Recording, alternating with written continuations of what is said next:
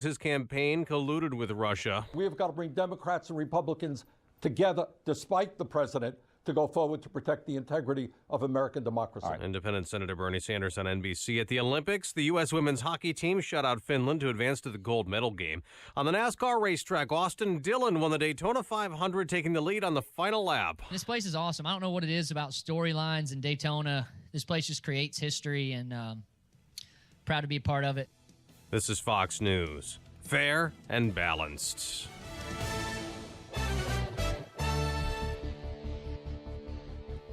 .40 degrees this morning, cloudy skies. Winds from the south-southwest at 8. 5:02 on AM 560, The Answer. Good morning, everyone. I'm Mike Scott. Heavy rain expected to douse the Chicagoland area.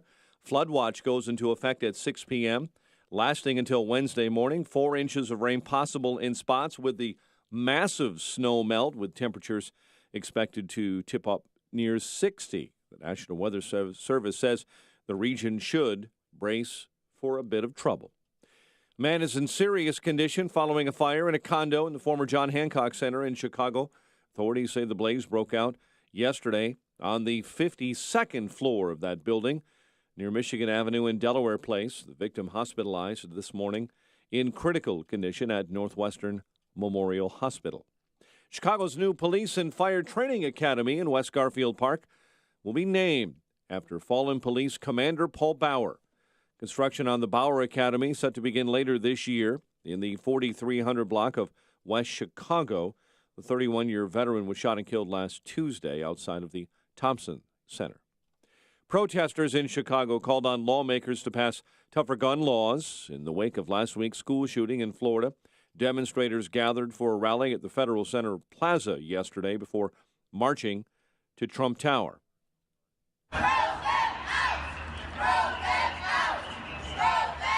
Protests came after several days of reaction after a gunman shot and killed 17 inside of a high school in Parkland, Florida. 2 men are due in court today after a Chicago man was killed during a botched drug deal earlier this month in Evanston. Julius Francileno and Malik Caswell, they're both charged in the murder of Yaquez Seamark on February 8th in the 1800 block of Hovland Court. Police say the suspects met with the victim to buy marijuana, but a fight broke out between the pair. Chicago Democrat and entrenched Illinois House Speaker Mike Madigan trying to move forward following the latest sexual harassment complaints at the Capitol. House Speaker Mike Madigan sending a letter to lawmakers Friday that he takes responsibility for what was not done when his key political staffer, Kevin Quinn, and when Kevin Quinn was the focus of complaints about harassment last year. 2016 presidential candidate Bernie Sanders in Chicago this week. The Vermont progressive will be stumping for progressive Democrat Jesus Chuy Garcia, Cook County Commissioner running to replace Democrat Luis Gutierrez in Congress. Expect to see plenty of Chief faces at the University of Illinois basketball games this week. Many fans of the Fighting Illini are pushing to paint the hall Chief for Thursday's men's basketball game. It is the last home game of the year in the Big Ten for the Fighting Illini. The fight over the Chief has taken on new life on campus this year, more than 10 years after the school retired the mascot because of alleged racial insensitivities. A cryptocurrency case is making its way through the Chicago federal courtrooms. The U.S. Attorney's Office says the first criminal prosecution of its kind involving virtual currencies in the region is taking place. The suspect is a 24-year-old trader accused of misappropriating more than $2 million in Bitcoin and Litecoin. Joseph Kim was an assistant trader for a Chicago firm that recently formed a virtual currency group. Chicago Blackhawks apologizing this morning for 4 fans ejected over the weekend for hurling racial taunts at a Washington Capitals forward, Devontae Smith-Pelly. ESPN reporting the fans were chanting the word basketball at Smith-Pelly, who is black, while he was in the penalty box. United Center security removed the fans from the game. And again, the Blackhawks apologized in a statement after the game. The body of an Illinois sailor killed at Pearl Harbor is on its way home this morning. Navy Petty Officer 2nd Class Walter Howard Backman was one of 429 crewmen killed when torpedoes struck the USS Oklahoma December 7th, 1941. Kane County Veterans Assistance Commission says Backman will be buried at the memorial already dedicated to him at the River Hills Memorial Park in Batavia. Blackhawks host the Kings tonight at the UC after breaking their losing skid Saturday. Fighting Illini into 4-game losing streak in Big Ten hoops. They beat Nebraska 72-66 in Champaign. Northwestern could not hang on to a 27-point lead. They fall to number 1 Michigan State, 65-60 late on Saturday in Rosemont. Elsewhere in college hoops, DePaul lost to Seton Hall. Our Northern Illinois Huskies rolled Western Michigan in the MAC. In the Valley, Loyola earns a share of the MVC title with a win over the Aces of Evansville. SIU pushing past Indiana State. The Redbirds of Illinois State took care of Northern Iowa. Bradley fell to Valpo. USA women's hockey team headed for its 3rd straight gold medal Olympic game competition as Danny Camoranesi scored a pair of goals. Team USA skates to a 5-0 win over Finland in the semifinals. Final 2 runs of the men's 2-man bobsled being contested this morning, and 3 Americans are in the final of the women's freestyle skiing halfpipe. The news, a service of Audible. Stay motivated, informed, and entertained through the power of audiobooks. Listen anytime, anywhere with the Audible app. Start a 30-day trial, and your first one is free. Just go to audible.com. 5:08, we'll have a check of traffic and weather on the way next on AM 560. She ran Al Gore's presidential campaign. She served as the chair of the Democratic National Committee. She's considered one of the most influential Democrats in the country. And on Thursday, March 22nd, Donna Brazile will go head-to-head with AM 560's Dan Proft. It's Beyond the Talking Points with Dan Proft and Donna Brazile. They'll discuss, dissect, and debate the big issues dividing our country. Get your tickets at 560theanswer.com/beyond. Sponsored in part by 1-800-4-BLINDS, Chicago. Blinds, shades, and shutters. Watch today's show live right now on the Income Store live video stream at 560theanswer.com. Federal, state, and excise tax matters are serious and need to be addressed, not ignored. You don't need scare tactics to know procrastination can lead to severe consequences. You need a tax solution partner who will provide an honest assessment of your unique situation and help implement a strategy that fits your circumstances. You need Tax Relief Inc. They've helped hundreds of satisfied customers like Mary. Through a series of unfortunate circumstances, I found myself owing over $40,000 in back taxes. Tax Relief Inc. was able to negotiate an offer and compromise for $2,400 payable in 3 installments. I never would have been able to reach a settlement like this with the IRS. Thanks, Tax Relief Inc. Ready for your tax problem relief? Deal directly with owner Joe Shadle of Tax Relief Inc. No salesperson or middleman, just an honest, local, and dependable partner to assist you with the resolution of your tax matter. Call Joe now for a free, no-obligation consultation at 630-655-1040. That's 630-655-1040. Or go to taxreliefinc.com. Year after every new year, you make the same resolutions for yourself, hoping that one of these times they just might stick. You know, the whole new year, new you thing. You're going to lose weight, quit smoking, eat better, find the love of your life. Well, best of luck to you. How about a resolution that can really happen? One for your business's computer and IT network. It's a goal that can be accomplished and realized instantly with the help of Turnkey IT. 2018 is poised for growth. You can't afford to let your business become sidetracked by poor IT assistance or dated computer hardware or software. Remember, in the changing world of IT, what you upgraded a few years ago may not cut it in the new year. One of the biggest parts of your business infrastructure is your IT network, and if that's not right, the impact can cost you a lot of money. Make your resolution today. Be ready to handle the growth expected in 2018 with your business backbone supported by Turnkey IT. Leave the technical stuff to the pros so you can focus on the important things. Visit turnkey.pro today. Turnkey.pro. 5:10. Let's get an update on the roads this early morning. In the Alarm Detection Systems Traffic Center, Thanks. It is. Who do we have this morning? Jim's off. Yes, Jim's off. Good morning, Mike. This is Jeremy Scott here That's in it. the Alarm Detection Systems Traffic Center. No delays on the expressways, however, do have some closures due to police activity. We'll start things off on the southwest side. Eastbound Cermak is shut down. Costner to Pulaski. Also, 75th is closed. Stony Island to Jeffrey.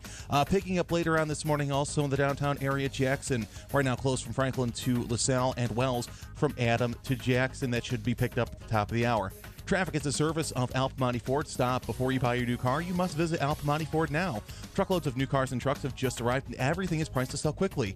Al Piemonte Ford is at 25th and North Avenue in Melrose Park. Traffic answers when you need them most. I'm Jeremy Scott on AM 560 The Answer. Jeremy, thank you. Chicago's Morning Answer starts next. Your official Chicagoland weather forecast with our meteorologist, Kevin Snyder. Flood watch in effect this evening through late tomorrow night. For today, periods of rain and a thunderstorm, high 58. Cloudy with areas of fog, breezy and mild with occasional rain and a thunderstorm tonight, low 54. I'm Kevin Snyder on AM 560. The Answer. A little bit of fog right now. 40 degrees at O'Hare, 39 along the lakefront and at Midway Airport, 36 in Aurora. Your next news update is at 5:30. Continuous news coverage at 560theanswer.com. Chicago's Morning Answer with Dan and Amy starts now on AM 560, The Answer.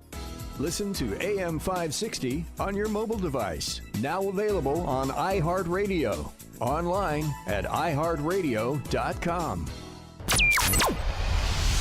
This is Chicago's Morning Answer with Dan Proft and Amy Jacobson on AM 560, The Answer.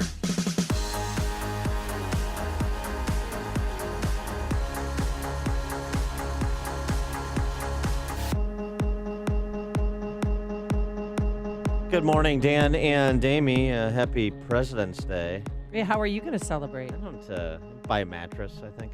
I was thinking about a couch, maybe an ottoman. So, boy, we've got a lot of, depressing stories that we have to continue to pour over from last week. Over the weekend, of course, Commander Paul Bauer, the 31-year-old veteran of the Chicago Police Force who was murdered last week by a 4-time felon, was laid to rest. We're going to talk to Father Mike McGovern, who's the pastor at St. Raphael the Archangel Catholic Church, who is one of the concelebrants of the funeral mass, also a classmate of Bauer's. We're going to talk to him at the bottom of the 6 o'clock hour. But the city really turned out, and I liked just some of the things that I saw from the coverage. One was the lights in the city, all the blue lights. All the blue lights. And also, that was cool. I don't know about your neighborhood, but my neighborhood, every tree had a blue ribbon around it. And if it wasn't the royal blue, people used the blue recycling bags and put, as a show of support and solidarity and just to give the family love. But everywhere I turned, Irving Park, Addison, it was really just a beautiful showing. And then on Saturday night, the Hawks I saw had Bauer jerseys.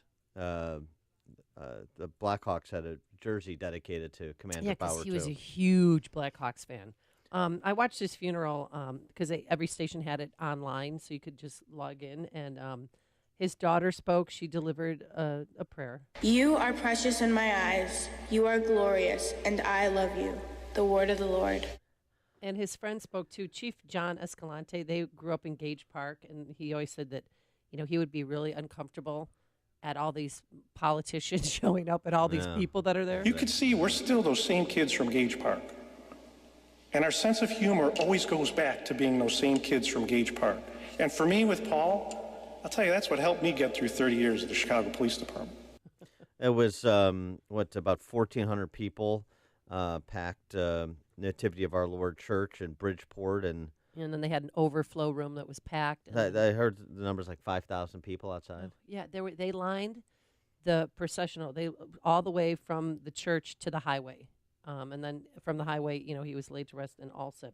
But I was just people that were there, retired detectives, people that didn't know him, but just wanted to tell him and his family that he's loved. People don't understand the job you do. This man was doing what any police officer would do.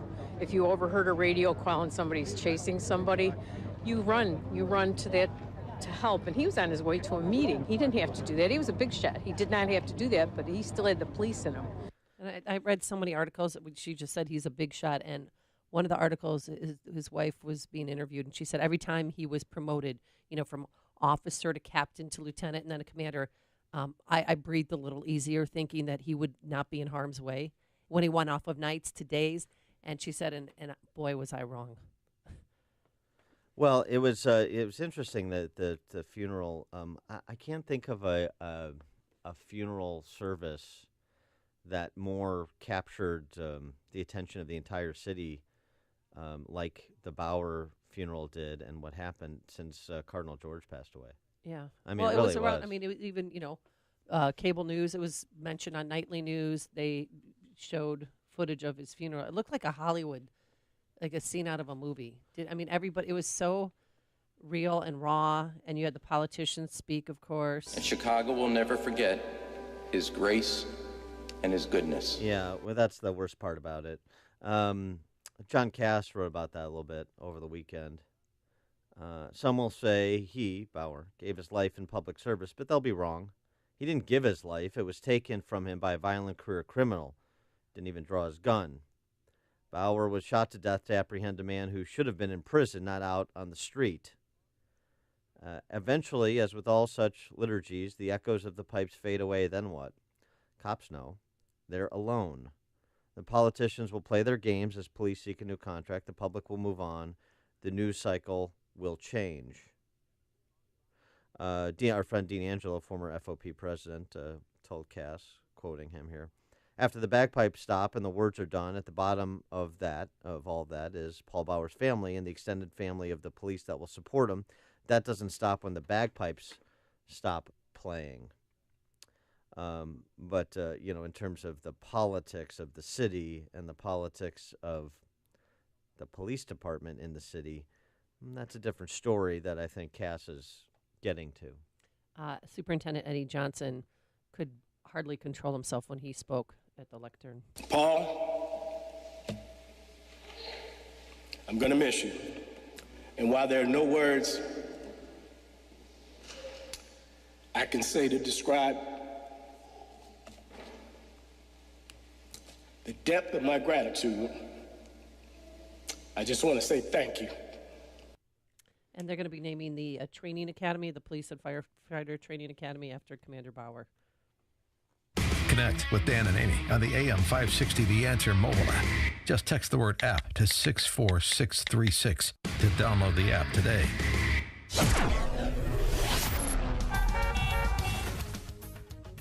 One thing, too, though, about Commander Bauer's funeral, I can't stand when politicians hijack the service. I mean, they could attend, but why speak? Like Governor Rauner was there. He could have just been, showing his support to the family. He didn't get up and to speak, and he did, and it felt very uncomfortable. I don't know. That's a good point. Forecast for today, we're going to have rain and possibly some thunderstorms here today, a high of 58 degrees. Then tonight, more thunderstorms, a low of 54. And for tomorrow, get this, we're going to have some rain. We should watch for flooding in low-lying areas. But the high tomorrow, 63 degrees. The average for this time of year is 39. Let's get into the Alarm Detection Systems Traffic Center. Jeremy Scott, Mike Scott's second cousin, is filling in on traffic. Good morning, Jeremy. Hey, good morning, Amy. Yeah, long distance cousin. I do want to let you know about a couple of closures, though, going on. On the southwest side, eastbound Cermak is closed Costner to Pulaski with police activity. Also, 75th is shut down Stony Island to Jeffrey with police activity as well. Later on today on the northwest side, you'll see Higgins closed around the Kennedy. That's for construction. It's going to last till March 25th. Also, Northbrook. Shermer will be closed between Meadow and Church until July. Only issue on the expressways I'm seeing right now is construction on the outbound Dan Ryan, 87 to the Bishop Ford, 57 split. 3 left lanes are taken out until the top of the hour. Traffic answers when you need the most. I'm Jeremy Scott on AM 560, The Answer. If you save $500,000 in an IRA or 401k, you know it's not really $500,000, right? Because you still have to pay taxes on that money. But here's something that will shock you. Some people will pay through the nose in taxes when they withdraw money from their retirement accounts, while a smart and savvy few will legally pay far less. Could you potentially save thousands of dollars in taxes on your IRA or 401k and keep this money for yourself? Yes, you could. Learn how in a free report called 6 Ways to Tax-Free Income in Retirement from me, Tom Fortino, host of the Alpha Wealth Hour. The free report could save you tens of thousands of dollars. Call 630-873-6326. It's your choice. Pay the IRS or keep this money for yourself. Call 630-873-6326 or visit us on alphawealthgroup.com. That's alphawealthgroup.com. Investment advisory services offered through Retirement Wealth Advisors, Inc. Warren Buffett's mentor, Benjamin Graham, said, "The essence of investment management is the management of risk, not returns." Hi, this is Joe Lopresti, president of Arlington Capital Management. I'm here to explain how we help manage our clients' exposure to risk. We're the creators of our proprietary proactive asset allocation strategy, known as PAS. It is designed to analyze important market trends and alert us to potential changes in the market. But that's only part of what I believe makes Arlington Capital Management unique. It's the care and personalized service we provide our clients that really defines us. We understand how important your financial goals are to you and your family, and we never take that responsibility lightly. It all starts by understanding the things that are most important to you. It's part of the Arlington Capital Management difference. To experience it for yourself, schedule your complimentary consultation by calling 855-471-5796. That's 855-471-5796, or visit arlington-capital.com. Famous conservative quotes, presented by Automated Systems. Honest Abe Lincoln wisely said, "America will never be destroyed from the outside. If we falter and lose our freedoms, it will be because we destroyed ourselves." Wise indeed. I know you support companies that share your conservative values. For FDA-regulated staffing needs, Automated Systems provides top talent, from experienced quality control and quality assurance engineers to top validation and compliance experts. Depend on Automated Systems. Hiring the best is critical to success. ASI resources are all degreed professionals with decades of experience in manufacturing, automation, and FDA compliance. That's why ASI is retained by all of Chicagoland's Fortune 500 life science companies to successful startups. For a staffing evaluation, call Laz at Automated Systems, toll-free 844-HIRE-ASI, or visit automatedsys.com. AM 560, The Answer. Dan and Amy, in addition to Commander Bauer being laid to rest this weekend, some of the victims in Parkland, Florida, also laid to rest. There's so much to tackle here, so let's just take one kind of topic area under this whole umbrella called Parkland, Florida at a time. I want to start with the media. You know how the shooter was allegedly part of a white nationalist group? Oh, yeah, Republic of Florida or something. Yeah. Yeah, except he wasn't. Right. And and I had a lot of kids at Blaine know that this weekend. I set them straight on a number of falsities that were going around. So just so you understand, when people like me say the D.C. Press Corps has become a storytelling bureau, they have a narrative. They're not interested in reporting facts or doing fact checking. This is what I mean. It's by their conduct, including the Associated Press. A local law enforcement saying they have no evidence to support the claim. Despite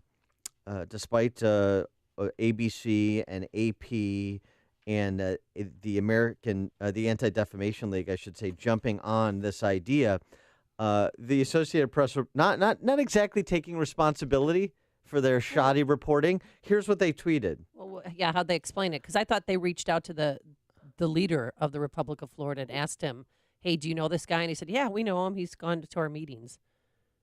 Yeah, that's not reporting. No. White nationalist. They fooled him. Associated Press saying white nationalist appears to have lied to the AP, other news outlets, when he claimed that Florida school shooting suspect was a member of his group. Imagine that.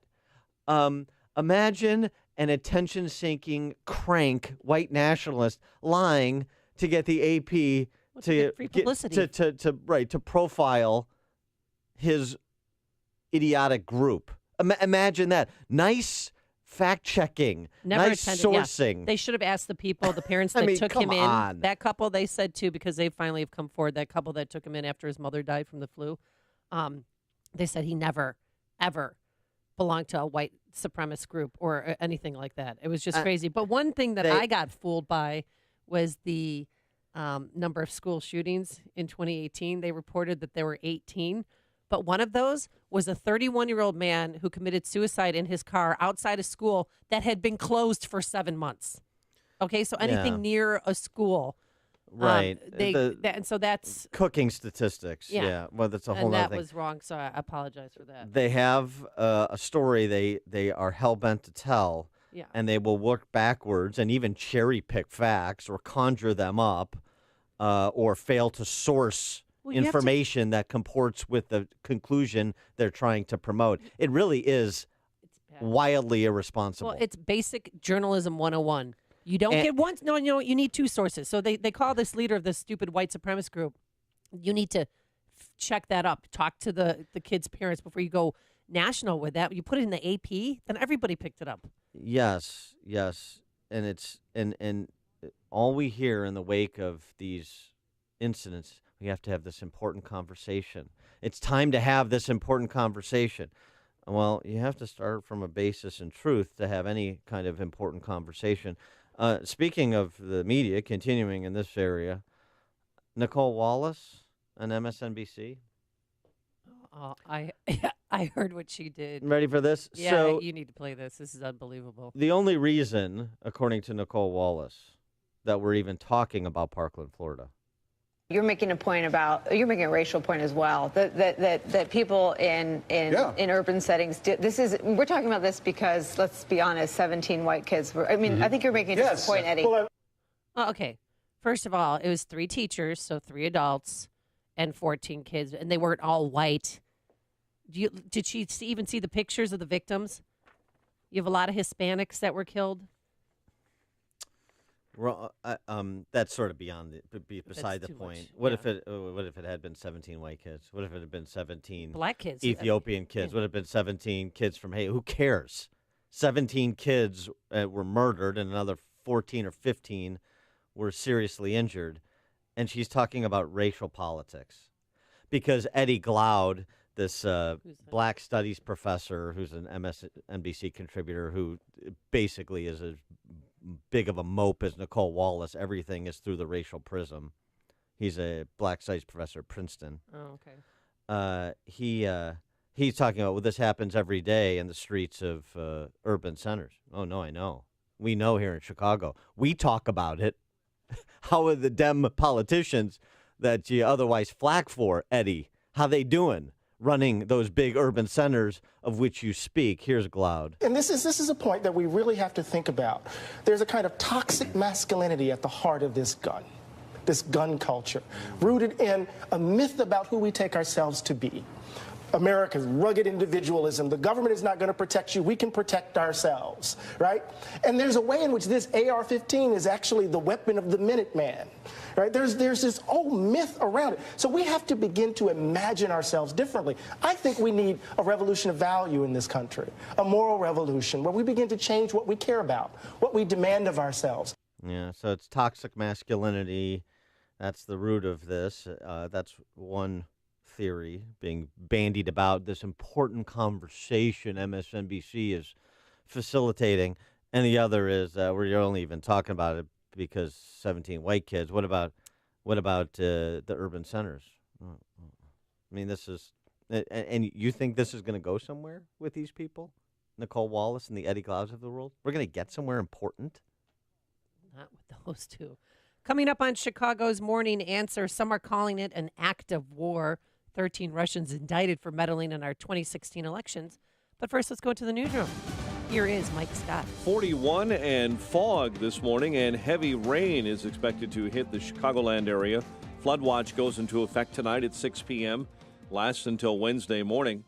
As much as 4 inches of rain is possible, and add in that massive snow melt, and the National Weather Service says the region should brace for potential trouble. 13 are dead, 15 hurt this morning after a helicopter assessing quake damage crashed in southern Mexico. Prosecutor's office saying this morning, according to reports, that they were surveying earthquake damage after that quake shook south and central Mexico over the weekend with a preliminary magnitude of 7.5. Teenagers who survived last week's massacre in South Florida will march on Washington to demand gun control. 5 students telling NBC's Meet the Press They'll hold the March for Our Lives demonstration on March 24. Meantime, Florida Representative Ted Deutsch believes the March on Washington called for by survivors of the Florida school shooting may spur action on new gun regulations. After what they experienced, after what they saw, the worst things imaginable, they're not going to just sit back and take it. They're going to stand up for their lives. 17 were killed when that gunman opened fire at Marjorie Stoneman Douglas High in Parkland, Florida. South Carolina Senator Tim Scott says it's the system that is failing to prevent mass shootings like the one that took place in South Florida. In Parkland, there were 20 calls to the Sheriff's Department. They responded. The FBI received a legitimate, credible tip, and it was not followed up upon. Speaking on CBS's Face the Nation, the Republican senator saying the background check system is apparently broken and could have prevented several recent mass shootings if it worked properly. An associate of former Trump campaign chief Paul Manafort expected to plead guilty to charges related to the Russian investigation tangentially. The L.A. Times reporting that Rick Gates will agree to testify against Manafort about money laundering and other charges over their consulting work in the Ukraine. Black Panther stalking record territory at the weekend box office. The first Marvel film directed by an African-American director brought in an estimated $192 million during its three-day North American debut. Gary Oldman this morning wins the Best Actor prize at the British Academy Film Awards for Darkest Hour. A man is in serious condition following a condo fire at the former John Hancock Center in Chicago. Chicago's new police and fire training academy in West Garfield Park to be named for fallen police commander Paul Bauer. 2016 presidential candidate Bernie Sanders will be in Chicago this week. The failed candidate will try and rally progressives on the southwest side to campaign for Jesus Chuy Garcia, Cook County Commissioner, running to replace Democratic Congressman Luis Gutierrez. Blackhawks host the Kings tonight at the UC, Fighting Illini winners over Nebraska in Big Ten hoops, 72-66. Bubba Watson ends 2 years without winning on the PGA Tour with his third victory at Riviera. Austin Dillon puts number 3 back in victory lane at Daytona, driving the iconic car number made famous by Dale Earnhardt to the win yesterday, 17 years to the day after the Hall of Famer was killed in a Daytona accident. The news, a service of Audible. Stay motivated and informed and entertained through the power of audiobooks. Listen anytime, anywhere with the Audible app. Start a 30-day trial. Just go to audible.com. 5:33, a check of traffic and weather on the way next on AM 560. Mike Gallagher wants the media to stop overreacting. We dropped 1,100 points. That's 4.6%. The 4.6% happens about 3 times a year. It had nothing to do with Donald Trump. It has to do with interest rates likely rising because the economy is doing so well. It has to do with a normal, inevitable course correction, but yet the media never wants to miss a chance to show him up. The Mike Gallagher Show, weekdays at 9, right before Dennis Prager at 11 on AM 560. The Answer. Watch today's show live right now on the Income Store live video stream at 560theanswer.com. This hourly segment is brought to you by Papa Nicholas Coffee. Papa Nicholas Coffee, a family tradition since 1897. Shoot Point Blank is Chicago's leading shooting range and firearms store. Featuring 20 climate-controlled shooting lanes, complete retail store, and firearm education classes for all experience levels. Whether you're a new or expert shooter, now you can experience the Shoot Point Blank difference and see for yourself why so many people are talking about Shoot Point Blank. I can tell you, I was impressed as soon as I walked through the door. The employees were really helpful, very patient, and knowledgeable, too. My wife and I had a wonderful experience. We felt very comfortable and informed. Brett was very friendly and respectful, and he answered all my questions. Because I'm new to pistols, I'm grateful he was patient and helped me decide what to buy for my new firearm. For a huge selection of new and used firearms, ammo, and state-of-the-art indoor shooting range, visit them in Hodgkins, Mokina, Naperville, or Merrillville. Or check out shootpointblank.com. Experience the difference. Shoot Point Blank. Looking to secure a mortgage? Then you need to call Team Hochberg. Abby, millennial, purchasing a home. So her father, Sal, recommended she secure a Team Hochberg approval before speaking with a realtor. Abby naturally consulted with her friends who've never purchased a home before and applied online. Abby called her dad because the online lender wasn't responding to her emails. Sal told her to stop messing around with the online lender and call Team Hochberg, the only lender he trusted to help his daughter. We approved Abby to purchase a home, and Team Hochberg's real estate experts found Abby the perfect home. The internet's great for purchasing socks, shoes, and underpants, not mortgages. When securing a mortgage, you can either waste your time getting terrible service from online lenders, or you can call Team Hochberg at 312-751-1333 or visit am560david.com. Team Hochberg has helped thousands of AM560 listeners, but we can't help if you don't call 312-751-1333 or visit am560david.com. Pearl Mortgage, an equal housing lender, Illinois residential mortgage licensee, 4358, and MLS 19186. 5:36 and a check of the morning roads in the Alarm Detection Systems Traffic Center. Here's Jeremy. Well, Mike, we start things off with our expressway delays. It may be President's Day, but we are seeing things stack up, especially on the Bishop Ford. Heavy 103rd on into the Dan Ryan, 18 from 8094. Once you get on the Dan Ryan, everybody's on the brakes from 18th to the Burn Interchange, 17 from 95th. Also, the Stevenson starting to stack up as well. Harlem to Central, 36 in from 355, 26 in from the Tri-State. Don't forget, later today, Shermer will be closed in both directions, Meadow to Church until July for construction. Traffic is a service of La Quinta Inns and Suites. Check out La Quinta Inns and Suites President's Sale and save up to 15%. Book your travel by February 25th and save your hard-earned George Washington dollar bills. One-day advance booking required. For details, go to lq.com. Traffic answers when you need the most. I'm Jeremy Scott on AM 560, The Answer. Chicago's Morning Answer continues next. Your official Chicagoland weather forecast. Periods of rain and maybe a thunderstorm today will top out at 58. Clouds, fog, rain, maybe a thunderstorm overnight, low 54. Breezy, mild rain and a thunderstorm, and watch for flooding tomorrow, high 63. And then we turn cooler for the rest of the week. 39 right now. Next news at 6. Chicago's Morning Answer with Dan and Amy continues next on AM 560, The Answer. This hourly segment is brought to you by The Lou Bridges Show, a show about the greatest financial crime in history. Saturday mornings at 8 on AM 560, The Answer. Hey, before you read about it on Facebook or Twitter, or hear about it from your friends, find out what today's big stories really mean with me, Sean Hannity, today at 2, right here on AM 560, The Answer.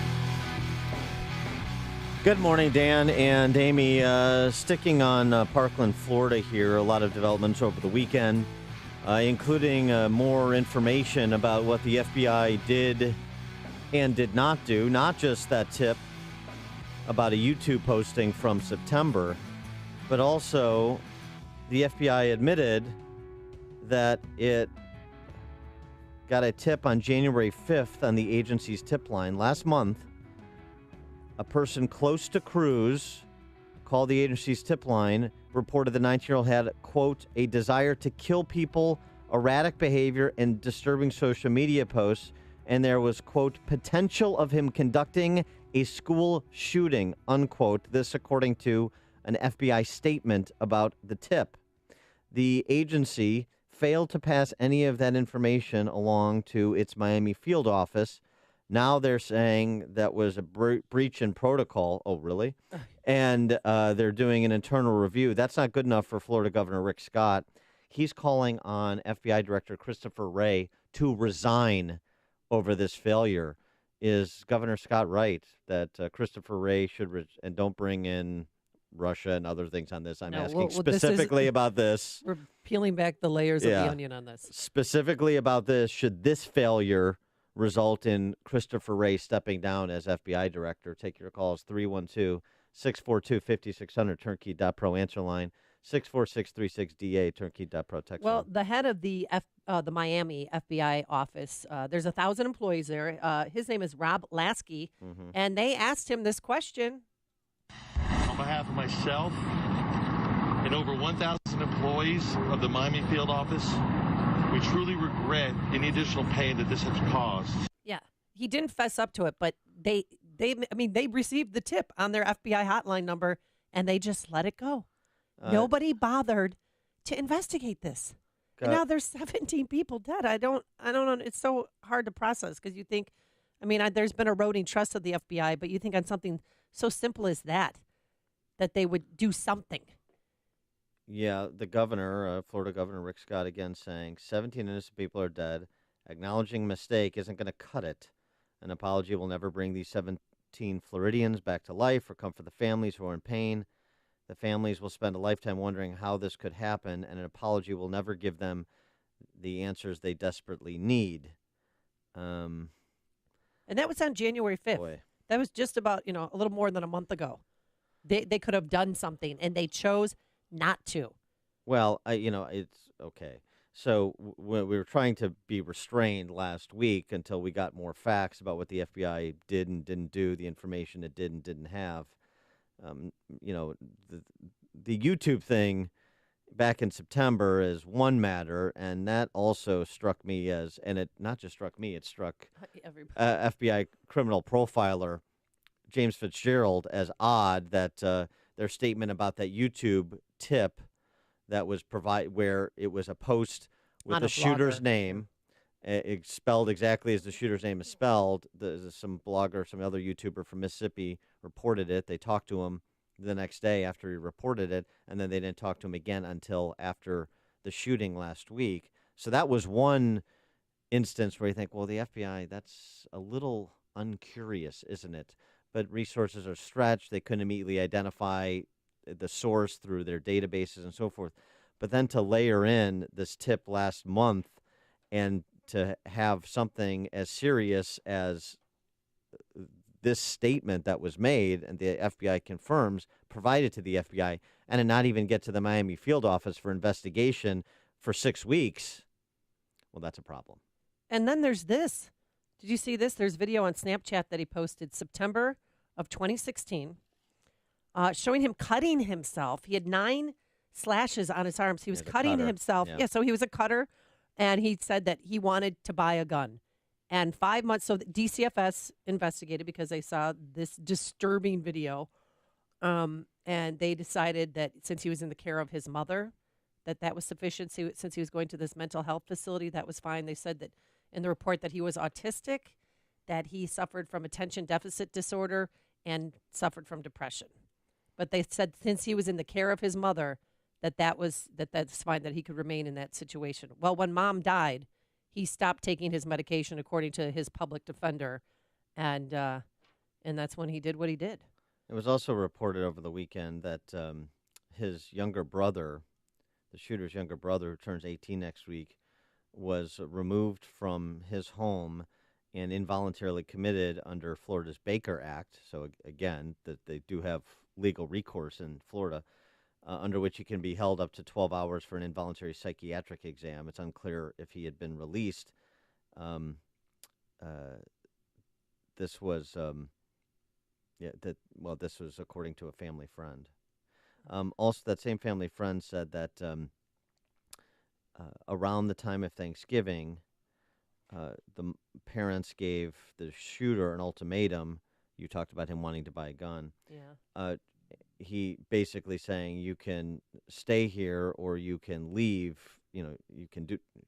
You're not staying here and getting a gun. Essentially, was it the point? And the neighbor, the family friend, said that ultimately the shooter chose the gun and he left, and then moved in with his family in northern Broward County. Well, the family in northern Broward County has finally come forward. They're speaking to the Florida newspaper, the Sentinel, and they said basically they had no idea. They couldn't see this coming, according to them. And he did have 14 weapons in a safe in his room, but they thought that they were the only ones who had the key.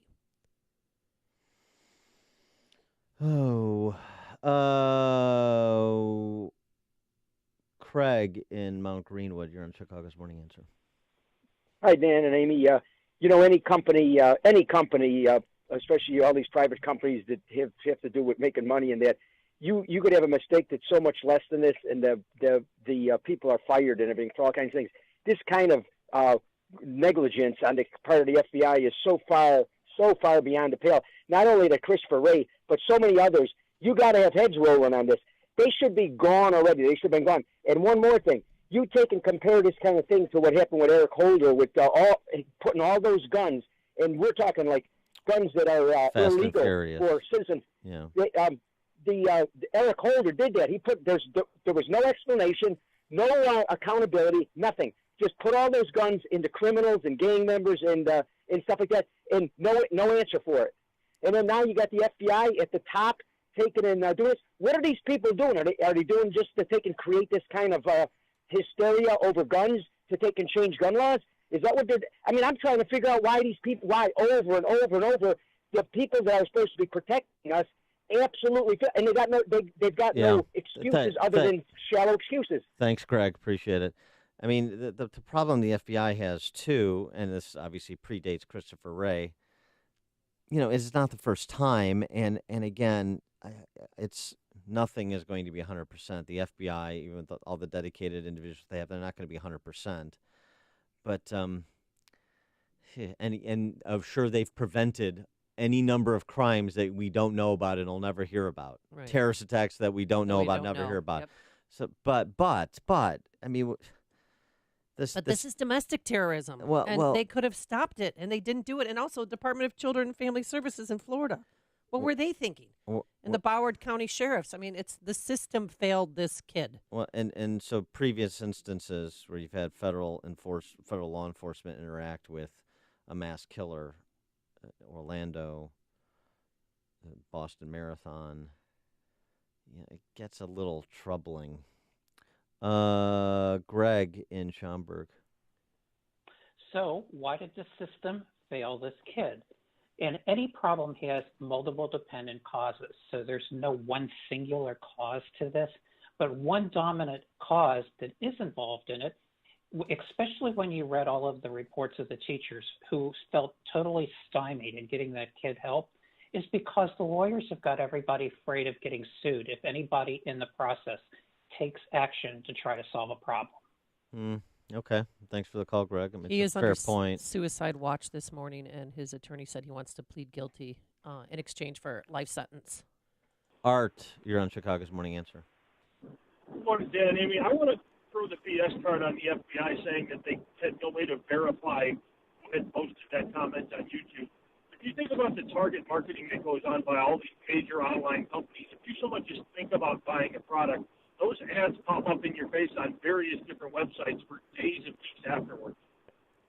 Yeah, thanks for the caller. I mean, I think, and this is what James Fitzgerald said too, who was, a famed FBI criminal profiler, so he knows the internal workings of the agency. This seems to me it was a cursory glance, it was a quick run through, surface skimming, and nothing more with respect to the September tip, and that's why they give we couldn't immediately verify the identity of the person. Well, the FBI is supposed to be in the business of connecting dots. So then you got the September tip, and then you got the January tip. And if the January tip had been passed on to the Miami field office, then maybe they start piecing this together a little bit more quickly, particularly since you're given a specific name. That name matches the YouTube poster on the September tip, and they're saying the same thing about this guy. And then you do a quick, as you said, social media, a cursory look at this guy's social media, and it starts to come into focus. Chip in St. Charles. Yeah, all the FBI agents were standing at the water's edge with their binoculars, looking for Russians. If this Ray guy had any character whatsoever, he would have already resigned. 17 people died. This is ridiculous. Thanks, Chip. You're listening to Chicago's Morning Answer with Dan Proft and Amy Jacobson on AM 560.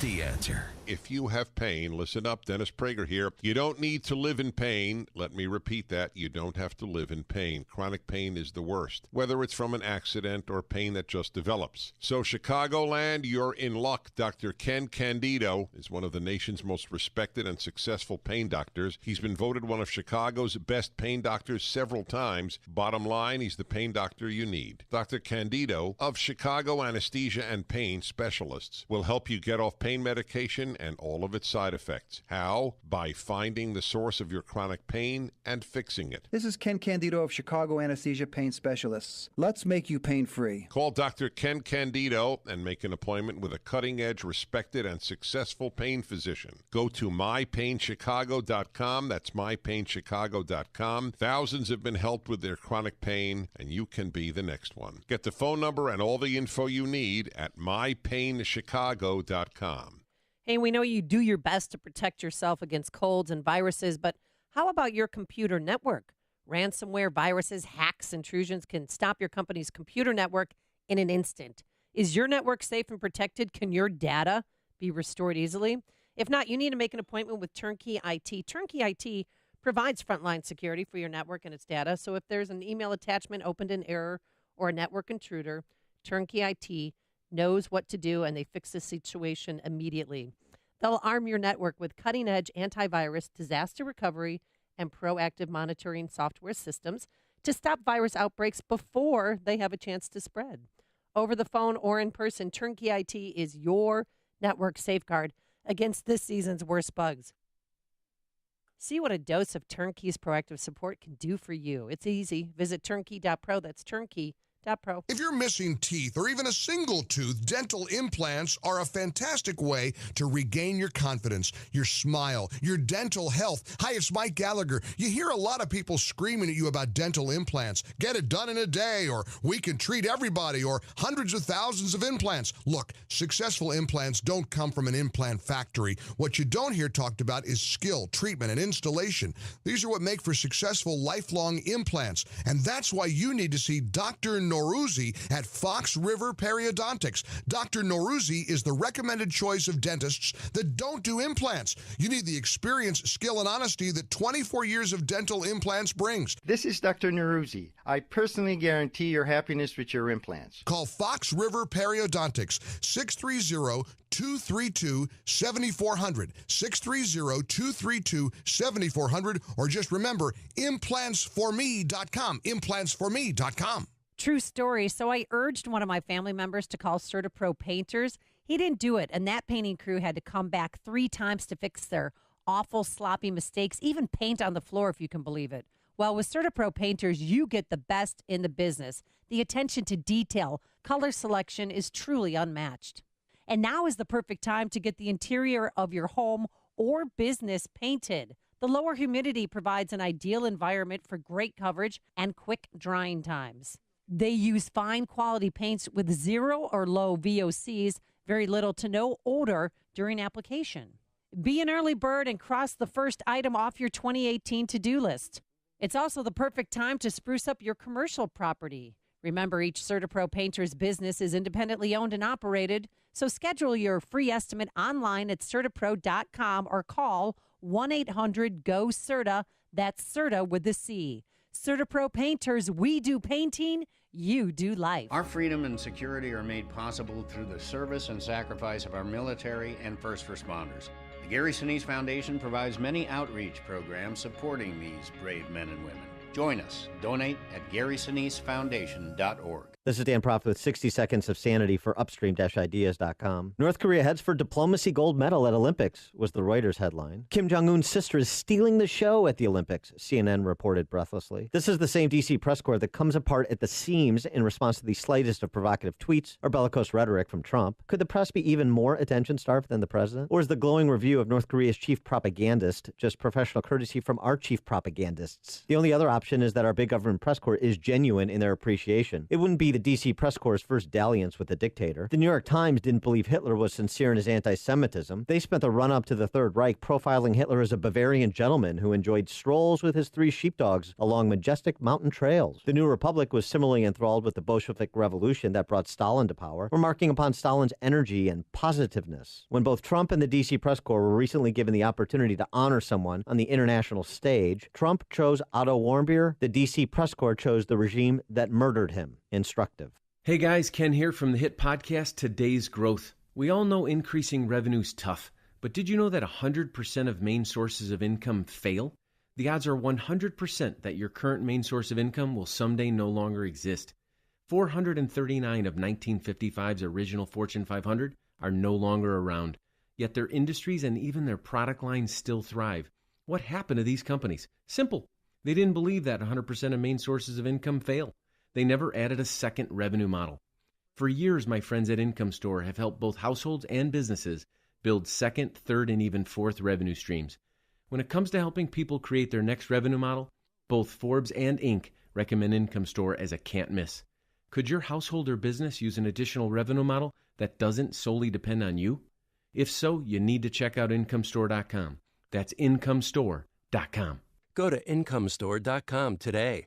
That's IncomeStore.com. As a small business owner, you're juggling it all, including customers' calls from your personal phone. But with Grasshopper, you get a business phone number and a business phone system from our mobile app, so you can work smarter, not harder. Grasshopper forwards calls, texts, even transcribes voicemails. Everything you need to simplify your business and stay responsive. With Grasshopper, there's no long-term contracts, and customer support is 24/7. Whether you're starting or growing your business, Grasshopper is the answer. Now get $20 off your first month when you visit grasshopper.com/radio. As a small business owner, you make every dollar count. So what could you do with $10? Go to Vistaprint.com today and you'll get 500 high-quality custom business cards for only $9.99. That's less than 2 cents per card. And at Vistaprint, your satisfaction is absolutely guaranteed. So it's never been easier to turn 500 strangers into connections. Just visit Vistaprint.com and use promo code 1919 at checkout. That's Vistaprint.com, promo code 1919. 5:57 in Chicago. Let's get an update on the roads. In the Alarm Detection Systems Traffic Center, here's Jeremy.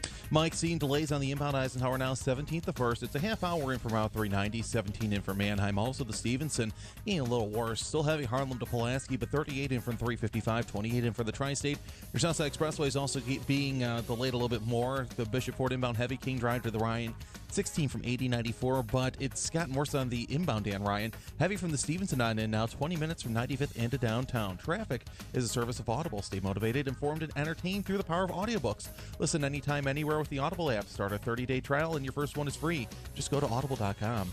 Traffic answers when you need the most. I'm Jeremy Scott on AM 560, The Answer. Chicago's Morning Answer continues after a full update from Fox News and your official Chicagoland weather forecast with meteorologist Kevin Snyder. Flood watch in effect this evening through late tomorrow night. Periods of rain and a thunderstorm during the day with occasional rain and a thunderstorm at night. Patchy fog throughout the day and night. Wind gusts up to 30 miles per hour, high 58, low 54.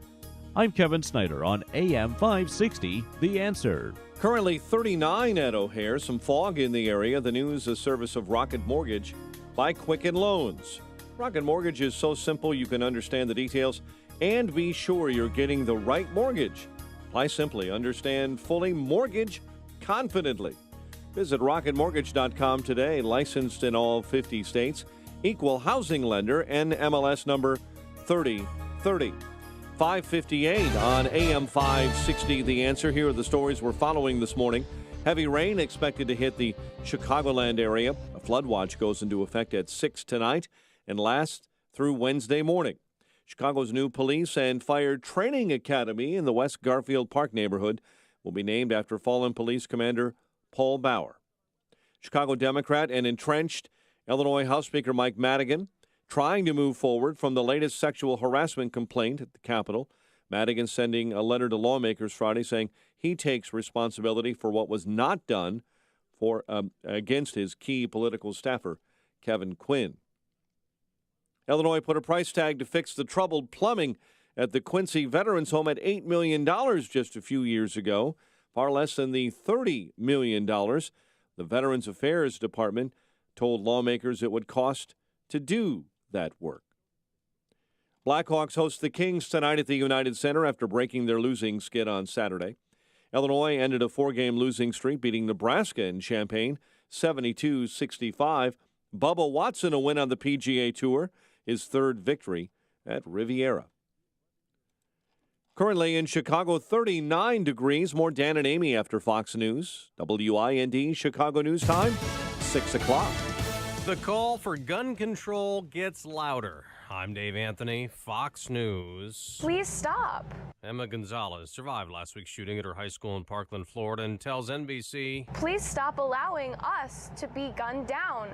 in our hallways. She and other students are planning a March for Our Lives student rally, pushing for tougher gun laws in Washington next month. President Trump will meet with some students and teachers on Wednesday, and then state and local officials Thursday discussing school safety. As for the high school gunman who's charged with 17 counts of murder. Over the weekend, a local newspaper actually sat down with the family that took Nicholas Cruz in after his mom died back in November of last year. They say he shows clear signs of depression, very lonely. They say he wanted a girlfriend. He brought an arsenal of weapons with him to that home that he had owned before that.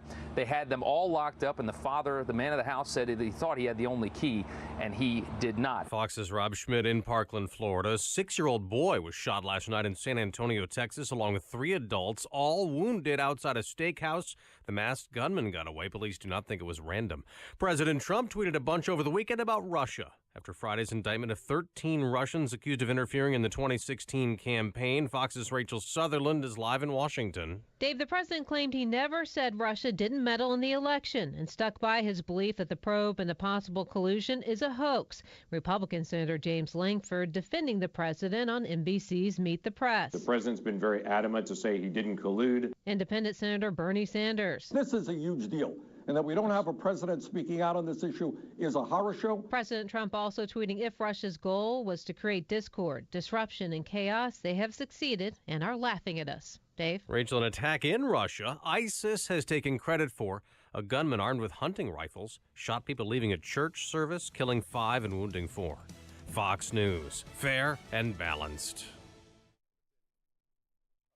On AM 560, The Answer. Your opinion counts. And we want to know how you feel about the news stories we're talking about each and every day.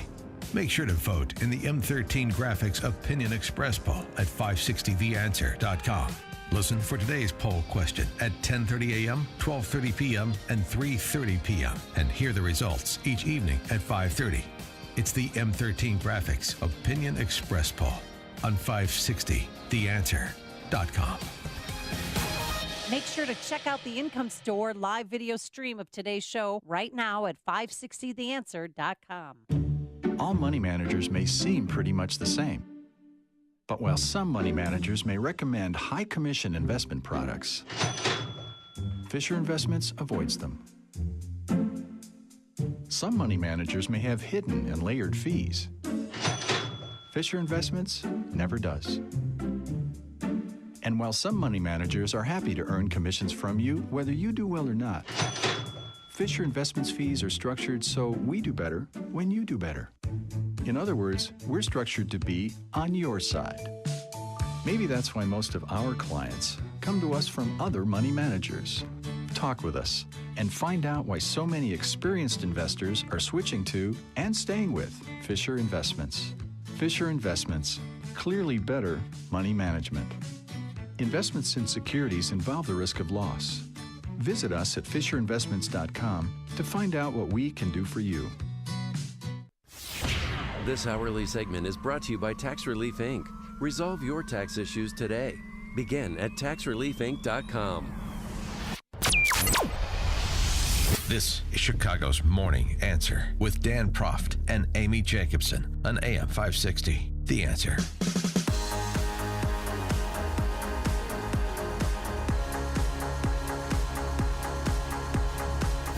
Good morning, Dan and Amy. I need a little help here because I'm a little confused by the D.C. press corps crowing over these Russian indictments announced on Friday. I don't exactly understand. I mean, Dave Remnick over at New Yorker, Mueller's indictments ends Trump's myth of the Russia hoax.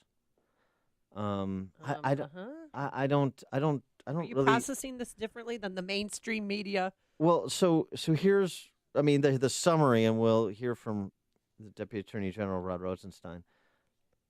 The summary is this: 13 individuals, 3 companies indicted by the federal government for attempting to, well, for a number of things, but essentially attempting to undermine the 2016 election.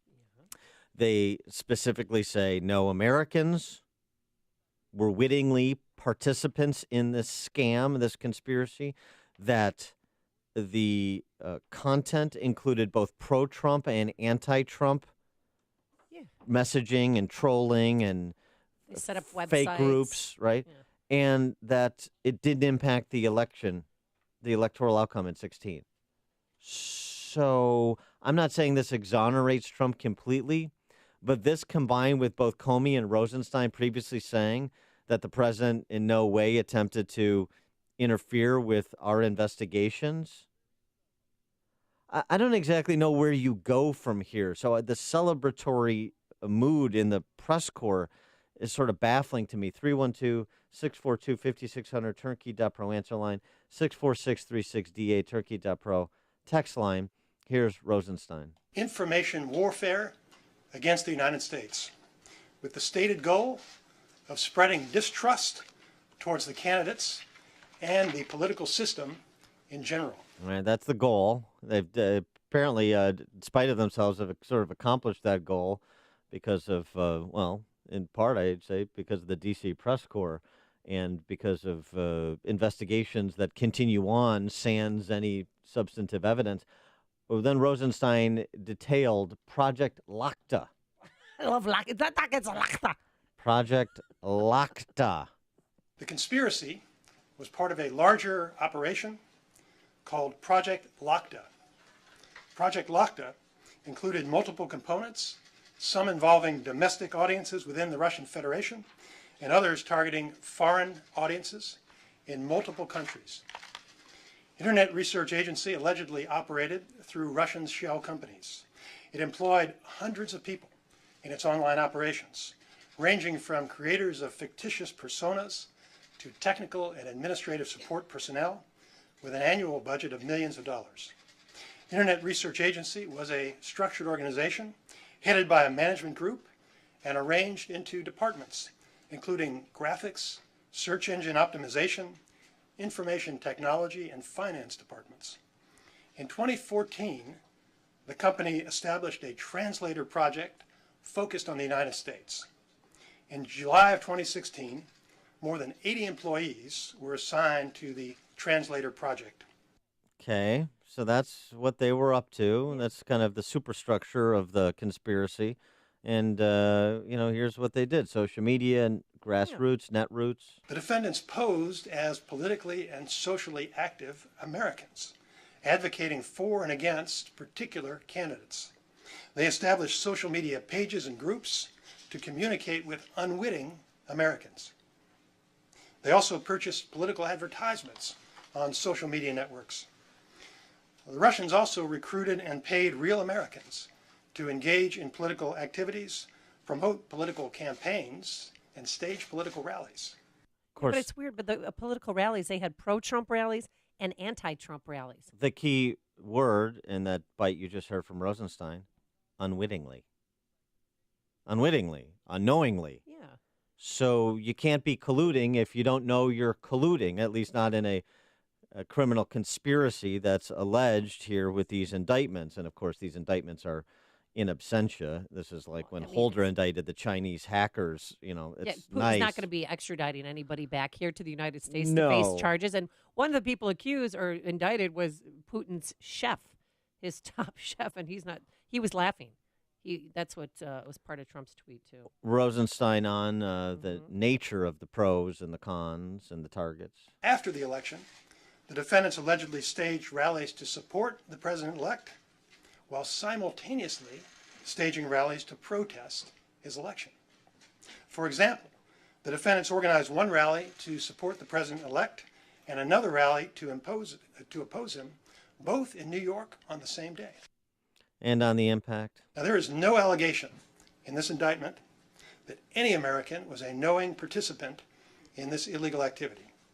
There is no allegation in the indictment that the charged conduct altered the outcome of the 2016 election. And they also said, too, I know, so does this vindicate President Trump? 312-642-5600 is our turnkey.pro answer line. And one thing, too, that Mr. Rosenstein said was 9 people from Russia actually moved to America and lived in various states, and one of the states was Illinois. And they just promoted their agenda, so they didn't actually affect our election, but they had people join, fake fake media social groups such as Secured Borders and Heart of Texas. No, the Chicago Tribune. Dennis in Villa Park, you're on Chicago's Morning Answer. Well, at least we know that all the cast members of Taxi are safe now that Lakshta has been discovered. That was Latka. Okay. Andy Kaufman was Latka. This is Lakta. Please keep it straight, Dennis. I'm sorry. Thank you. That's awesome. I wonder if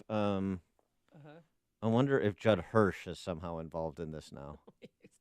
President Trump tweeted, if the goal of Russia was to create discord, disruption, and chaos within the U.S., then with all the committee hearings, investigations, and party hatred, they have succeeded beyond their wildest dreams. They are laughing their blanks off in Moscow.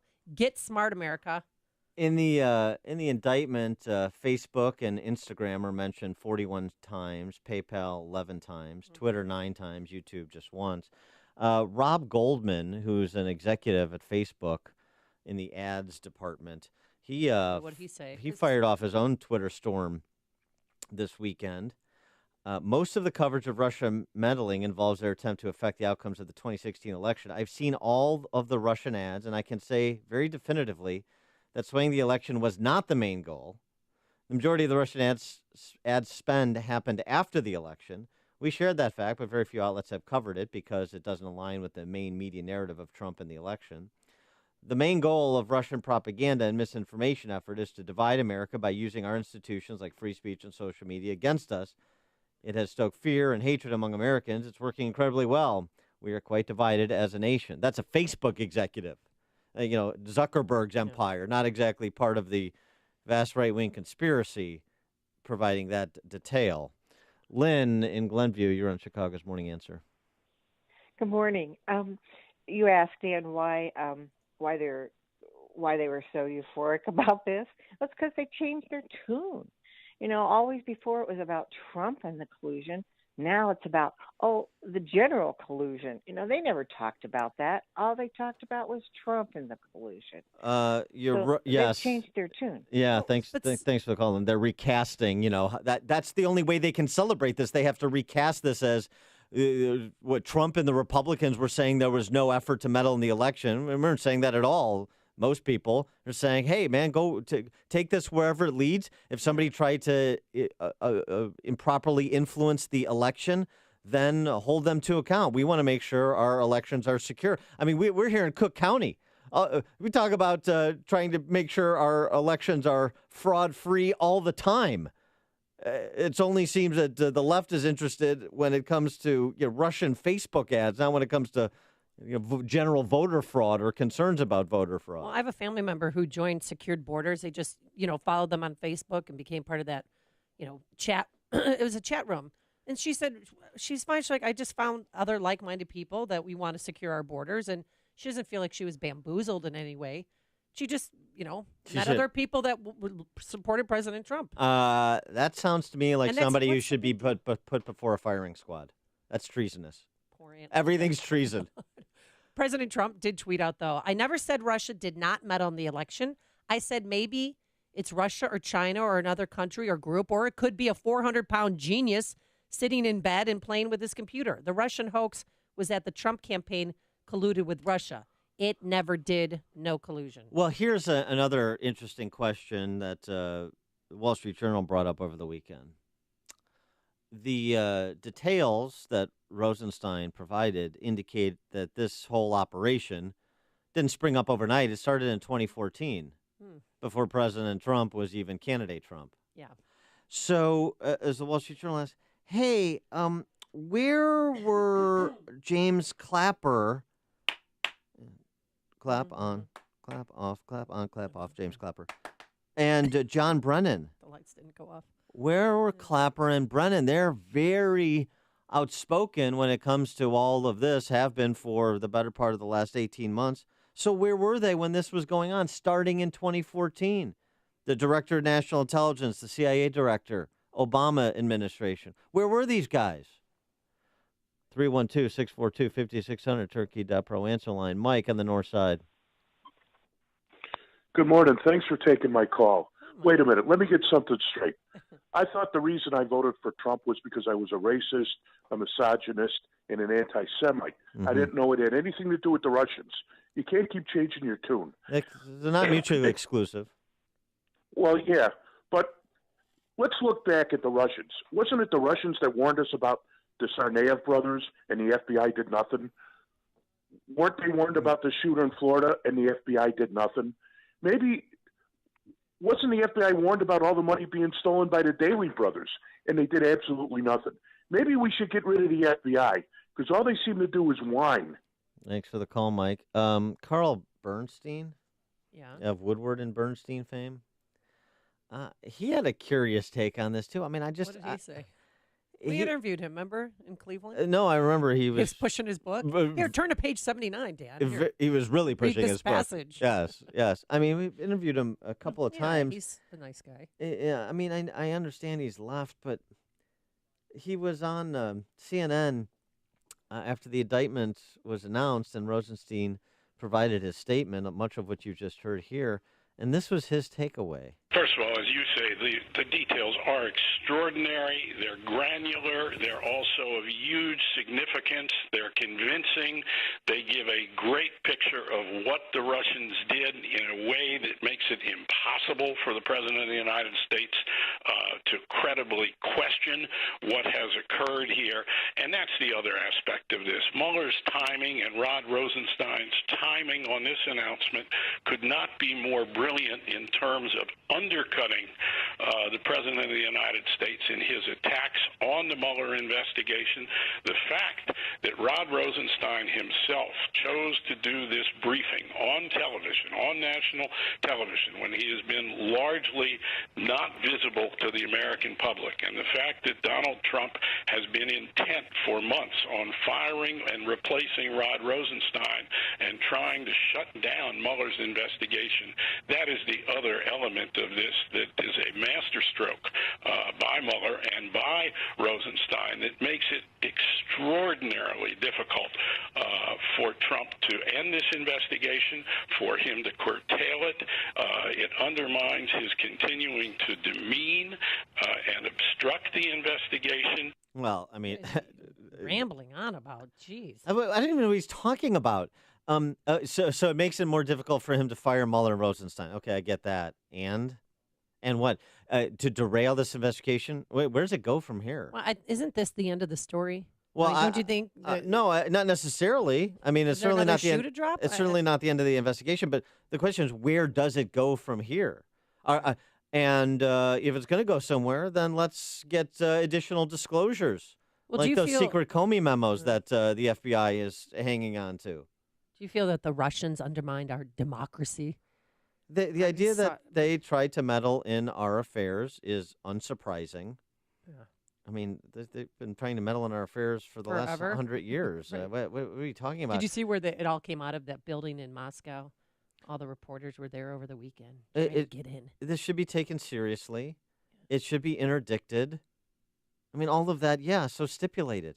And when you say no American knowingly participated in it, and you have the former FBI director and the deputy attorney general, both in testimony before Congress, saying that no, nobody has tried to interfere with our investigations. And I haven't heard Mueller or anybody in his team suggest anything of the sort. So, I mean, what do you got again as it pertains to the Get Trump, which is what this is ultimately all about? What do you have? Where do you go? It's a big nothing burger. Simon on I-88.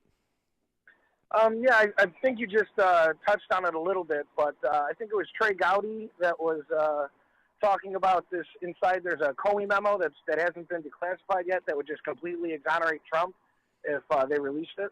Yeah, I don't know if, thanks for the call, Simon. I don't know if Gowdy went so far as to say it would completely exonerate Trump, but he did say in interviews, like his exit interview on Fox, effectively, the stuff I know that hasn't been released yet.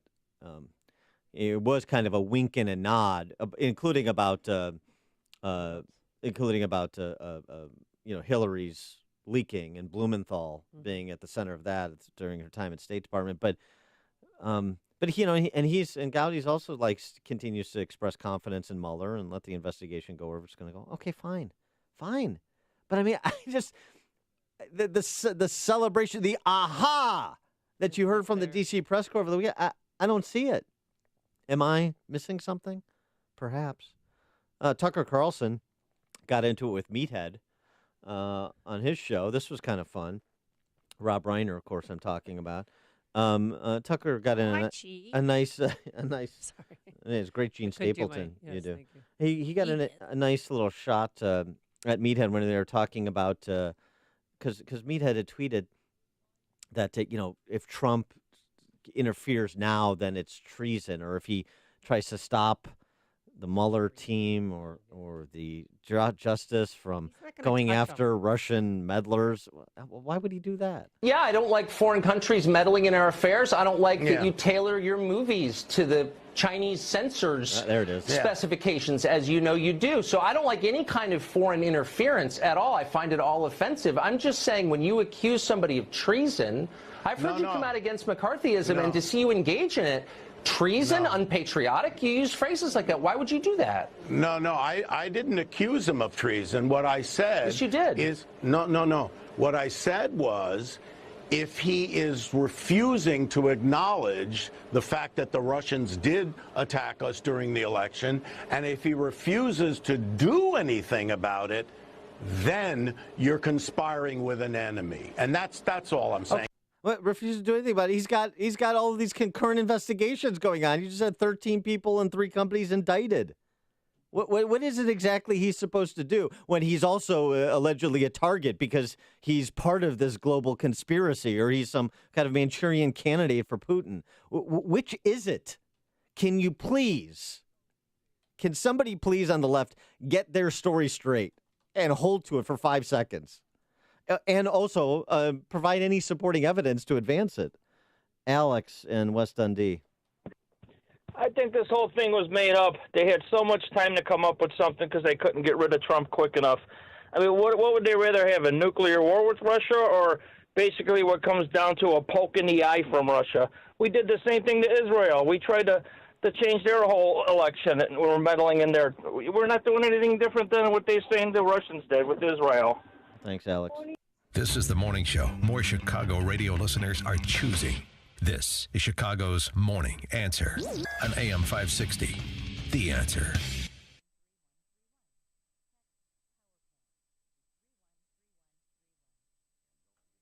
Folks, when shopping for a home mortgage, how much is great service, low closing costs, and competitive interest rates worth to you? At Townstone Financial, it's priceless. Hi, Barry Sterner, founder of Townstone Financial.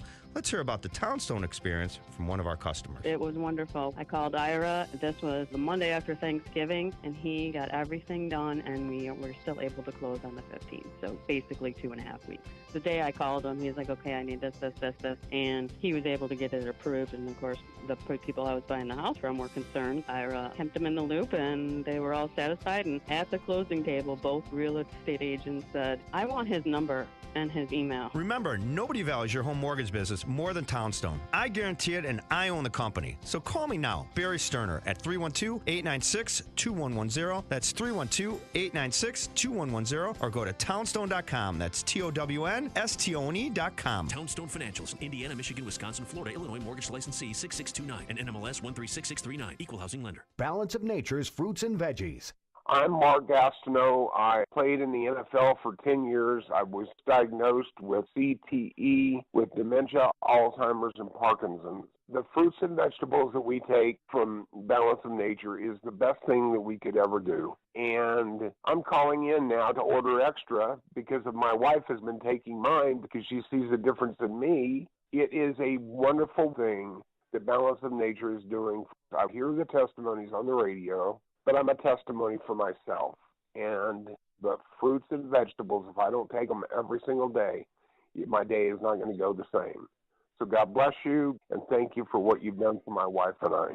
When you call, use discount code CHICAGO, and we'll take 35% off your first month's order and ship it to you free. Call 800-246-8751 or go online to balanceofnature.com and use discount code CHICAGO. If you're missing teeth or even a single tooth, dental implants are a fantastic way to regain your confidence, your smile, and your dental health. Dennis Prager here. You hear a lot of people screaming at you about dental implants, get it done in a day, or we can treat everybody, or hundreds of thousands of implants. Well, successful implants don't come from an implant factory. What you don't hear talked about is skill, treatment, and installation. These are what make for successful lifelong implants, and that's why you need to see Dr. Naruzzi at Fox River Periodontics. Dr. Naruzzi is the recommended choice of dentists that don't do implants. You need the experience, skill, and honesty that 24 years of dental implants bring. Everyone is different. Don't settle for mass-produced implants. Did you know that there is a difference in quality of the actual implant itself? Some are made to last, and some aren't. This is Dr. Naruzzi. I personally guarantee your happiness with your implants. Call Fox River Periodontics 630-632-7400, or just remember implantsforme.com. The following is a paid political announcement. I am not in charge. I'm trying to get to be in charge. My name is Jeannie Ives, and I'm the conservative running against Bruce Rauner for governor.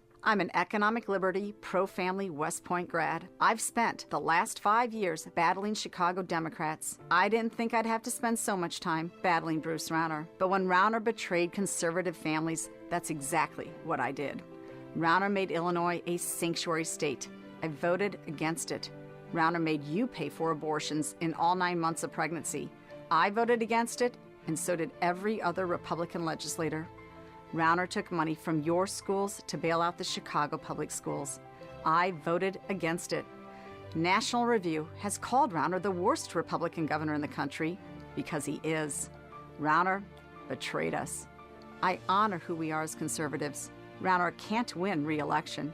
He said he's not in charge. With your help, I'll lead the charge. Paid for by Ives for Illinois. AM 560, The Answer.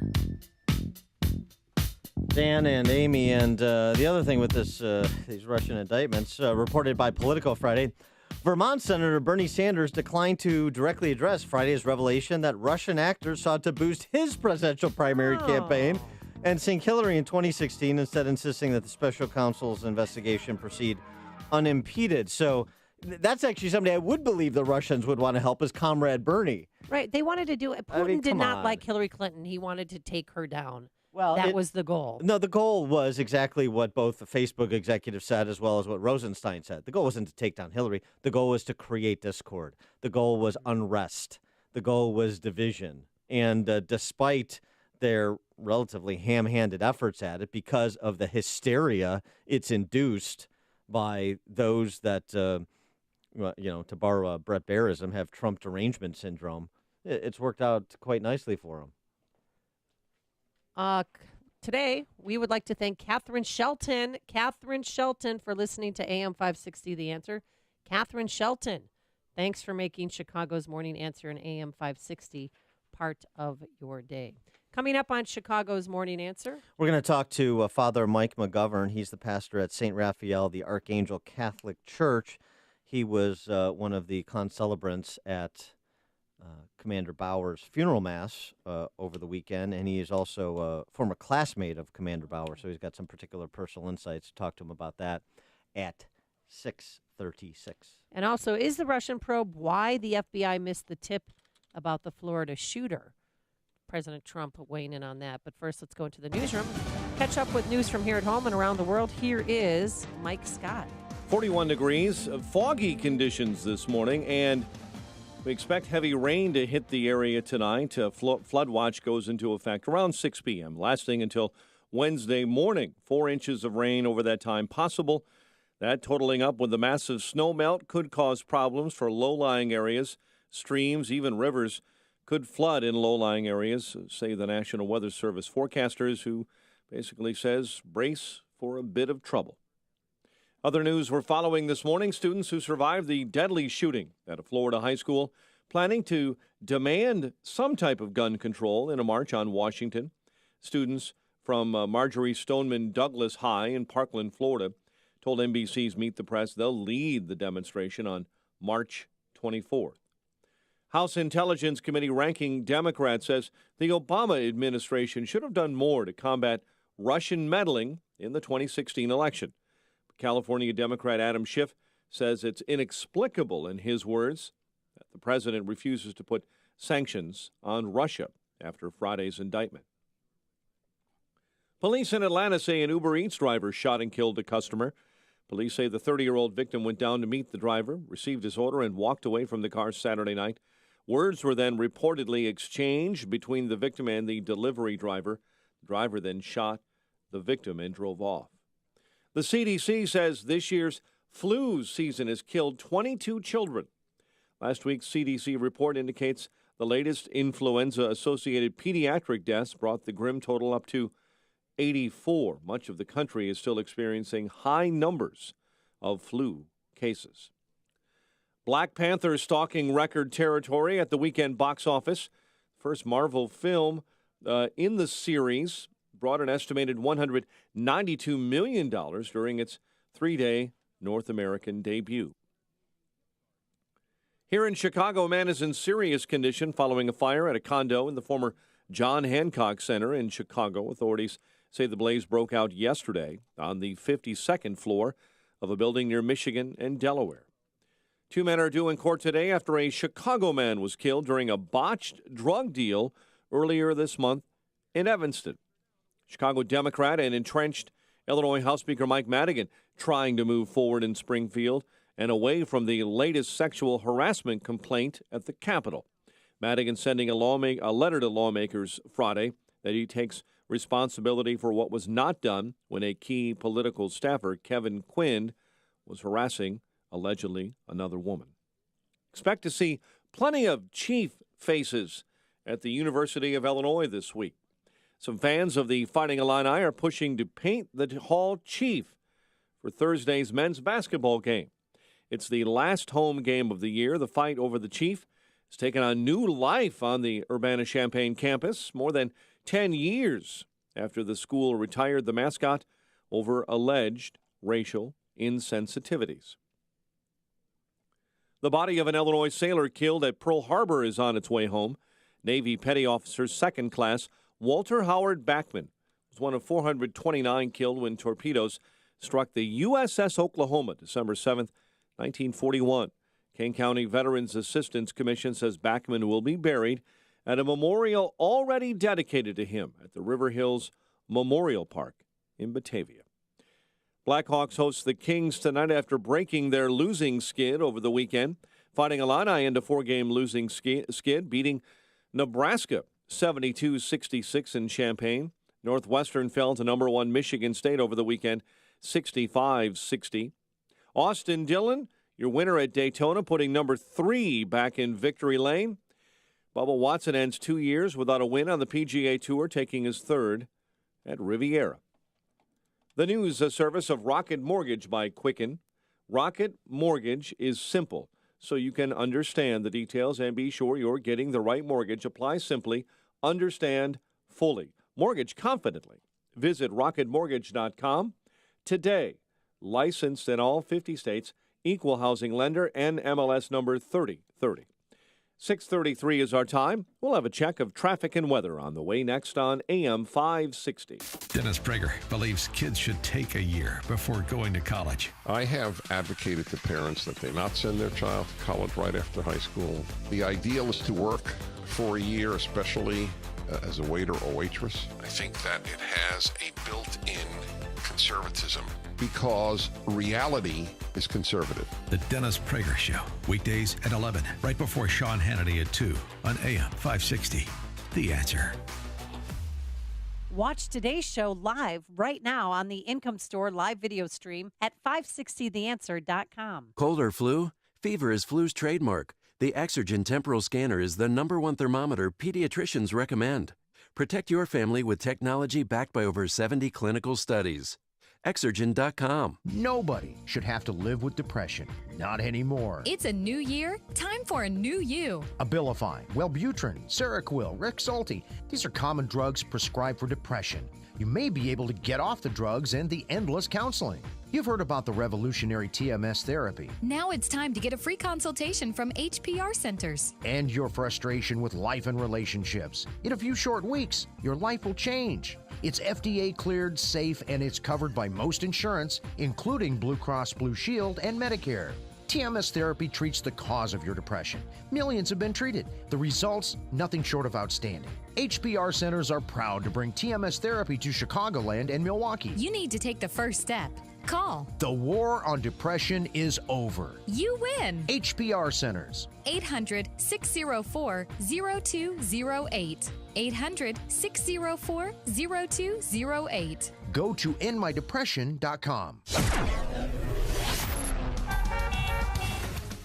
6:35 and a check of the roads in the Alarm Detection Systems Traffic Center. Here's Jeremy. Mike, we start things off in Round Lake Beach where there's a crash at Fairfield and Route 134. Expressways are building in spite of the holiday.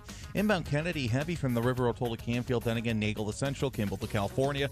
25 in from O'Hare, 11 in from Montrose, 10 in the express lanes, or those are tied at Ogden. Outbound, though, slow approaching the 190. That's because westbound 190, that's heavy from the Kennedy to the Tri-State with O'Hare traffic. Eisenhower inbound, 31 in from Route 390, half hour heading back outbound. The Stevenson's at 37 in from 355, and the Dan Ryan, quick 20 minutes from 95th on in. Traffic is a service of Audible. Stay motivated, informed, and entertained through the power of audiobooks. Listen anytime, anywhere with the Audible app. Start a 30-day trial, and your first one is free. Just go to audible.com. Traffic answers when you need them most. I'm Jeremy Scott on AM 560, The Answer. Chicago's Morning Answer continues next. Your official Chicagoland weather forecast. Rain and a thunderstorm today, high of 58. Fog, breezy, mild, low 54.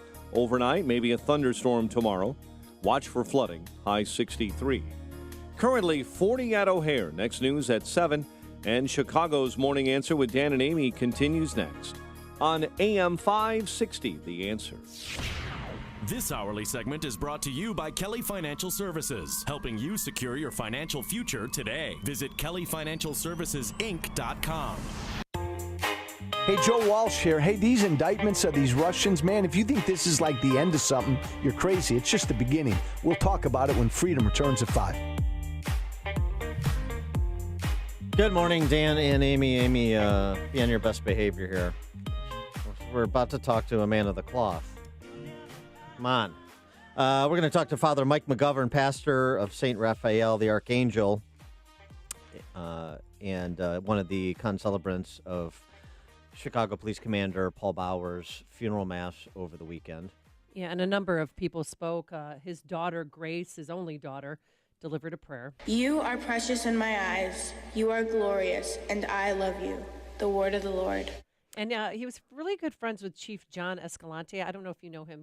I've met him several times, and they were thick as thieves. They were pals. It was the reason why he became a police officer. You could see we're still those same kids from Gage Park.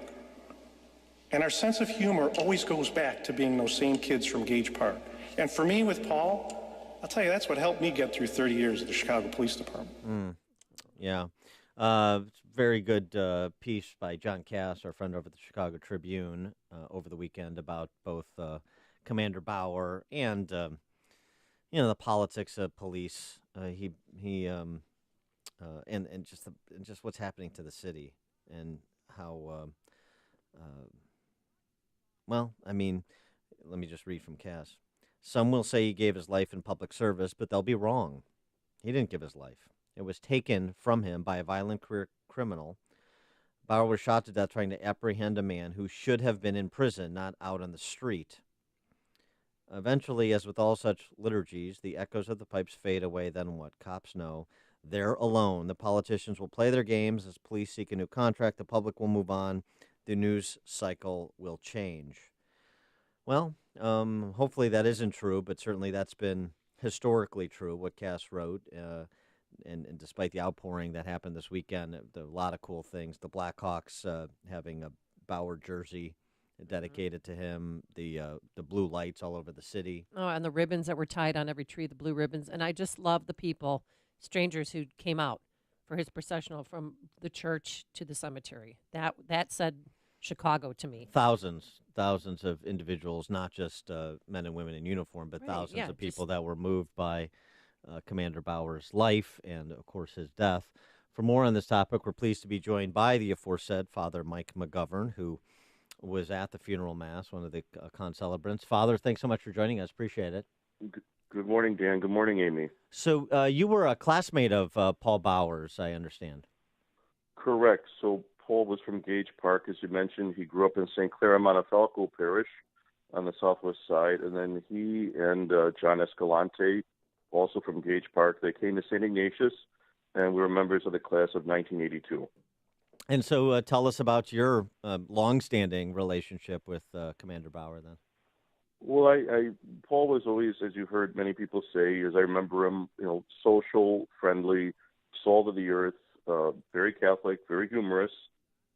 He wasn't involved in extracurricular activities after school or sports, as I remember. I think because he had a job part of the time. I spoke to him, I remember Cardinal George's funeral almost 3 years ago, standing on the steps of Holy Name Cathedral, talking before the Cardinal's liturgy for his funeral, and just catching up with Paul, and very sad that the outpouring now for his funeral, for Paul's funeral, which just the great response of people in shock and grief. So lots to pray about, and been thinking about Paul and praying for Paul and for his family this past week. His wife gave an interview to the Tribune, and she said that as he rose in rank from, officer to captain to lieutenant, eventually to commander, she felt safer, thinking that he would be fine, that he wouldn't be harmed or killed in the line of duty. What do you say to his wife and to his child while they're grieving at this time? Well, I think first to thank them for sharing Paul with the rest of us, with the city of Chicago, with the people he served. I think also that, as I would say to people who've lost a loved one, you're at the beginning of something that's very difficult, but it's more intense because his life was taken. He was murdered. And, that the shock and the anger and the different feelings, it's all beginning. And that this is something where you feel that void, really the rest of your life, that it's never quite the same, but that there is support, there are people who come forward. You have to have faith and believe that Paul's with the Lord, but also that the Lord's helping us as our good shepherd, leading us and guiding us. But I think because when you love someone so intensely, when you don't see that person here on earth again, you do feel it. You do feel the void and the gap. But that sense of love continues. And I think you just have to live in the hope that one day we'll see each other again. You mentioned Cardinal George's funeral mass 3 years ago. That's kind of what Bauer's funeral mass called to mind. I mean, it being televised, right. The outpouring of support, the number of people in attendance, all of the eulogies that were proffered. It really called to mind the city coming together to celebrate the life of Paul Bauer the way they did Cardinal George. Right. It seemed as I was sitting in the Nativity of Our Lord Church, if you exchange the police officers and the command for the priests and the bishops, like where everyone was sitting at the Cardinal's funeral and then Paul Bauer's funeral, there was a lot of similarities in that, I thought. But again, it's a sense of there's a religious element, a civic element, in this case, the police element of grieving over the loss of someone, being grateful for a man's life, and then praying together for him, for his loved ones, and for us. That we, as we go forward, how do we live as better people because of their lives, right? Right. If you build character in people through friendship, that's something that's irreplaceable. But I wanted to ask you about the killer. Do you pray for him? I think you have to. I mean, it can be very difficult right now. I mean, there's going to be a process of justice for Shamari Leggett. There's going to be a trial, and that has to happen. I mean, this is part of our system, absolutely, that there has to be accountability and justice for a person's actions, especially something so severe. But I'm just as there's a chaplain for the police department, Father Paul Brandt, there's also a chaplain for the Cook County Jail, Father Mark Bartosik. And there's a whole team of people for the police department as chaplains, a whole team of people for the prison, for the inmates who act as chaplains, because you're trying to reach everyone, And so I think as challenging as it can be sometimes to pray for people, and especially in intense situations, I think we have to pray for a person who has to come to realize what he's done and the severity of his actions. I mean, I'm a big believer that people can change. There is conversion, and that's even at the end of a person's life after a long, long history of going in the wrong direction and doing some terrible things. A person can still. I really do think God can reach a person to try and change that person. You mentioned Paul Bauer was very Catholic. Can you speak to the importance of faith in his life? Yes, I mean, you could see it in grammar school. I mean, or from Clara Montefalco, and then in high school. If I remember correctly, Paul used to sometimes come. There was a daily mass every day at St. Ignatius. Sometimes he'd be there. He certainly practiced his faith. I think, as Father Dan Brand pointed out, he would sometimes come to these like Bible study prayer sessions for police officers. He and Aaron and Grace would go frequently to the Mass for police officers at Mercy Home in the chapel there. He was part of the Nativity of Our Lord these last 15 years since they bought the house in the neighborhood there in Bridgeport. But he also got involved, he was a prayerful man, going to Mass frequently, receiving Holy Communion, but then also getting involved in terms of trying to be of help and service, whether to his parish or to the chaplaincies in the police department. So I think he really was a very solid Catholic man. He is Father Mike McGovern. He's the pastor of St. Raphael, the Archangel Catholic Church, and was one of the concelebrants of his friend, Commander Paul Bauer's funeral mass over the weekend. Father McGovern, thanks so much for joining us. Really appreciate your time. Thank you. And he joined us on our turnkey.pro answer line. It's what Chicago is talking about. It's Chicago's Morning Answer with Dan and Amy on AM 560. The Answer.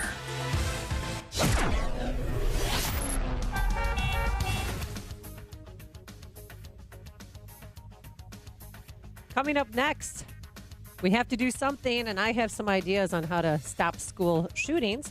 But first, here's your forecast. Today, some rain, a possible thunderstorm, but unseasonably warm. A high near 60 degrees. The average for this time of year is 39. Tonight, a thunderstorm likely, a low of 54. And for tomorrow, hold on to your hats, grab your umbrellas. We will have some rain and thunderstorms, but it's going to be very warm. A high of 63 degrees. Let's get into our alarm detection systems. Traffic Center, here is Jim Telemonte. Amy, it's actually Jeremy Scott. We'll start things off with the Northwest. Sorry, Jeremy. That's I'm blonde. There you go. It's morning. I'm still chugging down my coffee. But hey, on the Northwest side, that work that we mentioned earlier in the morning that was supposed to close Higgins, now's not going to happen because of the wet weather. That will be postponed till next Monday. That affected Canfield to Oriole. Now, around that same area, the Kennedy inbound, that is pretty heavy as you're headed from Cumberland to Lawrence, Addison, Armitage, 27 in from O'Hare. Outbound about a half hour, but most of your delays from Central to the O'Hare extension. That's because westbound I-190 is heavy as well from the Kennedy to the Tri-State. Eisenhower, 32 in from Route 390, 31 out. The Dan Ryan, though, heavy from Cermak on in, 20 from 95th to downtown. Traffic answers when you need them most. I'm Jeremy Scott on AM 560 The Answer. I'm Lou Dobbs. New room check policy for Caesars. Facebook criticized for new kids messaging app, and markets closed for the holiday. Those stories next. You like freedom? I do. You like money? Well, I do too. If you like freedom and money, then you're going to love freedom checks. You see, over the next few months, an estimated $34.6 billion is up for grabs to anyone who stakes their claim. Yep, you heard that right. $34.6 billion. To get all the details, just go to www.myfreedomchecks.com.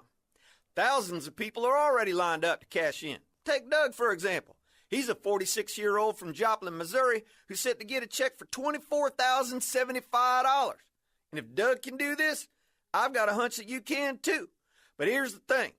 If you want the chance to grab your full fair share of this $34.6 billion payout, you must have your ducks in a row by March 1st. So don't wait. Get over to www.myfreedomchecks.com before the March 1st deadline. That's www.myfreedomchecks.com. One of the world's largest casinos will be checking its guests' hotel rooms every 24 hours, even if there's a do not disturb sign on the doorknob. Caesars Entertainment adopting that new policy after a gunman used a Las Vegas hotel room in October to carry out a mass shooting. Disney, Hilton, Wynn Resorts, and Boy Gaming have also updated their room check policies. Facebook moving ahead with its messaging app for kids despite criticism. Children's advocates are pressing the company to shut it down, while others question Facebook's financial ties with advisors who provided counsel. Last Wednesday, Facebook launched Messenger Kids on Android.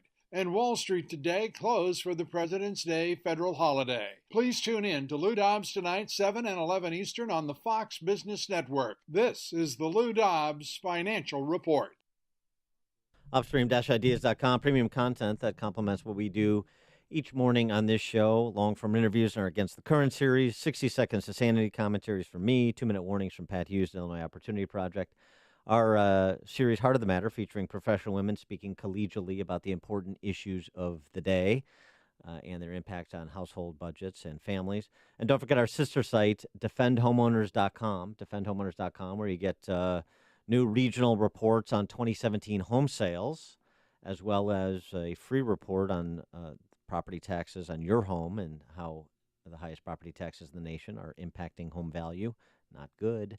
All of the property tax info, defendhomeowners.com. Everything else, upstream-ideas.com. Did you know that studies have shown that we need over 10 servings of fruits and veggies every single day?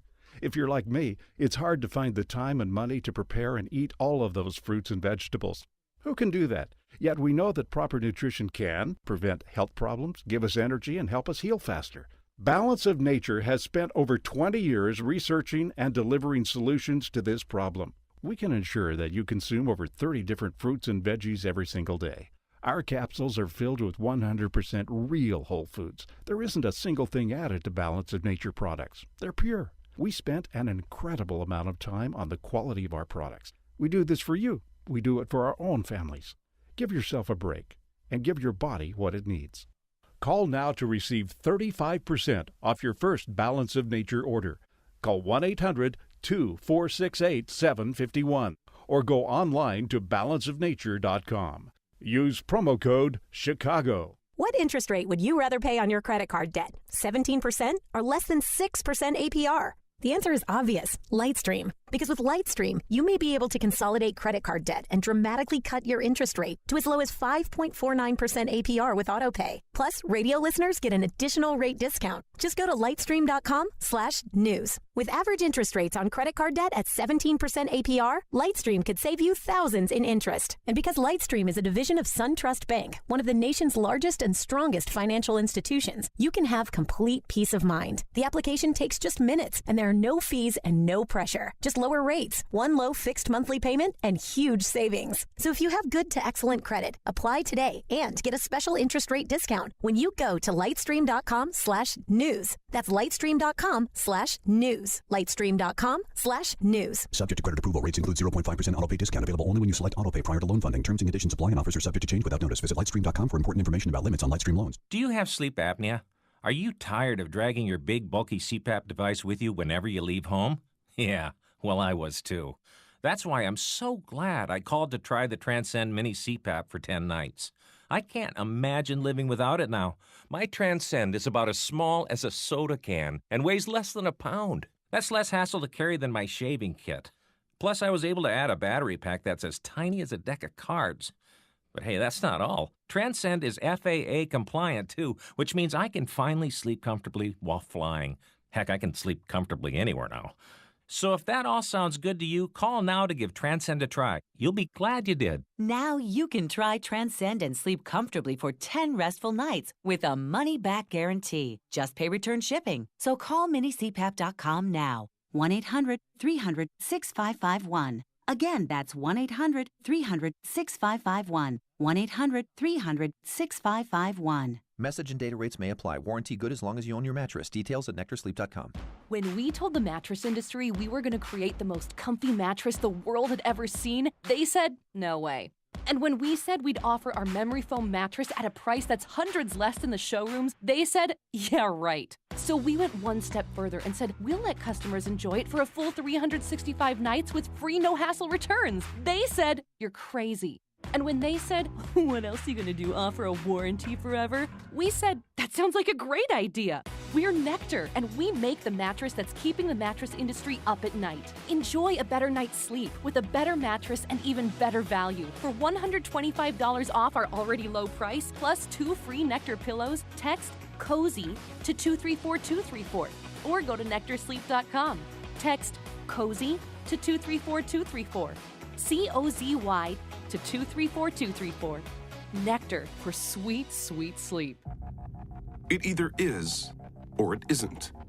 When it comes down to it, that's all that really matters when choosing a certified pre-owned Mercedes-Benz. It's either certified by Mercedes-Benz factory-trained technicians or it isn't. It's either backed by an unlimited mileage warranty for up to 5 years or it isn't. It's absolute confidence in 30,000 precision parts or it isn't. The Mercedes-Benz Certified Pre-Owned Sales event now through February 28th, only at your authorized Mercedes-Benz dealer. Come in today and take advantage of 2 years of complimentary prepaid maintenance and special financing offers available through Mercedes-Benz Financial Services. There are those who settle for nothing less. For them, the choice is simple. It's either up to Mercedes-Benz standards or it isn't. It's flawlessly maintained or it isn't. It's either Mercedes-Benz Certified Pre-Owned or it isn't. See your authorized Mercedes-Benz dealer for complete details and limitations on certified pre-owned warranties. AM 560, The Answer.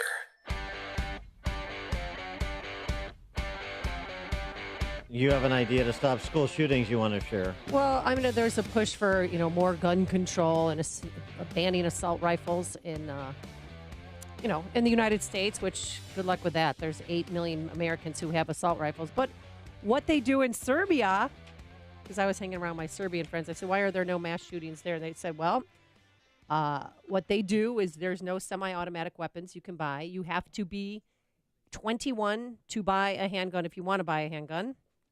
But also, guess what you get 1 year? Every year you only get 1 box of ammo, 24 rounds. So he fired off 300 rounds. Well, we can't do nothing. Mm-hmm. We have to do something, and the kids are mobilizing. They're going to have a march in Washington, D.C. Here's a student who was shot and survived. The reason we are starting March for Our Lives and doing this on March 24th is we've been hearing a lot that this is not the time to talk about gun control, and we can respect that. We've lost people. It's important to mourn. Here's a time to talk about gun control, March 24th. My message for the people in office is you're either with us or against us. We are losing our lives while the adults are playing around. And we have received endless support from your generation, and we thank everybody for that immensely because we really appreciate it. We don't need you. On March 24th, you are going to be seeing students in every single major city marching, and we have our lives on the line here. And at the end of the day, that is going to be what's bringing us to victory and to making some sort of right out of this tragedy. Yeah, okay. I appreciate that he's civically minded and wants to do something. What you want to do matters. What you want to do matters. It's interesting. Ross Douthat in the New York Times sort of picked up on your suggestion and the suggestion of others about age requirements, upping the age requirements for various levels of weaponry. He believes that, or he argued in his piece in the New York Times over the weekend, that no one should be able to purchase an AR-15 under the age of 30. 312-642-5600, turnkey.pro, answer line. 64636DA, turnkey.pro, text line. We'll take up Douthat's proposal, Amy's proposal, some other proposals, and take your calls at 707. But first, coming up on Chicago's Morning Answer, yes, we will take that up. And then there's some other ideas to stop mass shootings. And then later, Melania Trump, she helped some people that were recovering in Florida at Broward County Hospital. And we'll discuss that. But first, let's go into the newsroom. Here is Mike Scott. Heavy rain expected in Chicagoland today, and a flood watch goes into effect at 6 p.m. CPD searching for men robbing people in subway tunnels. We'll have an update on that story. A rideshare passenger killed in a Southside drive-by. The new Police and Fire Academy will be named after a fallen Chicago police commander. Protesters rallying in March for tougher gun laws in Chicago will get reaction and some sound from the scene. Blackhawk fans ejected for racial taunts thrown at a Capitals player. Loyola gets a share of the MVC crown.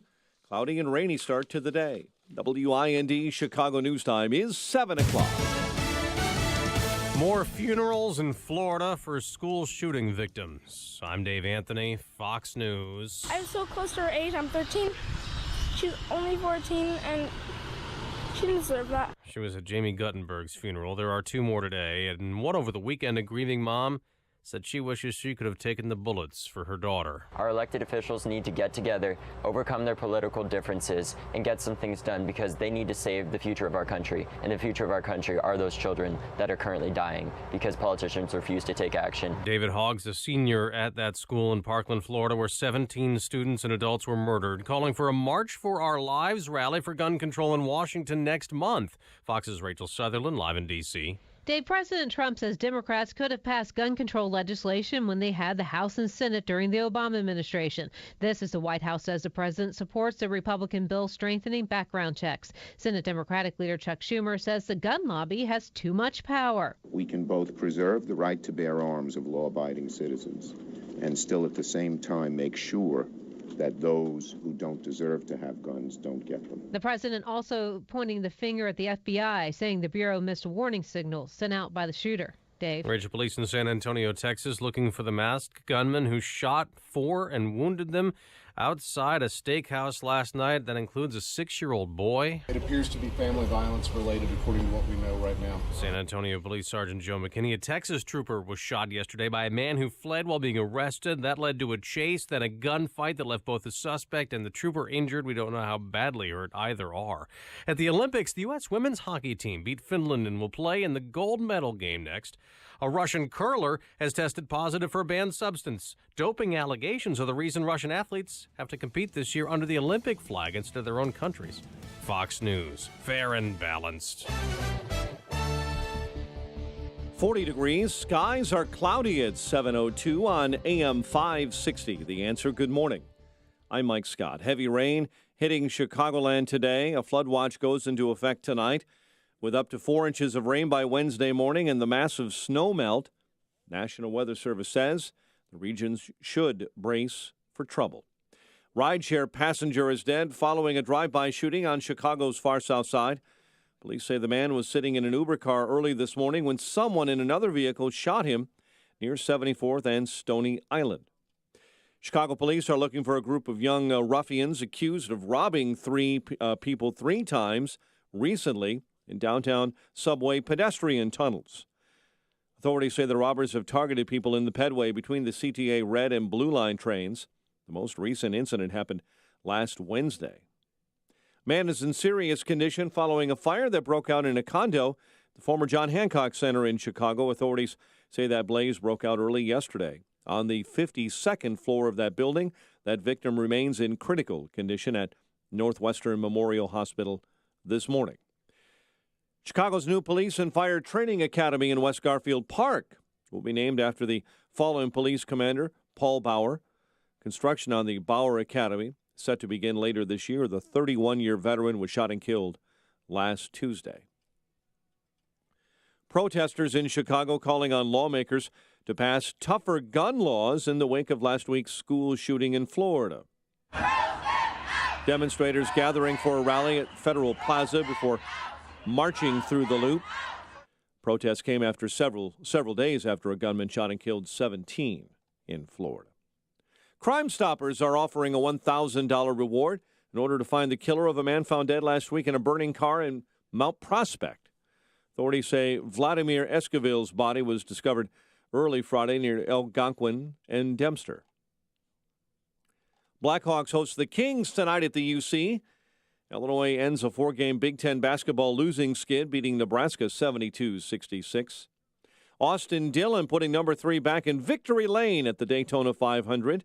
Bubba Watson ends a 2-year drought on the PGA Tour, winning his 3rd crown at Riviera. The news is a service of Accountemps. When you could use help closing your books and need additional staff, it's time to call Accountemps. They can provide you with bookkeepers and other accounting and finance pros on a temporary or project basis. And fast. Call today. Accountemps, a Robert Half company. 7:04 and a check of traffic and weather on the way next on AM 560. Sean Hannity has been following the FISA memo for months. We've been working hard to unpeel every single layer of the onion. But everything we have been telling you is right. Everything the media has been telling you for a year is wrong. We have in front of us here today the biggest abuse of power and corruption case that I can think of in American history. The Sean Hannity Show. Afternoons at 2, right before Joel Walsh at 5 on AM 560. The Answer. Watch today's show live right now on the Income Store live video stream at 560theanswer.com. Picture your son in 10 years. What kind of man do you hope to see? I know you want your son to be a man of character. It's Dan Proft, and I urge you to consider Northridge Prep, ranked the #1 best all-boys school in Illinois for 2 years running, and a top 100 high school in America from U.S. News. Don't miss their open house on March 25th. Northridge Prep is an independent Catholic school for boys in grades 6 through 12 located in Niles. There's no brainwashing that's prevalent elsewhere. They instill the traditional values that you hold as parents. Northridge Prep is all boys with an all-male faculty. They celebrate your son's natural enthusiasm and energy. It's a good place to be a boy. Every teacher is a great role model who gets to the hearts of their students. Their demanding liberal arts curriculum produces well-rounded men with the ability to think for themselves. Grads go on to the best universities, including the Ivy League, and have top athletics and arts programs. I strongly encourage you to attend Northridge Prep's open house on March 25th. To learn more, visit northridgeprep.org. That's northridgeprep.org. All money managers may seem pretty much the same. But while some money managers may recommend high commission investment products, Fisher Investments avoids them. Some money managers may have hidden and layered fees. Fisher Investments never does.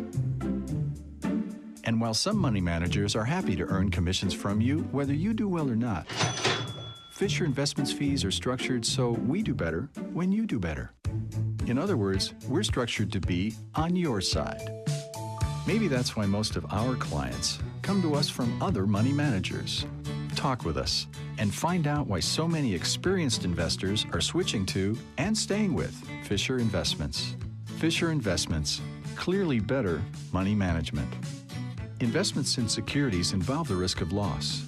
Visit us at FisherInvestments.com to find out what we can do for you. 7:07 and a check of the roads in the Alarm Detection Systems Traffic Center. Here's Jeremy. Mike, couple of new problems out there. We'll start things off in Lake Villa with a crash. Route 83 just north of Route 132. Also, if you're traveling on I-88, the Reagan Memorial westbound, slam packed from the York Toll Plaza to pass Route 83 with a vehicle fire in the two right lanes. Eastbound seeing gapers to that vehicle fire from Midwest to before Route 83. Also, planned construction on the northwest side isn't happening this week on Higgins between Canfield and Oriole. That will start on next Monday. Your expressways, not too bad. The Eden's inbound's good, outbound 22 minutes out to Lake Cook. Kennedy, 24 in from O'Hare, 27 back out. Most of that's because of traffic headed to the airport. Eisenhower is 31 in from Route 390, 30 back out. The Stevenson, that's 38 minutes compared to what we normally see this time of day. Not looking too bad. Also, the Dan Ryan, 20 minutes from 95th to downtown. Traffic answers when you need them most. I'm Jeremy Scott on AM 560, The Answer. Chicago's Morning Answer continues next. Your official Chicagoland weather forecast with meteorologist Kevin Snyder. Flood watch in effect this evening through late tomorrow night. For today, periods of rain and a thunderstorm, high 58. Cloudy with areas of fog, breezy and mild with occasional rain and a thunderstorm tonight, low 54. I'm Kevin Snyder on AM 560. The Answer. 40 and clouds. Next news, 7:30. Chicago's Morning Answer with Dan and Amy continues next on AM 560. The Answer. This hourly segment is brought to you by Real Estate Revealed with Randy Barcella, Sunday mornings starting at 8. This is Chicago's Morning Answer with Dan Proft and Amy Jacobson on AM 560. The Answer.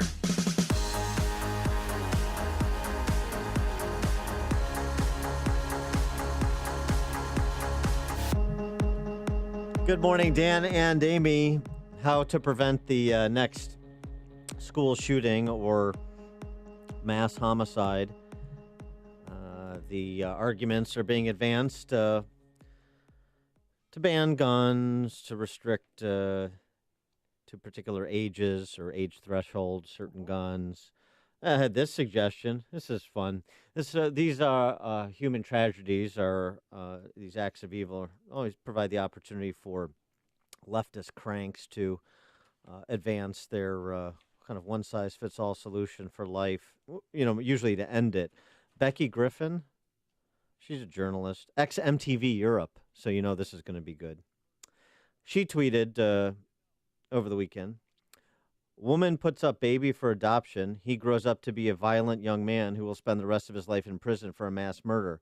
Tell me more about how abortions are wrong. Oh, no. Abortion, the loving option, not adoption, according to Becky Griffin.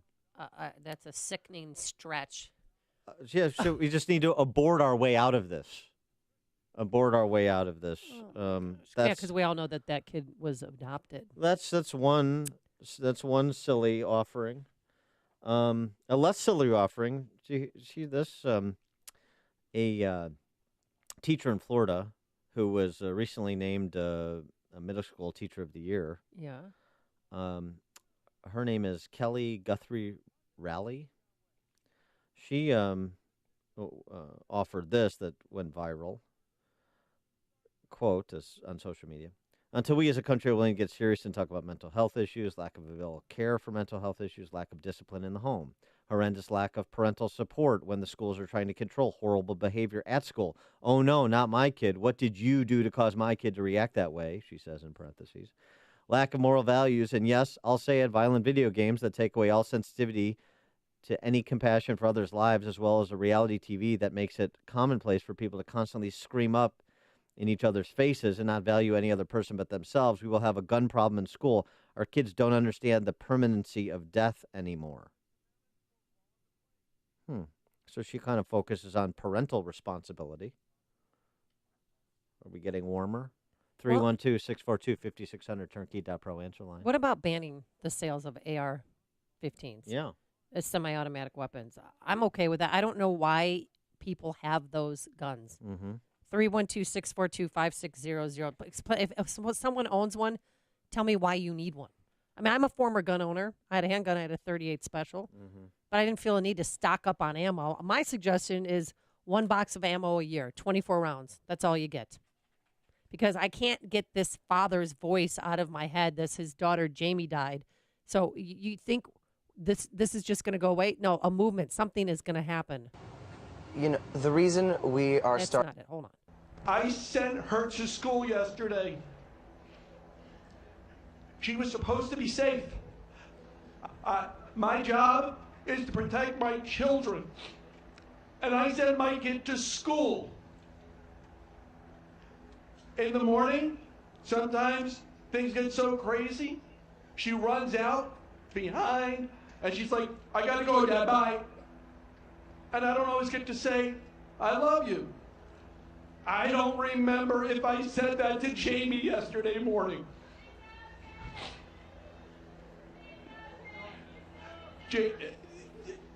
Jamie was such a special kid. All of the kids here are. What is unfathomable is Jamie took a bullet and is dead. I don't know what I do next. My wife is home. We are broken. I mean, it's heartbreaking. And it's not just him. It's everybody in the community and everyone who lost a child, who sent their kid to school and the kid never came home. We have to do something. I don't know what, but these are just some ideas. And again, I don't know why we have AR-15s in this country. To fight the gangbangers who have AR-15s? I mean, why?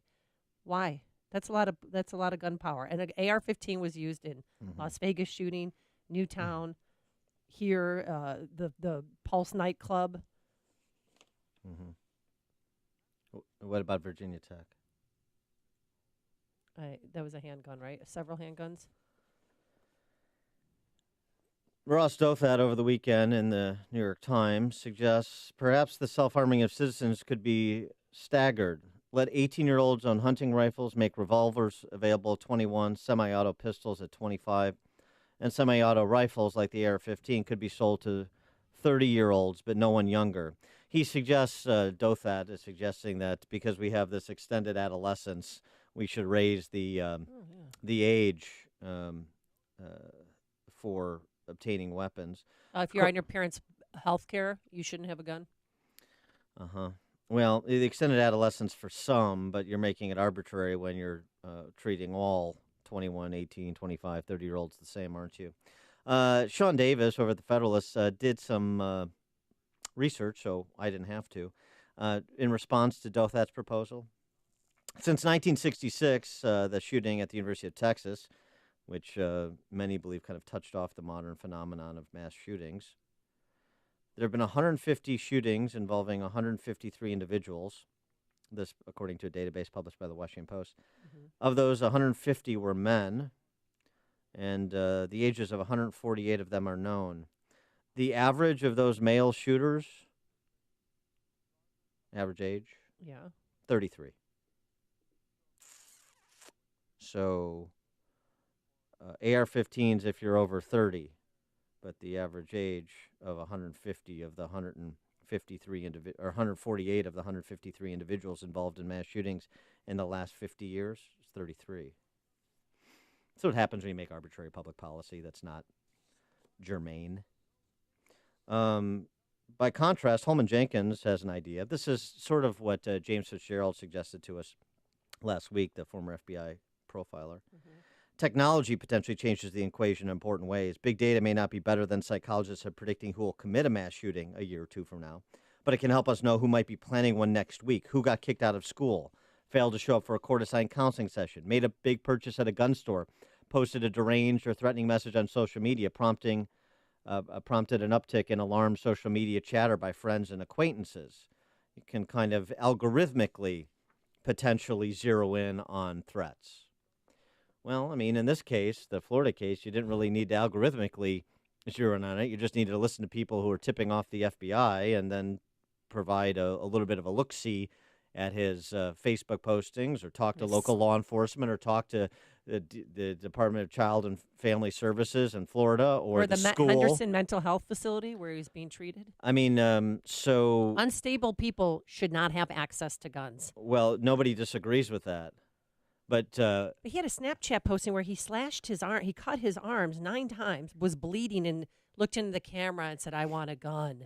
I mean, my God, what other signs did people miss? Every one of them. Well, I mean, yeah. some people didn't miss them. Obviously, they tipped off the FBI. But decreeing something, saying something, codifying it into law. We've done something, have we? You just because you say it makes it so. Just because you legislate it makes it so? No, it doesn't. We're children. We think the government passing a law is doing something. All of these federal and state agencies, local units of government, state-level agencies, federal law enforcement agencies, people who saw something and said something, and it all failed. But you think limiting the number of rounds somebody can purchase in a year, or limiting their access to the instrumentality of evil, but also the instrumentality of self-defense and the instrumentality of sport, that's an answer? It's sentimentality. I'm sorry, but that's what it is. And it's staggering that someone who's otherwise as bright as Ross Douthat would suggest something as silly as he suggested in his column over the weekend, as arbitrary. Now, by contrast, here's a layman, a guy named Rob Myers who has a blog. He's a general manager for student housing. He writes this piece. There's a way to stop mass shootings, and you won't like it. What? You can talk to your coworker for a few minutes. You can talk to the kid in your physics class that appears to be all alone. You can teach your children to do the same to make sure no one is left to feel totally isolated, because that's the breeding ground. That's where the seeds are planted. The teacher who talked about parental responsibility, this guy who's talking about reaching out to somebody that is isolated or ridiculed or ostracized. Makes sense to me. Community is easy to take for granted, writes Myers. Most of us have strong family connections and healthy friendships. Most feel as they're part of a group, be it community, religious, or work-related. But it's increasingly easy for people on the edges to withdraw, and it's easy for us to forget them. I mean, I had a kid in my high school who had behavior problems, and he was, treated as strange and kind of ostracized, social misfit. And thanks to, the quality of the parenting I received, I reached out to him, and I remember having conversations with him. It was difficult, and he was troubled. But, when somebody feels disconnected and gets increasingly angry, self-destructive, and then other person destructive, maybe there's something to that. It's not just saying something when you see something troubling or social media or elsewhere. It's also engaging. That kid had 40 disciplinary strikes against him. Well, at I that know. High school. 40. So this is my from 2 point. private schools before that. This is my point. Right. No one could have seen this coming. They all knew it was coming. Every kid on every network that was interviewed. Not everyone. Said, well, if you knew him, if you knew him or were in class with him, you weren't surprised that he did this. Some people. He projected that he wanted to do this. Yeah. It's some people though. Some of the kids were like, I knew he had these problems, but I didn't think it would go there. He was, according to the Department of Children and Family Services, he's autistic. He has attention deficit disorder, depression. His public defender said he was not on his medication at the time. So, I mean, with all this and then that Snapchat video he put up, I just cannot believe he got a gun. Yeah, well, be careful going the other way, too. Overreactions. We talked about the potential for overreactions last week. And where do you want to start curtailing rights? Due process rights? Second Amendment rights? First Amendment rights, freedom of speech, freedom of the press. Freedom of the press, what they can cover, how they can cover it. A high school student in Ledyard, Connecticut, called the cops on a 17-year-old student who made a non-threatening comment about a gun in class. Police arrested him. He now faces charges of breaching the peace. The comment the student made, I could buy an AR-15. I could buy an AR-15. Well, when he turns 18, he could, yeah. Mm-hmm. I could buy one, and that's... Well, they let him go, right? I mean... He's arrested, and he's facing charges for breaching the peace. That's a criminal act. I could buy an AR-15. Which rights do you want to curtail? Larry on 57, I-57.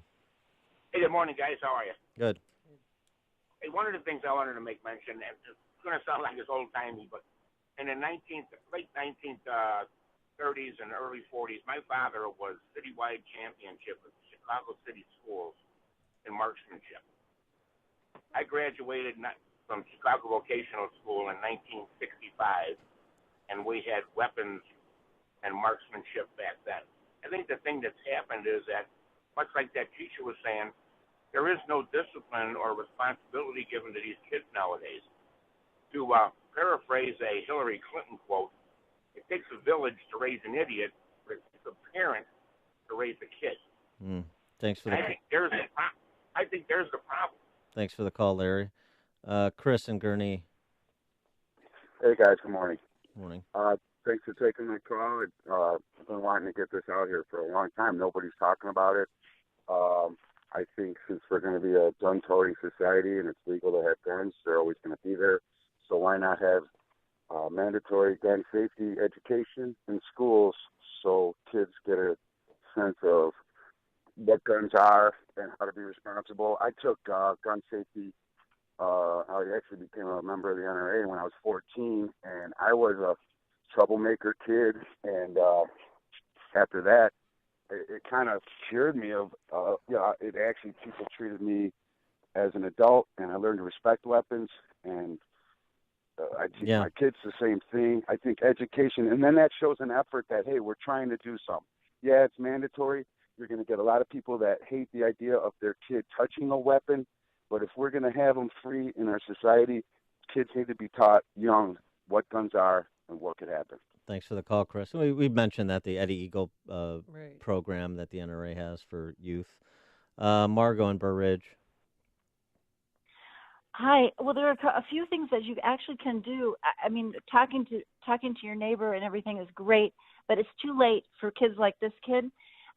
So the thing, first of all, ban psychotropic drugs because most of these guys are on them. But the thing that really shows that they're going to be a killer is when you find that they're torturing animals. This is an absolute. That's what he was doing too. An absolute way you can predict it. All of them, Dahmer, everybody, they all Jeff. love to torture animals. And then after that's your kind of like your sign. And then you could have a brain scan done on them. So then you better worry. You do a brain scan. If their amygdala is shrunken or if they have low prefrontal cortex activity, that is an excellent predictor of a serial killer. There are a couple guys, Dr. Adrian Rain and Jim Fallon and others, that have done studies on this because that's the part of the brain that controls fear and emotion and any kind of empathy for victims. And this can be caused by poor prenatal nutrition, smoking, drinking, drug use during pregnancy, or even low oxygen at birth. So there are your indicators. And there's one guy, and I'm trying to look right now and see which one of them. One of them even went to the FBI and said he could find serial killers for him. So they gave him 50 brain scans and told him there were 6 serial killers, and I think this is 6, and he found 7 because they stuck an extra one in there. So they know about this, and they know about one of these guys that is absolutely can predict it. Thanks. So they should have just taken this kid's brain scan, and they could have known that this was going to happen. Thanks for the call, Margaret. Or they could have just believed the people that were saying Telling that them. he's saying Yes. this is going to happen. Sandra and Cicero. Yes, I'm calling. Perhaps for the safety issue of these children in school, can we hire veterans to protect these schools? Or like armed. Well, sure. Or, I mean, to train they're armed looking guards. for jobs, and I'm sure there's plenty of veterans that can, watch over the schools. And the second thing I'd like to say is that we're going after drug companies because of this overdose and opioid and suing the drug companies. How about lawsuits against the gun companies that are making these outrageous guns? Yeah, they're legal. Not all of them. I'm not against all guns. Well, the gun companies are making legal products because they're used illegally. Shouldn't expose them to product liability, I would argue. Thanks for the call, Sandra. Tony on the South Side. Hey, good morning, Dan, Amy. Hey, listen, I'm glad that, first of all, Amy, I'm glad you do your homework now about that whole 18, 17 shooters that I brought up on Friday. Yes, Very thank good. Good for Tony. you. Here's another one. And this one is very vague. Okay, so this 15-year-old boy in Palos was charged with posing with an AK-47, a blast from the past, the old AK-47, and apparently making threatening remarks about his school. They never, and the other reports say it was just a picture of an AK-47. So, and they didn't find a gun in the house. It was somebody else's gun, whatever. The case being, Dan, what you said earlier, how far do we take this, right? So if a kid poses with an AK-47, no matter how old he is, as long as it's a valid gun in somebody's home, does that get the police to come to their house and charge them with disorderly conduct in this case? Or they released the kid. So again, very vague stories, of course, on your liberal media. It just shows these little, maybe they don't know, they're not sure, no investigation involved, and it's just throw it up there and say the kid was arrested. So I just wanted to point that out. All right, thanks, Tony. You've made the switch, and it feels so good. You've switched to Chicago's Morning Answer on AM 560. The Answer. It either is or it isn't. When it comes down to it, that's all that really matters when choosing a certified pre-owned Mercedes-Benz. It's either certified by Mercedes-Benz factory-trained technicians or it isn't. It's either backed by an unlimited mileage warranty for up to 5 years or it isn't. It's absolute confidence in 30,000 precision parts or it isn't. The Mercedes-Benz Certified Pre-Owned Sales event now through February 28th, only at your authorized Mercedes-Benz dealer. Come in today and take advantage of 2 years of complimentary prepaid maintenance and special financing offers available through Mercedes-Benz Financial Services. There are those who settle for nothing less. For them, the choice is simple. It's either up to Mercedes-Benz standards or it isn't. It's flawlessly maintained or it isn't. It's either Mercedes-Benz Certified Pre-Owned or it isn't. See your authorized Mercedes-Benz dealer for complete details and limitations on certified pre-owned warranties. Balance of Nature's fruits and veggies. Starting Balance of Nature, I felt that the first month I felt different. It made such a difference that, Now I wake up, my head feels clearer, I have more energy. Very rarely does my body cramp up anymore. It's the best thing. It's just amazing. I don't know what to say. I just would not be what I am today if I didn't start Balance of Nature. I plan on taking this the rest of my life because until I started taking your stuff, I never took as many fruits and vegetables in a day as I get through you guys. You know, I'm very, very, very satisfied. My pain and it went away. I swear to you that that's the truth. When you call, use discount code CHICAGO, and we'll take 35% off your first month's order and ship it to you free. Call 800-246-8751 or go online to balanceofnature.com and use discount code CHICAGO. True story. So I urged one of my family members to call CertaPro Painters. He didn't do it, and that painting crew had to come back 3 times to fix their awful, sloppy mistakes, even paint on the floor, if you can believe it. Well, with CertaPro Painters, you get the best in the business. The attention to detail, color selection is truly unmatched. And now is the perfect time to get the interior of your home or business painted. The lower humidity provides an ideal environment for great coverage and quick drying times.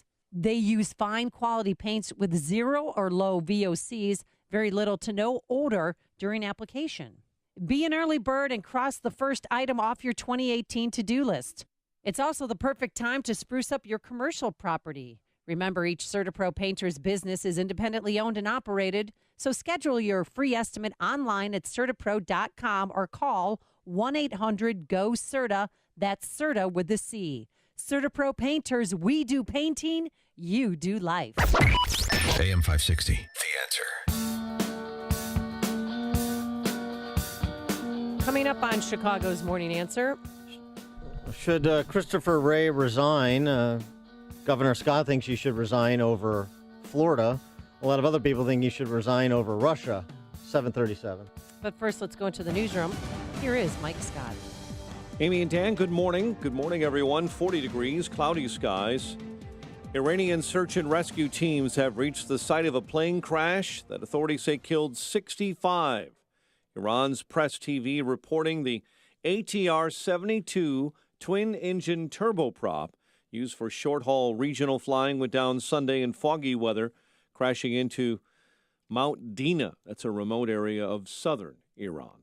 13 are dead, 15 hurt after a helicopter assessing quake damage in southern Mexico crashed. That's after a 7.5 quake was felt in Mexico in the last couple of days.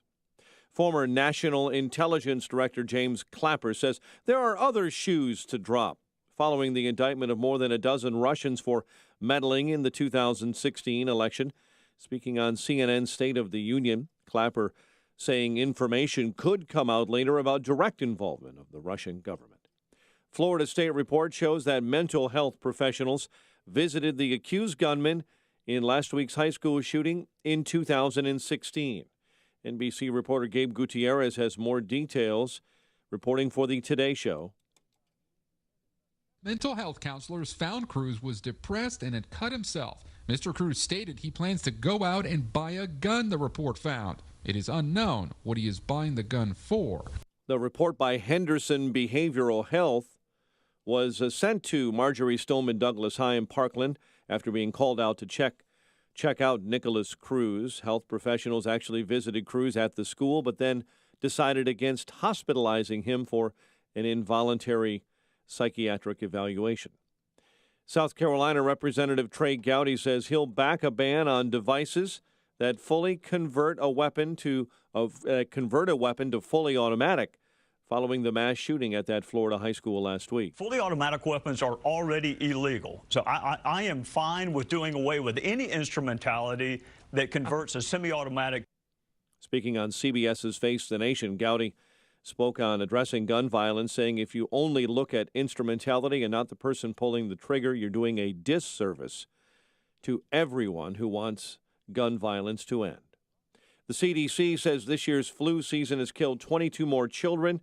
The grim total in all, 84, according to the CDC, influenza-associated deaths in the country. Norway continues to lead all nations at the Winter Olympics with 26 medals. Team USA tied for sixth with 10.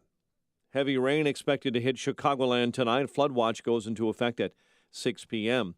A rideshare passenger is dead following a drive-by shooting on Chicago's south side near 74th and South Stony Island. And Chicago police are looking for a group of young men accused of robbing people 3 times recently in downtown subway tunnels. Blackhawks hosting the Kings tonight at the United Center. The news a service of Staples. Let Staples help you this tax season with everything you need for less. Storage boxes and filing supplies to software like QuickBooks and TurboTax. And right now, get up to $10 off when you buy TurboTax. Ends 3/3/18. Less tax stress equals more tax success. At Staples, it's pro time. 7:35, a check of traffic and weather on the way next on AM 560. Don't forget that you can watch Chicago's Morning Answer on the Income Store live video stream every morning at 560theanswer.com. Outsmart the flu. The Exergen temporal scanner is the #1 thermometer preferred by pediatricians. Smart technology backed by over 70 clinical studies. Protect your family. Rely on Exergen.com. People make your business work. But how do you find the right talent? ZipRecruiter.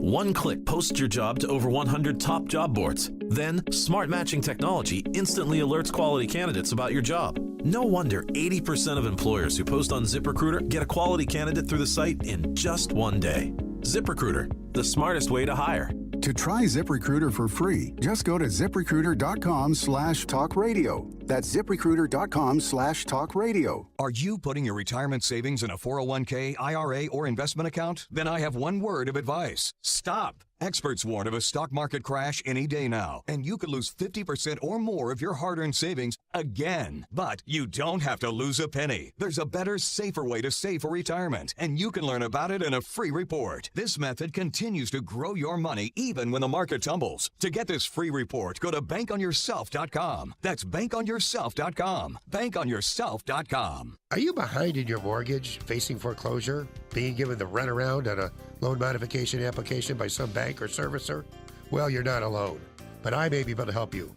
My name is Lou Bridges. I'm with the law firm of Lou Bridges & Associates. We've put together a team to help distressed homeowners like you. Give us a call. We give everyone who's eligible a free consultation. I guarantee you it will not be a sales pitch. We will give you our honest analysis, counsel, recommendations, and advice regarding your options. We are experts in doing loan modifications successfully. We know the regs. We understand the process. Most importantly, we don't take no for an answer. We fight. We are prepared, and we win. We save houses. We make houses affordable. So if you want to keep your house affordable, contact us. Go to bridgeslaw.net or call 224-513-1231. That's 224-513-1231. Remember, people, never give up the land. Fight for truth and justice. You do that, and I guarantee you'll never be alone. 7:37 and a check of your roads in the Alarm Detection Systems Traffic Center. Here's Jeremy. Mike, we'll start things off in Genoa, where there's a rollover with possible injuries at Baseline Road and Pleasant Hill. The expressway lighter than normal, but we are still seeing some delays, like on the Kennedy outbound slam pack from Montrose to Canfield. It's 32 minutes out to the airport, but only 21 on your inbound trip.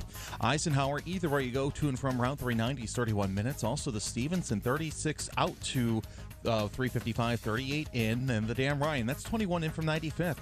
Traffic as a service of Staples. At Staples, you can upgrade your office and still save money. Right now, during the Staples chair event, you'll save big on a full range of office and desk chairs, some up to 50% off. A better chair equals a better workday. Ends at 310. Staples, it's pro time. Traffic answers when you need them most. I'm Jeremy Scott on AM 560, The Answer.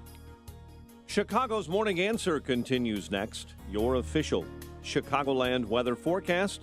Periods of rain, maybe a thunderstorm today, high 58. Currently 41. Next news coming up at 8.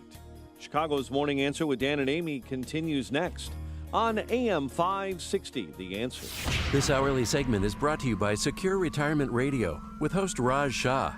Sunday mornings at 7 on AM 560, The Answer. If you're talking about it, I'll be talking about it. Dennis Prager here. Join me this morning at 11, right here on AM 560, The Answer. Good morning, Dan and Amy. Sticking on the topic of school shootings, You've got this whole track of the failure of law enforcement, the failure of local units of government who interacted with the Parkland shooter dozens and dozens of times. 2 tips to the FBI, including one admitted over the weekend they received last month that was specific about this individual wanting to shoot up a school, never referred to the Miami office for follow-up. Florida Governor Rick Scott, calling on Christopher Wray to resign as a result of the FBI's failure to abide protocol, in their words, well, it was on this case. Yeah, and it was an anonymous call, January 5th. That's not that long ago, folks. It said they're concerned about his gun ownership, his desire to kill people, his erratic behavior, disturbing social media reports, and the potential to conduct a school shooting. Yeah. Fell through the cracks. On the gun issue, I want to go back to this piece from a few months back. Leah Labrisco, writing in the Washington Post. She, a former news writer and statistician at 538, that Nate Silver's blog. Oh, yeah. Before I started researching gun deaths, gun control policy used to frustrate me. I wish the NRA would stop blocking common sense gun control reforms, such as banning assault weapons, restricting silencers, shrinking magazine sizes, and all the other measures that could make guns less deadly. Which is what you hear again in the wake of Parkland. Then my colleagues and I at 538 spent 3 months analyzing all 33,000 lives ended by guns each year in the United States, and I wound up frustrated in a whole new way. We looked at the interventions that might have saved these people, and the case for the policies I'd lobbied for crumbled when I examined the evidence. The best ideas left standing were narrowly tailored interventions to protect subtypes of potential victims, not broad attempts to limit the lethality of guns. And she broke it down, because that's what she does as a statistician. She essentially said, look, the most hope she found in terms of public policy was in more narrowly tailored interventions, which comprise the target populations for gun death, potential suicide victims, women menaced by their abusive partners, and kids swept up in street vendettas are all in danger from guns, but they each require different protections, and she goes on to detail those. Mike in Crown Point, you're on Chicago's Morning Answer. Morning, guys. Morning. Hi. Okay, Mike, you're on. Go ahead. Okay, great. I'm sorry. Yeah, I got two ideas. One is we need to have armed security in all schools. If I was President Trump, I'd have legislation passed where it's not mandatory. You can make a request from the federal government. If you want it, fine. If you don't, I think if the Democrats won't support it, they'll look really stupid when schools that don't have security are getting attacked. Those with security aren't. Second point is about political appointments, like the FBI. There should be some minimum qualifications, 20 years field experience, running a regional office. This idea of appointing lawyers to these positions that have no experience has got to stop. You think Christopher Wray should go? I mean, he's a prosecutor, but you think he should go as a result of this? I think he should have never been in that position in the first place. All right, thanks, Mike. Well, somebody's got to lose their job over this. I mean, really, if your job is to serve and protect, and you get a phone call on the FBI tip line that you don't pass off to the Miami field office that says exactly what happened, somebody's got to lose their job. It's a problem. Yeah. Kim in Hanover Park. Hi. Hi. I have a comment for Amy about troubled kids always end up shooting people. Well, I didn't say that, but what's your comment? Well, you kind of did, and my son was bipolar with depressive disorder. Mm-hmm. From 15 years old to 33 years old, he was in the hospital many times. Mm-hmm. He never shot anybody, stabbed anybody, punched anybody. But he did end up taking his own life and leaving 3 beautiful children behind. I'm sorry. So it is not. The mental health system is broke. Yeah. It is not just that troubled kids go shoot people. No, I know that. I mean, he said on social media he wanted a gun and he wanted to be a professional school shooter. That's not. I understand, and the FBI did not do their job, and we have to fix the mental health system and not keep blaming guns on everything, as sad as this all is. Thanks for the That's a call, good Kim, point. and sorry about Thank you. your son. Appreciate that. You're right. She's right. Kim is absolutely right. And this was mentioned. Even Megyn Kelly conceded that last week with her disjointed rant against everybody and everything to do something, but she doesn't know what the something is. Mental illness, not necessarily a particularly good predictor of somebody that's going to commit violence. Well, DCFS went to their house after he had that Snapchat video where he slashed his arms and said he wanted guns, and they decided that they said he's autistic. They said he has attention deficit disorder, that he's got depression, but they said he's in the care of his mom and he's seeing a counselor at the Henderson mental health facility. So they thought that's why they left him there, and they didn't take him away. This got a email from a former military who makes a good point too. Just since we're having this gun discussion in part, as well as drug discussion and law enforcement discussion. I mean, all of the component parts of this country founded in the fires of distrust of big government, and our founding fathers knew this. It's true. It's exactly true. He also makes the point about the founding fathers not being, the argument, they would have never been able to dream of an AR-15. And point of fact, the air rifle Thomas Jefferson outfitted Lewis and Clark with was a 22-shot semi-auto. So those weapons actually did exist. And law enforcement can have them, and so could the military. Then we, the people, should be able to have them. I'm former military. It's the platform I trained on. There are far more dangerous weapons than an AR-15. I know, but it's so much easier just to point at the weapon that was used in a specific case and ban it and feel good about ourselves, even though it will do nothing to make us safer. Don't you understand? It's just about our self-esteem. That's what we do in this society. Congratulate ourselves. Christy in Bensonville. Good morning. I think that as it relates specifically to gun control, I don't think banning guns or, the NRA or anything like that is a solution. I think evaluating people for mental illness and evaluating people for personality disorder, I think those should be necessary before a gun permit is issued. I'm not saying it's a universal fix, but I think it's a good indicator. So you're saying everybody gets a mental health evaluation prior to being able to purchase a gun? There's a mental health evaluation, and then there's an evaluation for personality disorder as well, which, falls more on the sociopathic, psychopathic type of thing. So, but are you saying if in trying to catch evidence that there was a personality disorder or some kind of mental illness in someone's background, or are you saying preemptively everybody gets a threshold clearing mental health evaluation? Yeah, prior to being issued a permit to hold a gun.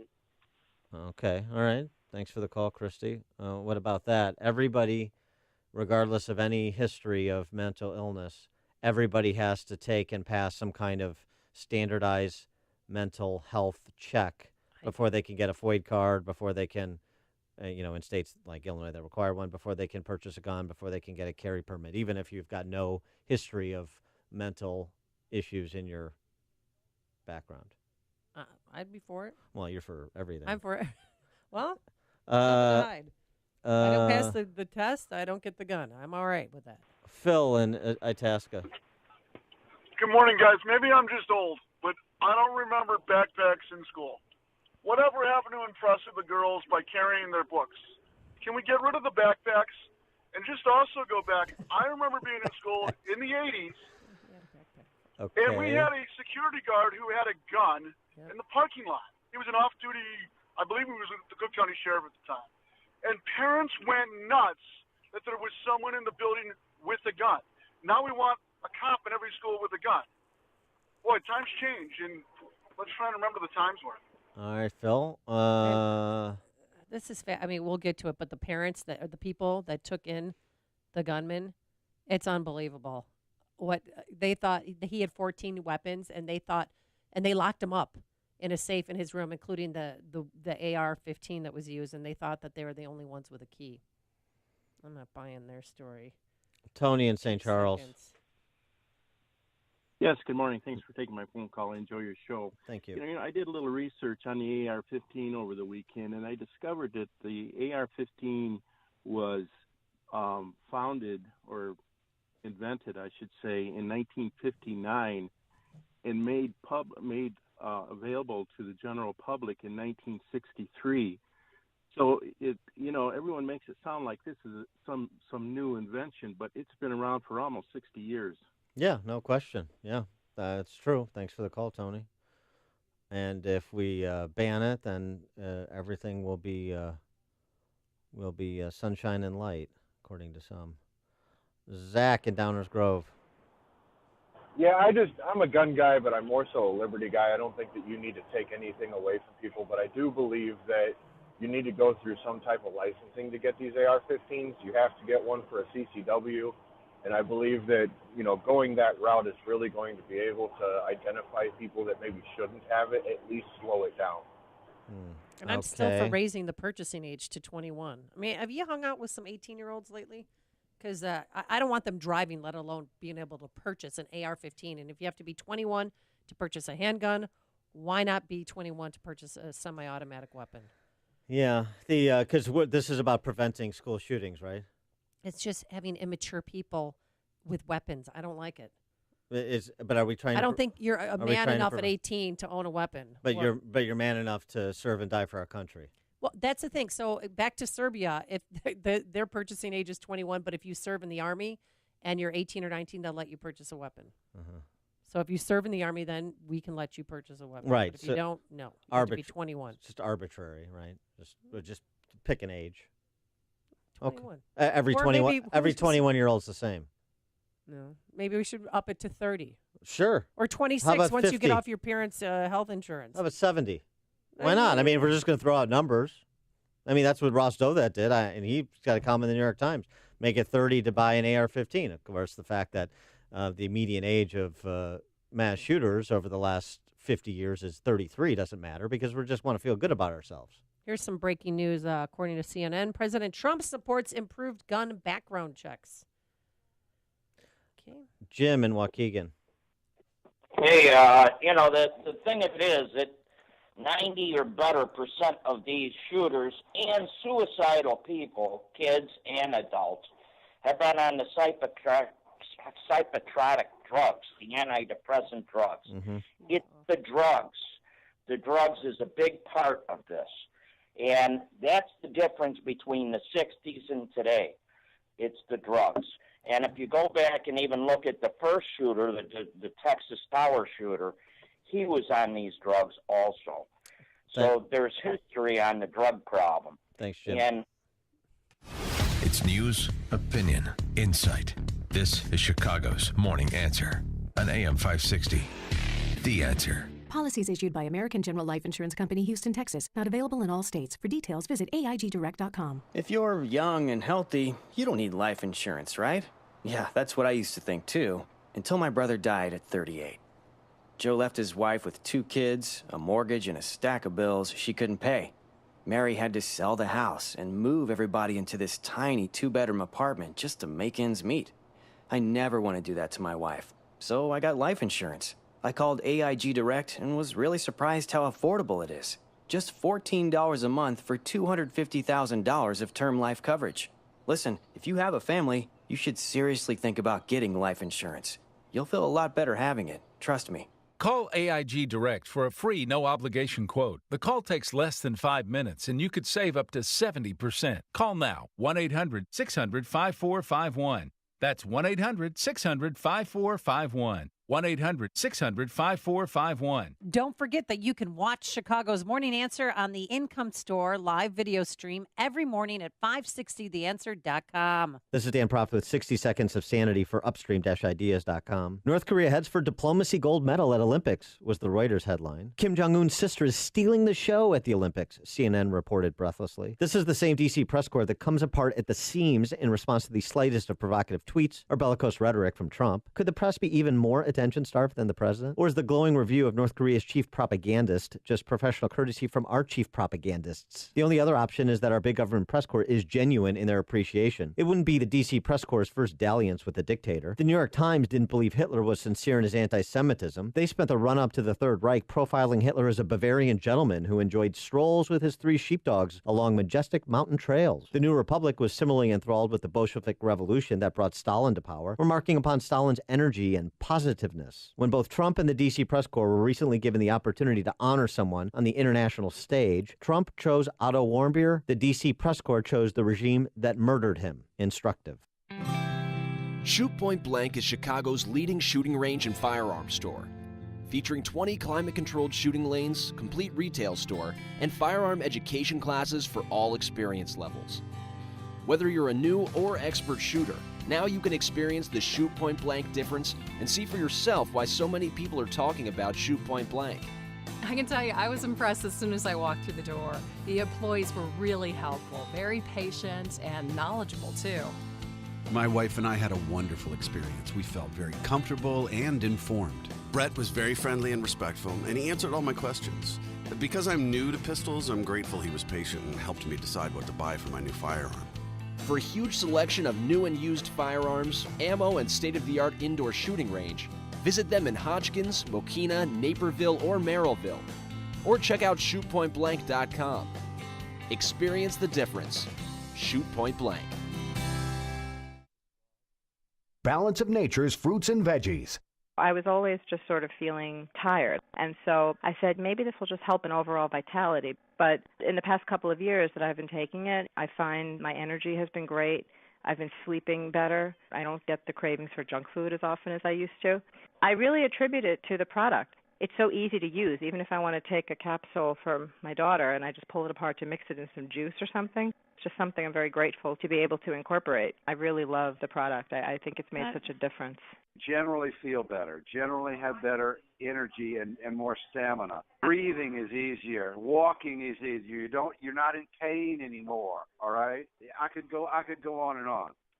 When you call, use discount code CHICAGO, and we'll take 35% off your first month's order and ship it to you free. Call 800-246-8751 or go online to balanceofnature.com and use discount code CHICAGO. Watch today's show live right now on the Income Store live video stream at 560theanswer.com.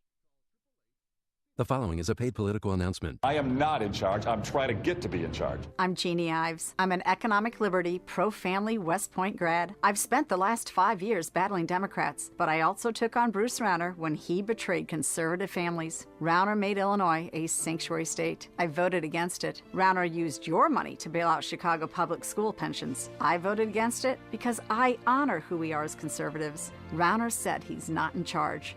With your help, I'll lead the charge. Paid for by Ives for Illinois. I am not in charge. I'm trying to get to be in charge. I'm Jeannie Ives. I'm an economic liberty, pro-family West Point grad. I've spent the last 5 years battling Democrats, but I also took on Bruce Rauner when he betrayed conservative families. Rauner made Illinois a sanctuary state. I voted against it. Rauner let Republicans surrender to Madigan on the income tax hike. I voted against it because I honor who we are as conservatives. Rauner said he's not in charge. With your help, I'll lead the charge.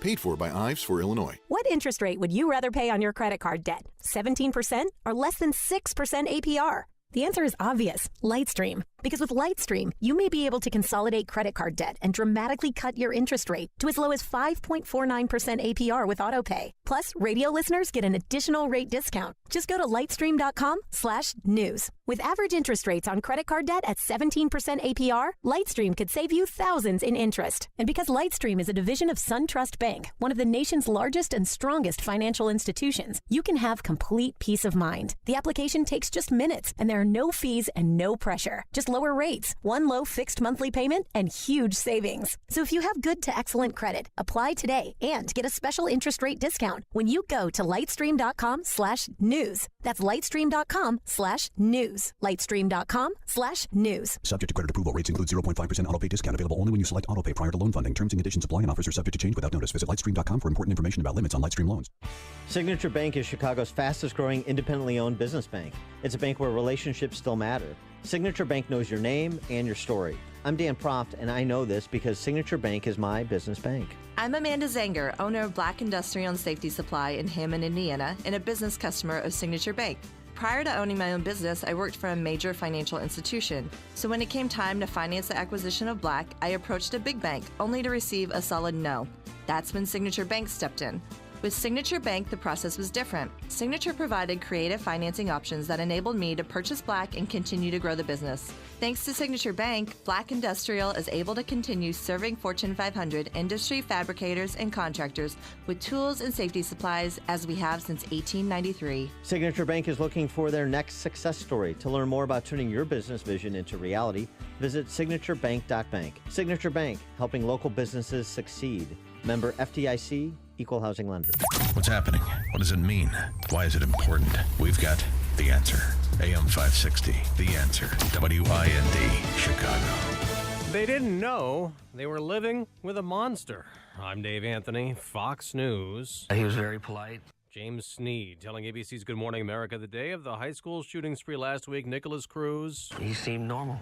He told my son he was going to the movies. Sneed and his wife had taken in Cruz after his adoptive mother had died and thought he had the only key to the safe where Cruz's guns were. I want to make sure that when we talk about this stuff, the names of the people who died are not forgotten. Emma Gonzalez, a student at the Parkland, Florida high school where 17 students and adults were murdered last week. She's organizing a March for Our Lives gun control rally in Washington next month. President Trump will meet with some students and teachers, then state and local officials later this week discussing school safety.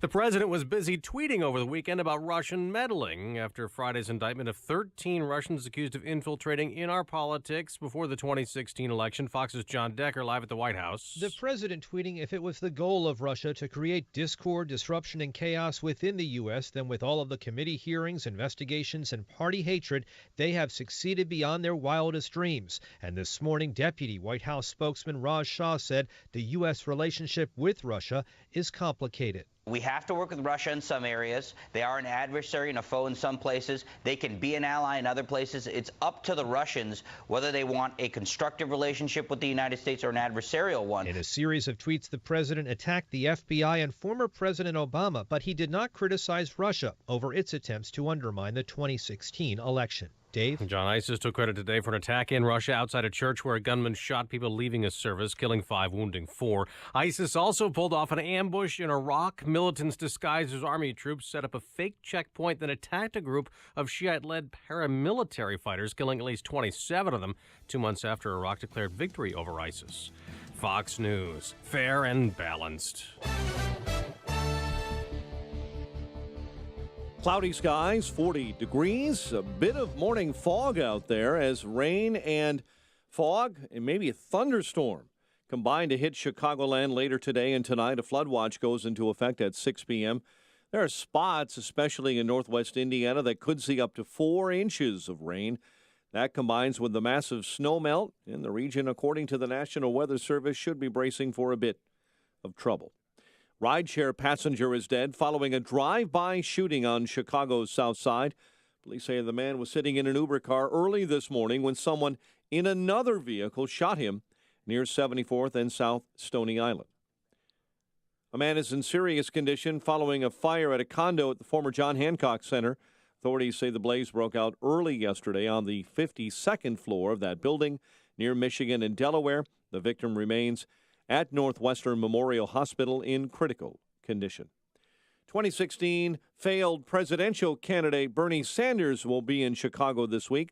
The Vermont Progressive will headline a Southwest Side rally to campaign for Progressive Democrat Jesus Chuy Garcia, running for Congress.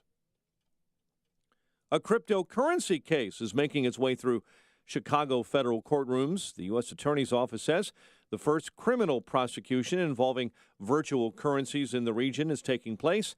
The suspect is 24-year-old Joseph Kim, a trader accused of misappropriating more than $2 million in Bitcoin and Litecoin. Blackhawks host the Kings tonight at the UC, fighting Illini winner over Nebraska in Big Ten hoops, 76-66. In the Valley, a share of the MVC title for Loyola. They beat the Aces of Evansville, 76-66. The news, a service of Staples. Let Staples help you this tax season with everything you need for less. From storage boxes and filing supplies to software like QuickBooks and TurboTax. And right now, get up to $10 off when you buy TurboTax. Ends 3/3/18. Less tax stress equals more tax success. Staples, it's pro time. 8:04, time for the AM 560 Business Beat. From the Fox Business Network and a service of Turnkey.pro, here's Ginny Casola. From the Fox Business Network, fashion brand Chanel is investing in a London-based online retail company called Farfetch, but don't expect to buy a luxury purse from a Chanel online site. The two will work together on Chanel's online presence and will connect Chanel's clients with store assistants. Farfetch will work on customer services and connect shoppers with an assistant when they meet in a store. Chanel sells cosmetics and sunglasses and perfumes online, but believes selling its exclusive fashions online will take away from the fashion brand's reputation. Waymo is getting ready to launch self-driving cars as a business. The Google autonomous car unit received approval from Arizona last month to operate as a transportation network. It has been testing a driverless ride-hailing service in and around Phoenix since April. The markets are closed for the President's Day holiday. With the Fox Business Report, I'm Ginny Cosola. 8:05, a check of traffic and weather on the way next on AM 560. All money managers may seem pretty much the same. But while some money managers may recommend high commission investment products, Fisher Investments avoids them. Some money managers may have hidden and layered fees. Fisher Investments never does. And while some money managers are happy to earn commissions from you, whether you do well or not, Fisher Investments fees are structured so we do better when you do better. In other words, we're structured to be on your side. Maybe that's why most of our clients come to us from other money managers. Talk with us and find out why so many experienced investors are switching to and staying with Fisher Investments. Fisher Investments, clearly better money management. Investments in securities involve the risk of loss. Visit us at FisherInvestments.com to find out what we can do for you. Yep. Traffic. It is what it is. Stalled cars on the Kennedy Expressway. Missed concerts, football games, lots of cold dinners, and cold shoulders from Cindy. How much longer do I have to do this? Kids miss me. Cindy misses me. Our marriage is missing me. From Tabota and Associates. Then I heard Jack Tabota on the radio again. Financial strategy designed to help them retire sooner. What do I have to lose? So I called him. We met, discussed my numbers, then just talked. Talked about life, family, retirement, then something I didn't expect. Jack says retirement wasn't as far off as I thought. And today, the only thing I'm missing is the traffic. Do you need a financial strategy for retirement? Let's talk. Tabota and Associates, 630-777-7955. 630-777-7955. Investment advisory services offered through AE Wealth Management, LLC. AE Wealth Management and Tabota and Associates are not affiliated companies. 8:07 and a check of your morning roads in the Alarm Detection Systems Traffic Center. Here's Jeremy. Mike, we start things off in West Chicago where there's a crash at Route 59 and North Avenue. And do want to remind you on the northwest side, the work that was scheduled to close Higgins in both directions, Canfield to Oriole, is actually happening next Monday, and that's mostly due to the weather. Expressways lighter than normal. The Eden's outbound 20 minutes on to Lake Cook. Kennedy's 24 in from O'Hara, half hour back out. Eisenhower 32 apiece to and from Route 390. You're also seeing delays on the Stevenson 38 in from 355, 42 out to 355. Traffic at the service of Staples. Let Staples help you this tax season with everything you need for less. From storage boxes and filing supplies to software like QuickBooks and TurboTax. And right now, get up to $10 off when you buy TurboTax. Ends 3/3/18. Less tax stress equals more tax success. Staples, it's pro time. Traffic answers when you need them most. I'm Jeremy Scott on AM 560, The Answer. Chicago's Morning Answer continues next. Your official Chicagoland weather forecast with meteorologist Kevin Snyder. Flood watch in effect this evening through late tomorrow night. Periods of rain and a thunderstorm during the day with occasional rain and a thunderstorm at night. Patchy fog throughout the day and night. Wind gusts up to 30 miles per hour, high 58, low 54. I'm Kevin Snyder on AM 560, The Answer. 40 degrees at O'Hare. Next news 8:30. Chicago's Morning Answer with Dan and Amy continues next on AM 560, The Answer. Listen to AM 560 on your mobile device. Now available on iHeartRadio. Online at iHeartRadio.com. This is Chicago's Morning Answer with Dan Proft and Amy Jacobson on AM 560, The Answer.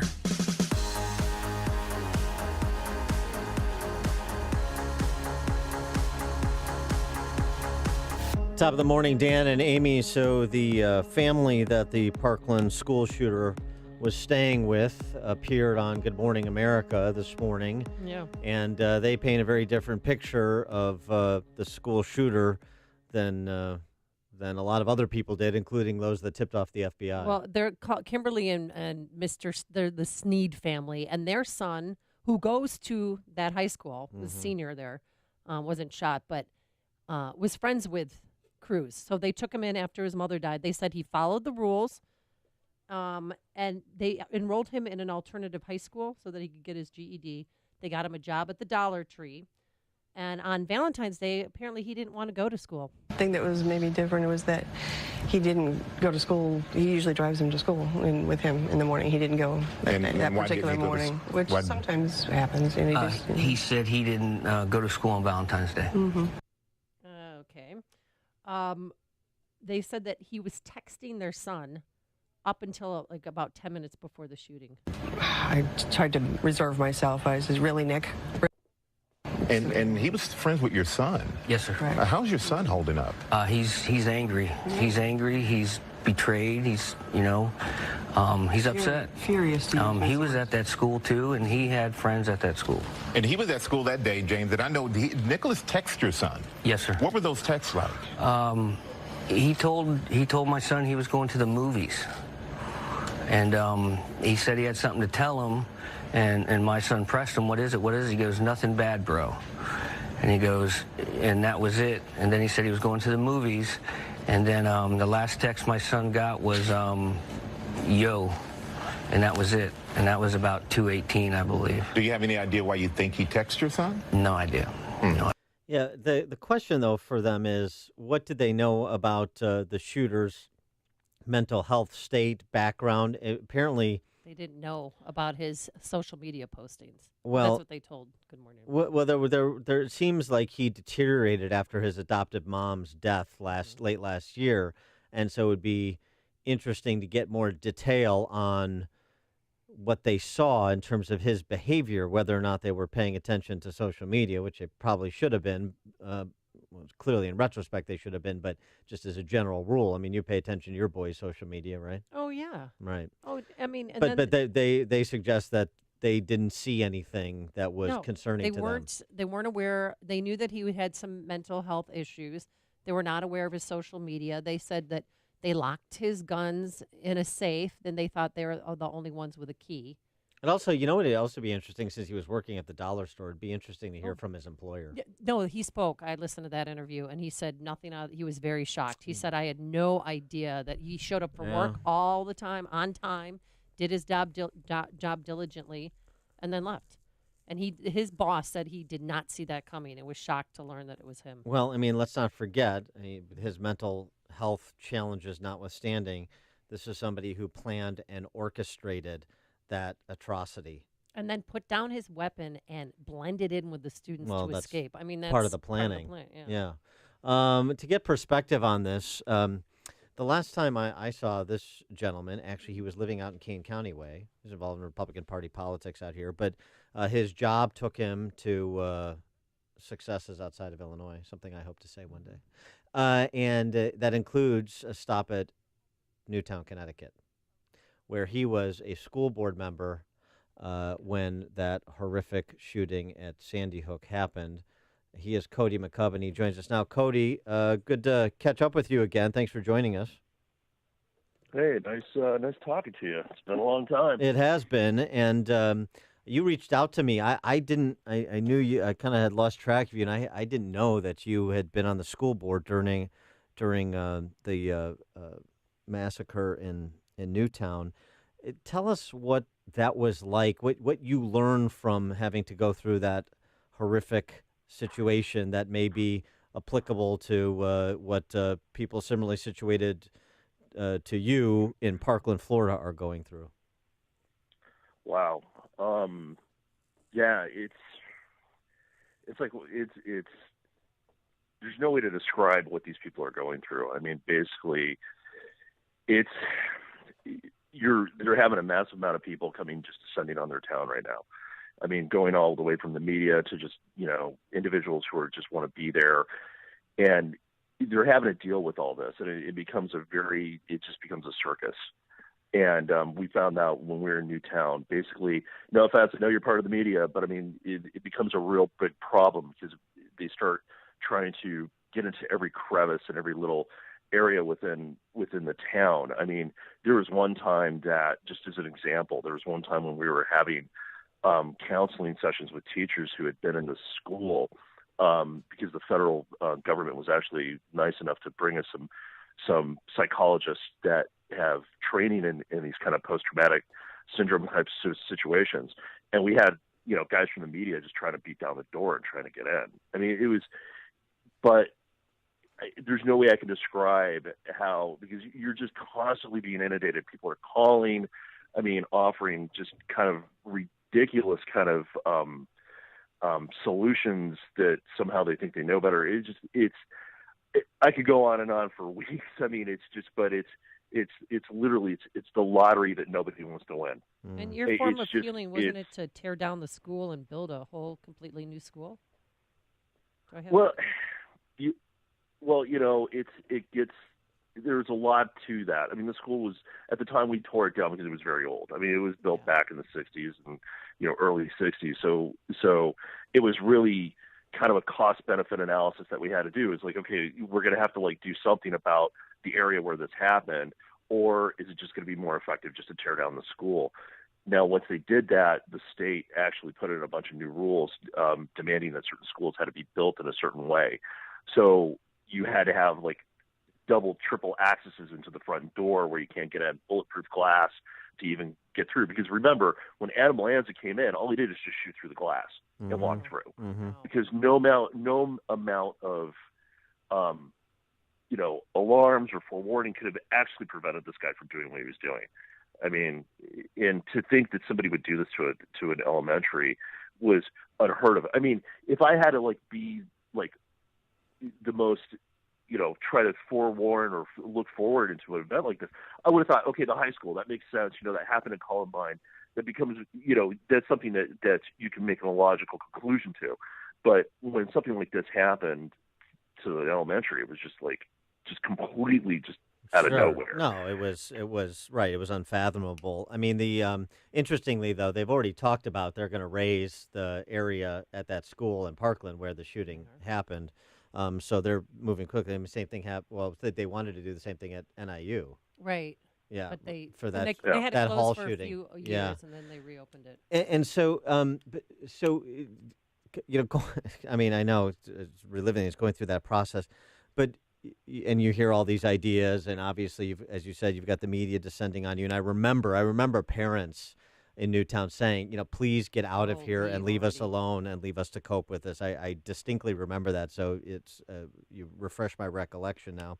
But what about the school board and the responsibility that you guys have, that they have, particularly down in Parkland now, where you've got an individual, the shooter, who had been expelled, who had run-ins with teachers now talking about it, the teachers who tried to get to him and so on and so forth. How did you guys in Newtown process that the way that they're trying to process it in Parkland? Well, I mean, it really comes down to a kind of a method of discovery, right? So, all the medical records and everything are sealed, right? Because they have rules and everything like that. I mean, I do remember when I was in Newtown when they pulled the file. Now, I didn't look at it. But when they pulled the file on Adam Lanza, because he was a student there for a short period of time, but it had been as thick as a book. So so you knew, but see, you have to remember, in Newtown we had a kind of a different situation. I mean, this guy was an active student there. Adam Lanza hadn't been a student in Newtown for a decade, if not longer. Right. So when he literally came out of the shadows, and the thing that I've told people, when they ask me about this is that, just like Adam Lanza and this kid and just like, Columbine, all these other issues, they hate the school. They don't know these kids. They have no idea. All these people that they acted out against, he has no idea who they are. All of them are. I mean, just like Adam Lanza didn't know who these kids were. He had no clue. For whatever reason, he has some kind of just hate towards the school that where he had to just, be vindicated in some way, shape, or form. I mean, it's kind of hard to explain, but I mean, it's just, it gets down to the point it's these kids have some very serious mental issues, and obviously, he, like this kid Cruz, was able to hide it very well. Were there people he was around? Just your segment earlier. Were there any other changes that were made in Newtown other than the actual school construction and making it more of a hardened school? Making it more secure. Any changes in the way that the school operates, the district operates? Not really. I mean, there's really nothing you can do. I mean, the thing is that, I mean, really, you can brief up the school. I think it made the parents and everybody feel a lot better that their kids were going to school, because remember, we had to build it on the same site. Yeah. We couldn't find another location to build it. So because just the way if you ever look at the topography of Connecticut, it's very difficult to find good flat land. Mm-hmm. We built the school, and then we even had to get $50 million from the state of Connecticut in order to be able to even afford it. But really, and I resigned probably because I moved to the UK. I moved to London in 2013. But so I wasn't really there afterwards to see how things changed. But when I moved back, things were pretty much the same.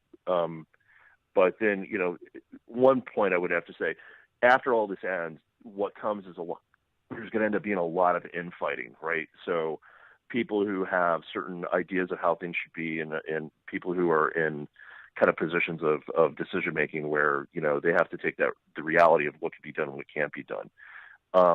It really throws everything in a complete kind of upheaval.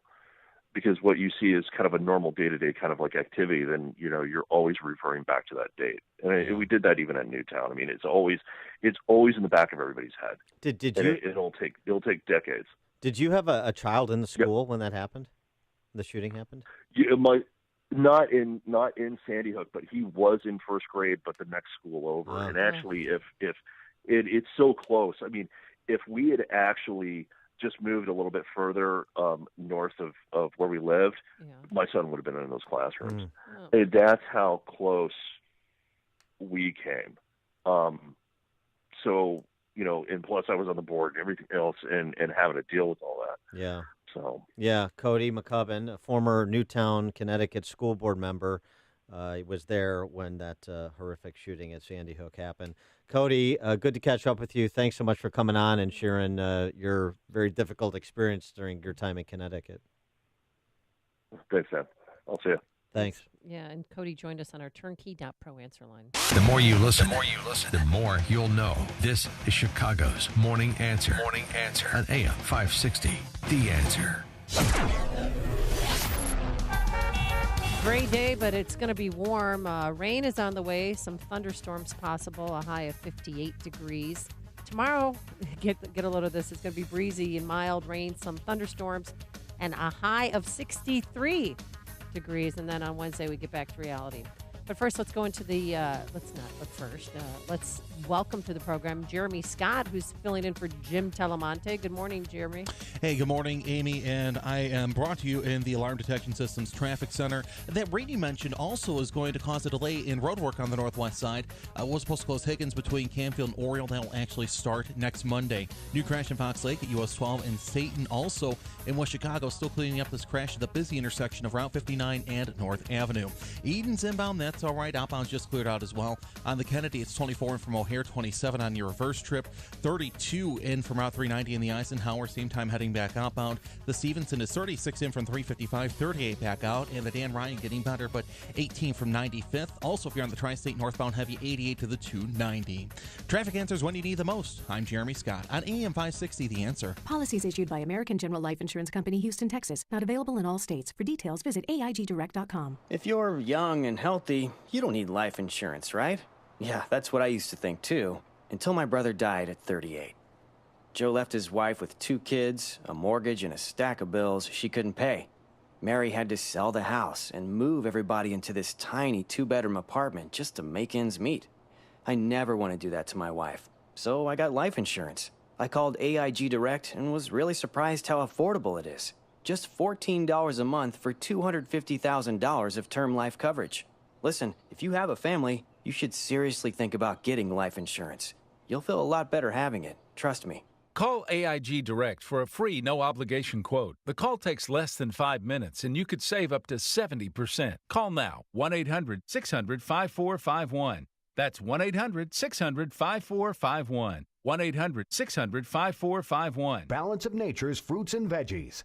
I'm Mark Gastineau. I played in the NFL for 10 years. I was diagnosed with CTE, with dementia, Alzheimer's, and Parkinson's. The fruits and vegetables that we take from Balance of Nature is the best thing that we could ever do. And I'm calling in now to order extra because of my wife has been taking mine because she sees the difference in me. It is a wonderful thing that Balance of Nature is doing. I hear the testimonies on the radio, but I'm a testimony for myself. And the fruits and vegetables, if I don't take them every single day, my day is not going to go the same. So God bless you, and thank you for what you've done for my wife and I. When you call, use discount code CHICAGO, and we'll take 35% off your first month's order and ship it to you free. Call 800-246-8751 or go online to balanceofnature.com and use discount code CHICAGO. It either is or it isn't. When it comes down to it, that's all that really matters when choosing a certified pre-owned Mercedes-Benz. It's either certified by Mercedes-Benz factory-trained technicians or it isn't. It's either backed by an unlimited mileage warranty for up to 5 years or it isn't. It's absolute confidence in 30,000 precision parts or it isn't.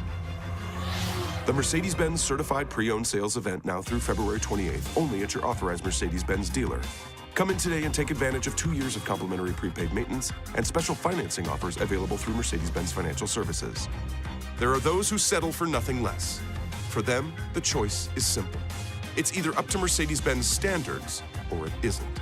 It's flawlessly maintained or it isn't. It's either Mercedes-Benz Certified Pre-Owned or it isn't. See your authorized Mercedes-Benz dealer for complete details and limitations on certified pre-owned warranties. Shoot Point Blank is Chicago's leading shooting range and firearms store. Featuring 20 climate-controlled shooting lanes, complete retail store, and firearm education classes for all experience levels. Whether you're a new or expert shooter, now you can experience the Shoot Point Blank difference and see for yourself why so many people are talking about Shoot Point Blank. I can tell you, I was impressed as soon as I walked through the door. The employees were really helpful, very patient, and knowledgeable, too. My wife and I had a wonderful experience. We felt very comfortable and informed. Brett was very friendly and respectful, and he answered all my questions. Because I'm new to pistols, I'm grateful he was patient and helped me decide what to buy for my new firearm. For a huge selection of new and used firearms, ammo, and state-of-the-art indoor shooting range, visit them in Hodgkins, Mokina, Naperville, or Merrillville. Or check out shootpointblank.com. Experience the difference. Shoot Point Blank. On AM 560 The Answer, we talk about the important issues that affect your world. Things like the economy, education, and foreign policy. There's always so much going on in the news that we don't always have the time to focus in and talk about the big ideas behind the important issues. Enter Upstream Ideas online at upstream-ideas.com. Upstream Ideas, in partnership with the Illinois Opportunity Project, provides the kind of information that informs the policy discussions happening here on AM 560. At Upstream Ideas, you'll broaden the debate, move beyond partisan assumptions, and challenge accepted accepted beliefs. Upstream Ideas goes against the current and thinks upstream. Go online now at upstream-ideas.com. That's upstream-ideas.com. You'll be armed with new information and fresh perspectives to help encourage you to make the state of Illinois and the United States of America a bit freer, a bit more just, and a bit more civilized. Upstream-ideas.com. AM 560. The Answer. Dan and Amy, take a couple calls real quick here. Byron in Lombard, you're on Chicago's Morning Answer. Hey, real fast, I got about three or four things I'll tell you. First of all, I'm veteran, fire, full automatic. I have a degree in psychology. If you read the book Listening to Killers, written by a Chicago law expert that testified in murder cases, trauma is the thing that we're overlooking in these children. Just like Charles Whitman way back at University of Texas. Yeah. And he had a tumor in his brain. But these children have trauma and their frontal cortex has not been developed. So we're trying to address a gun issue when, hey, it used to be pipe bombs. It can be any other kind of weapon. The students that are at this age are under so much stress to begin with without having any kind of mental anguish. It's really, really hard for anybody to grasp what they're suffering through. Thanks okay? a lot. Thanks a lot, Byron. Appreciate the call. Greg in LaGrange. Hey, how are you doing today? Good. You know, Dan, I agree with you 100%. When I hear these numbers thrown out about 18 years old, 21 years old, this person is mature, this person is not mature, it comes down to something very simple, culture. The culture we live in. Because in the 40s, I remember my relatives talking about having rifle shooting clubs in school, you know, and these kids are more mature back then than they are now. Let's talk about our culture. Let's talk about the movies we produce. Let's talk about the de-emphasis of the nuclear family. Let's talk about the celebration of killers on the DNC stage during their convention.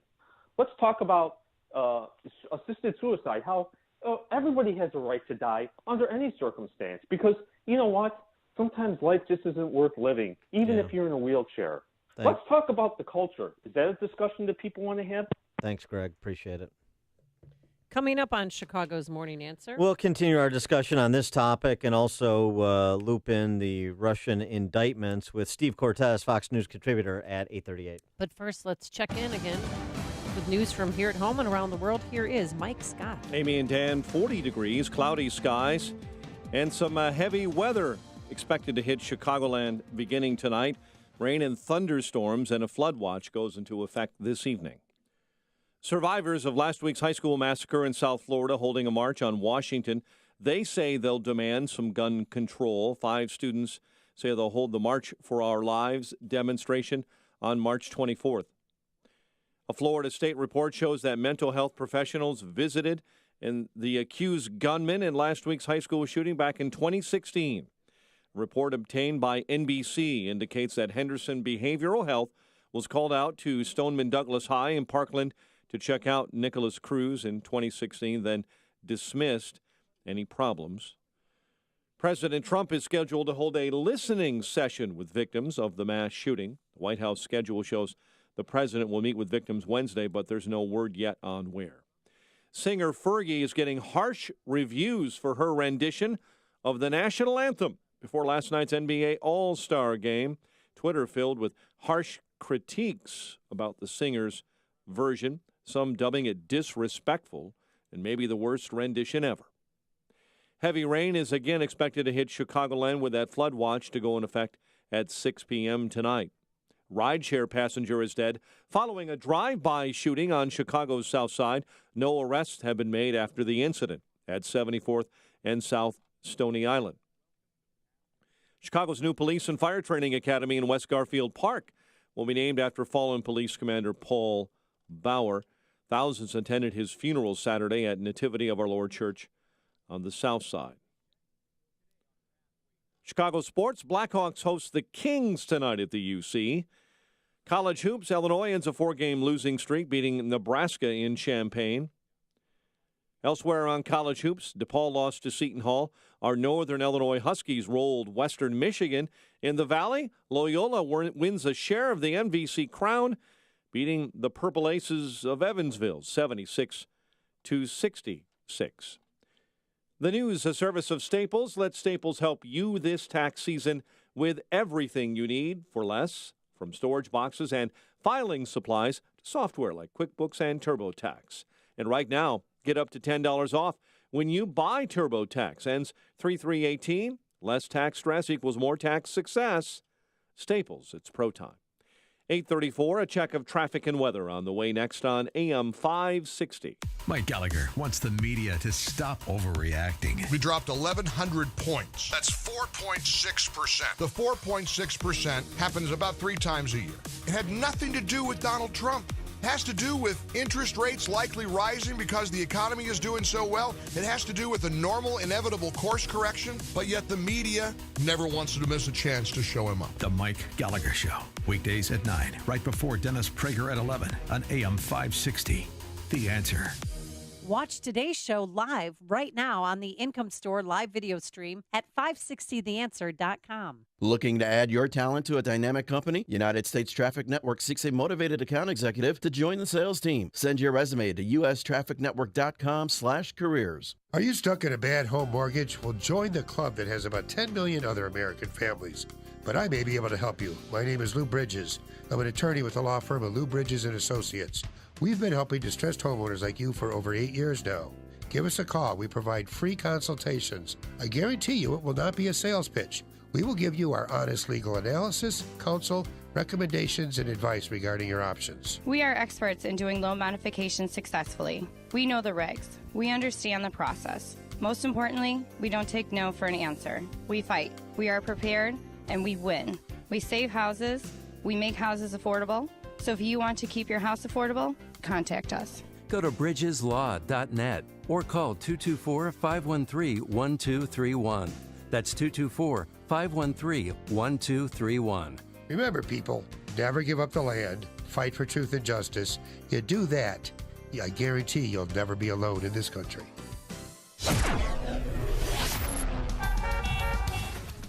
8:35. Let's get an update on the roads.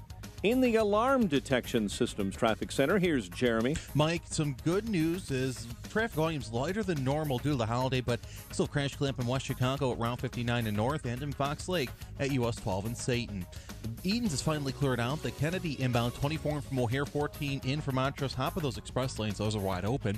Outbound 10 to Montrose, 27 minutes out to O'Hare. The Eisenhower inbound 32 in from Route 390, 17 in from Manheim. Your big delay, though, is from St. Charles to the Tri-State. Outbound only 19 to Manheim, 32 out to Route 390. Stevenson is 36 in from 355, 38 back out. The Dan Ryan also a little tight, 18th on into downtown. And the Tri-State northbound heavy from 88 to the outbound 290 ramp. Traffic answers when you need them most. I'm Jeremy Scott on AM 560, The Answer. Chicago's Morning Answer continues next. Your official Chicagoland weather forecast. Rain and maybe a thunderstorm today. High 58, clouds, breezy, mild. Rain, maybe a thunderstorm overnight. Low 54. Currently 41. Next news coming up at 9. Chicago's Morning Answer with Dan and Amy continues next on AM 560, The Answer. This hourly segment is sponsored by the Townstone Financial Show, Saturday afternoons at 1. Nobody values your mortgage business like Townstone. Listen and call for the best advice. When you've got questions, he always has an answer. It's Sean Hannity this afternoon at 2, right before Joe Walsh at 5 on AM 560, The Answer. Good morning, Dan and Amy.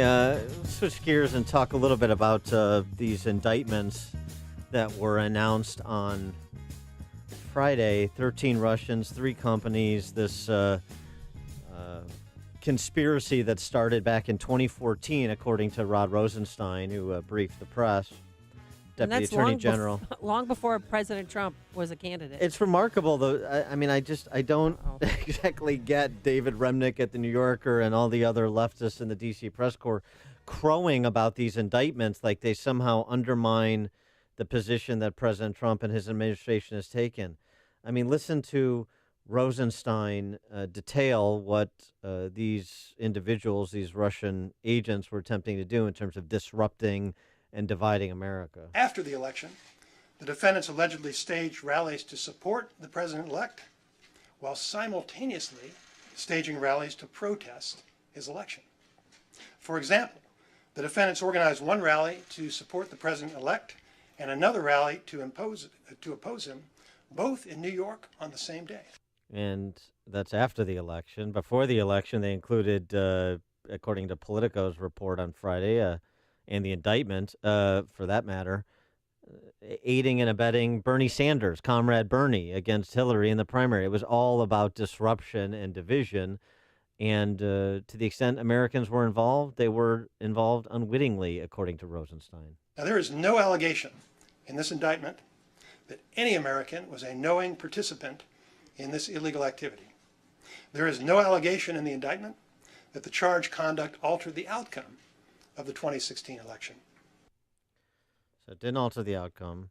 No, didn't alter the outcome. No participation by Americans. No witting, right?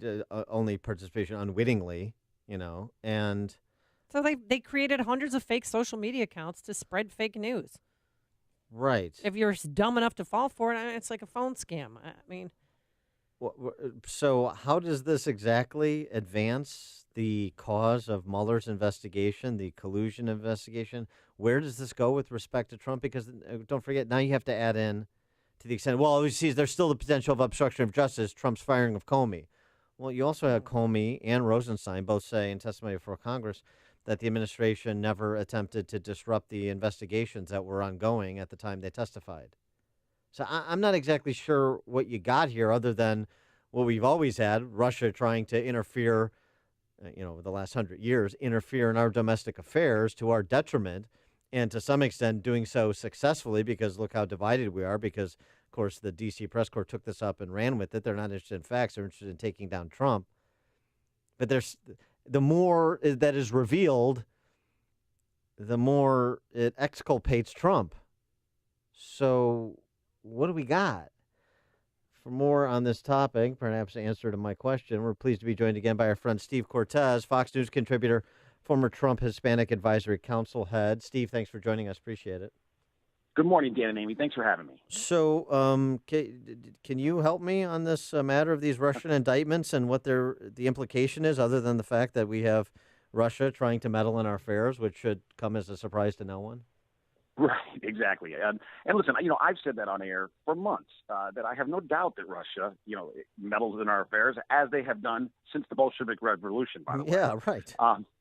And by the way, among other countries, do we think that the Chinese were uninvolved completely in our election, that they're incapable of using social media and technology means to try to foment discontent in the United States? I don't know that they were involved, but I'd be shocked if they were not involved. So among other countries, we know the Ukraine was involved on the other side, on a very anti-Trump level. We also know, by the way, that the Russians were not just pro-Trump, apparently, in some of they were, as you mentioned, anti-Trump after the election. So it's more about discord than anything else. They were also pro-Bernie Sanders, which I find fascinating. And I've yet to hear from Bernie or any of the Bernie folks to talk about that aspect of it.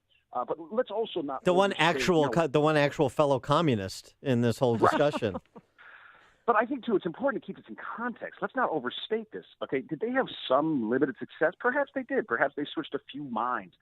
Perhaps they polluted a few social media streams with misinformation. But we're talking about, I think, roughly a dozen operatives spending $1 million or $2 million in a race where the candidates alone spent $1.3 billion, and that's not including all the massive amount of outside money involved, a race that probably consumed American society more, certainly in terms of media and social media, than any race in our history. So, you're talking about literally, a pebble in the ocean of information that was out there. Now, does that mean we tolerate it? Of course not. I'm glad they're indicted. They're never going to see a U.S. court, of course. But nonetheless, it's smart, I think, for us when we have these kinds of actions, just as we should indict, I think, a lot more Chinese cyber criminals. Again, they'll never see an American courtroom if we do it, but it still makes sense to say that we take crimes against America seriously, whether it's our election, our intellectual property, hacking, all of the above. Yeah, Putin's not going to extradite any of those 13, including his chef. So do you think that this is the end of the story? Well, I hope so. By the way, too, the one reason to indict them, Amy, it does have a tiny bit of teeth. for these folks who are probably well-to-do Russians, for the most part, it does prevent them from traveling to countries that are friendly to the United States because they would get extradited. So no more vacations to London for them or to Paris or Rome. Right. And that does matter, right? Right. You know, they can basically go to Russia and China and Belarus. So have fun with that. Now, this doesn't necessarily end the Mueller investigation, nor should it. Go ahead, continue your investigation. There's still the question, as Jonathan Turley, George Washington University law professor, said, the remaining question could be whether Trump wittingly obstructed an investigation into unwitting contacts with the Russians. It doesn't seem like that's particularly likely, but it's an open question that I'm fine to have Mueller investigate and answer. And when that question is ultimately investigated and answered, and they seem to be moving right along and finding the answer to it, then is there anything else? Can we wrap this up?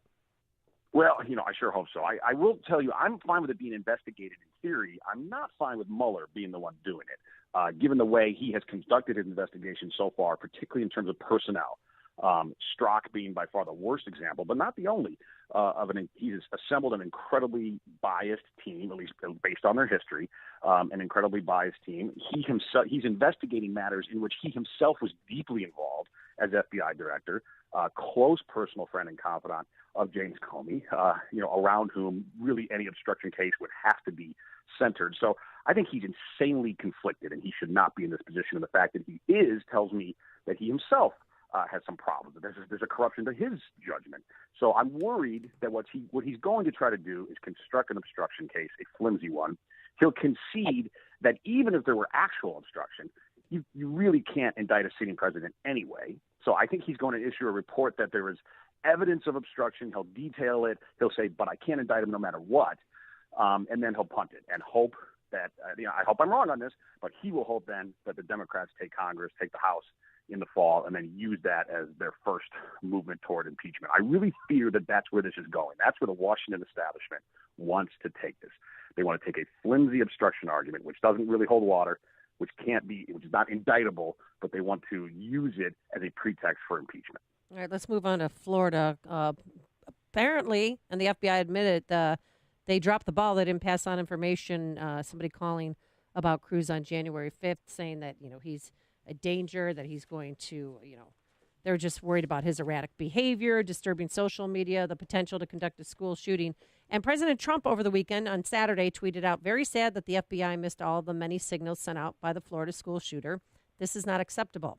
They're spending too much time trying to prove Russian collusion with the Trump campaign. There's no collusion. Get back to basics and make us all proud.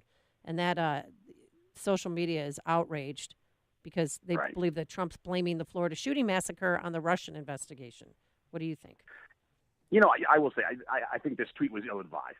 As much as I admire the president, I'll criticize him when I think warranted. And in this case, he's absolutely right. The FBI does deserve criticism, clearly, for dropping the ball here. And I mean, dropping the ball is a euphemism. I mean, it's horrific, right? What unfolded because of incompetence, probably, right? This could have been stopped and should have been stopped. And two different citizens did what they were supposed to do, which is warn authorities that there's a dangerous guy out there with terrible plans. And authorities twice dropped the ball. But then to make the connection to Russia, that's a big leap and a big stretch. It's not as though the Florida field office is somehow obsessed with the Russia investigation. I understand where he's coming from. I really do think that the president is just so sick of dishonest attacks against him that have, as a candidate, as president, have just persisted nonstop from the mainstream media and from the Washington establishment. So I understand his angst, and I understand his anger. But to connect the two, I think, yes, is a mistake and is a bit disrespectful, to be frank, I think, to the victims and the people grieving in Florida right now to say that Russia has something to do with it when I don't think it does. Governor Rick Scott, governor of Florida, called on Christopher Wray to resign because of the FBI's failure here, specifically the failure to report that tip they got last month to the Miami field office for follow-up. What do you say to that call?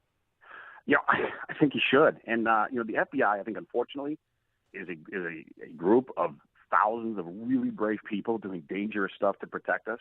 But I think that the leadership of the FBI has been horrendous. And I count Mueller and Comey and perhaps now even Wray in that fold. I mean, look, somebody has to pay a price. There have to be consequences when these kinds of mistakes happen. By the way, I said the same thing in terms of, again, I'll criticize the president and the White House when I think it's warranted. I said the same thing about the Rob Porter episode. somebody needs to pay a price. There was clearly a breakdown in the process, whether it was the FBI side or the White House side. Somebody clearly fumbled there, and there has to be a price. And I think the price is somebody losing their job. In this case, it's so horrific with 17 dead Americans that I think, yes, it really should call for, I think if he's a man of honor, he'll offer that. He'll say, you know what, I didn't do it. I didn't take the phone call, but it's my organization. And we have to show the American people how seriously we take this, how seriously we take their safety. It's the mission. It is the mission of the FBI. And so I think he should resign himself. And if he doesn't, there should be pressure on him too.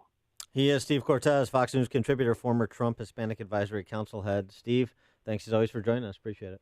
Thanks for having me. Happy President's Day. Yes, good. Go get that mattress that you've had your eye on. Thanks, Steve. And he joined us on our turnkey.pro answer line. Before you see it on TV, share it on Facebook, or read about it in the paper.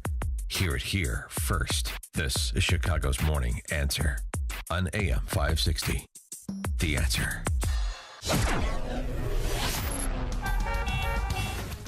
Coming up next, your calls, 312-642-5600. What do you think of Trump's tweet?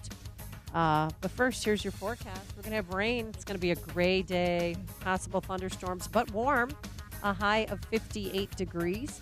And tomorrow, even warmer. We're going to break records, possibly, a high of 63 degrees. The average for this time of year is 39. But with those warm temperatures comes a chance of rain and thunderstorms as well. Now let's get into the Alarm Detection Systems Traffic Center. Jeremy Scott in for Jim Telemonte. Hey, Amy. Yeah, still seeing some delays, but not as bad as we normally see because of the President's Day holiday. Inbound on the Kennedy, tight from Division. It's 23 in from O'Hare, 13 in from the Junction, 8 in the Express. Outbound slow central at Sayre. It's 10 to Montrose, 24 out to O'Hare. Eisenhower inbound crawls from St. Charles to the Tri-State, but just tight from Ashland on in. 33 in from Route 390, 32 back out, where it's heavy from Harlem to Des Plaines. Inbound to Stevenson, that's clear. Outbound, though, 38 out to 355. The Dan Ryan is heavy from 18th into the Burn. Also, the only tollway delay we're seeing is northbound the Tri-State from 88 to the outbound 290 ramp. Traffic answers when you need them most. I'm Jeremy Scott on AM 560, The Answer. So glad that I have a MyPillow for many reasons. I can't really sleep without it. I just don't have one. I have 3 in my house. And I'm glad I did because over the weekend, Eli was sick and got those pillows dirty, and I didn't have to take it to the cleaner like I had to with my down pillows. This one, it's great. It's made in America. You just throw it in the washer and dryer. Yes, and you are good to go. And right now we have the 4-pack deal. It is back. The 4-pack deal includes 2 premium MyPillows and my favorite, those 2 Go Anywhere MyPillows at 50% off. There's a 10-year warranty on that bad boy plus a 60-day money-back guarantee. So why not try it? Go online to mypillow.com, type Amy in the promo code to get 50% off that 4-pack, or call this number, 800-489-0201. That's 800-489-0201, and use the promo code Amy. What interest rate would you rather pay on your credit card debt? 17% or less than 6% APR? The answer is obvious, Lightstream. Because with Lightstream, you may be able to consolidate credit card debt and dramatically cut your interest rate to as low as 5.49% APR with AutoPay. Plus, radio listeners get an additional rate discount. Just go to lightstream.com/news. With average interest rates on credit card debt at 17% APR, Lightstream could save you thousands in interest. And because Lightstream is a division of SunTrust Bank, one of the nation's largest and strongest financial institutions, you can have complete peace of mind. The application takes just minutes, and there are no fees and no pressure. Just lower rates, one low fixed monthly payment, and huge savings. So if you have good to excellent credit, apply today and get a special interest rate discount when you go to lightstream.com/news. That's lightstream.com/news. Lightstream.com/news. Subject to credit approval. Rates include 0.5% autopay discount available only when you select autopay prior to loan funding. Terms and conditions apply and offers are subject to change without notice. Visit lightstream.com for important information about limits on Lightstream loans. Message and data rates may apply. Warranty good as long as you own your mattress. Details at nectarsleep.com. When we told the mattress industry we were going to create the most comfy mattress the world had ever seen, they said, no way. And when we said we'd offer our memory foam mattress at a price that's hundreds less than the showrooms, they said, yeah, right. So we went one step further and said, we'll let customers enjoy it for a full 365 nights with free no-hassle returns. They said, you're crazy. And when they said, what else are you going to do, offer a warranty forever? We said, that sounds like a great idea. We're Nectar, and we make the mattress that's keeping the mattress industry up at night. Enjoy a better night's sleep with a better mattress and even better value. For $125 off our already low price, plus 2 free Nectar pillows, text COZY to 234234 or go to nectarsleep.com. Text COZY to 234234. COZY to 234234. Nectar for sweet, sweet sleep. Balance of Nature's fruits and veggies. I had this crazy thing happen with my eyesight. I went back to get my contact lenses done, and my optometrist, and I'm 46, he said, "This is really weird, but your eyesight is better." I'm like, I can't believe it, but I think it's these vitamins I'm taking. I'm a huge believer in the product. I've tried lots of stuff, and this is the only real thing that I've ever, because of all these comparisons with all the other stuff I've had, this is by far the best thing, and consistently. We're so healthy now on the Balance of Nature. There's no words to say how well it works. Doing good on it, really. I'm feeling my skin is softer, and I feel good.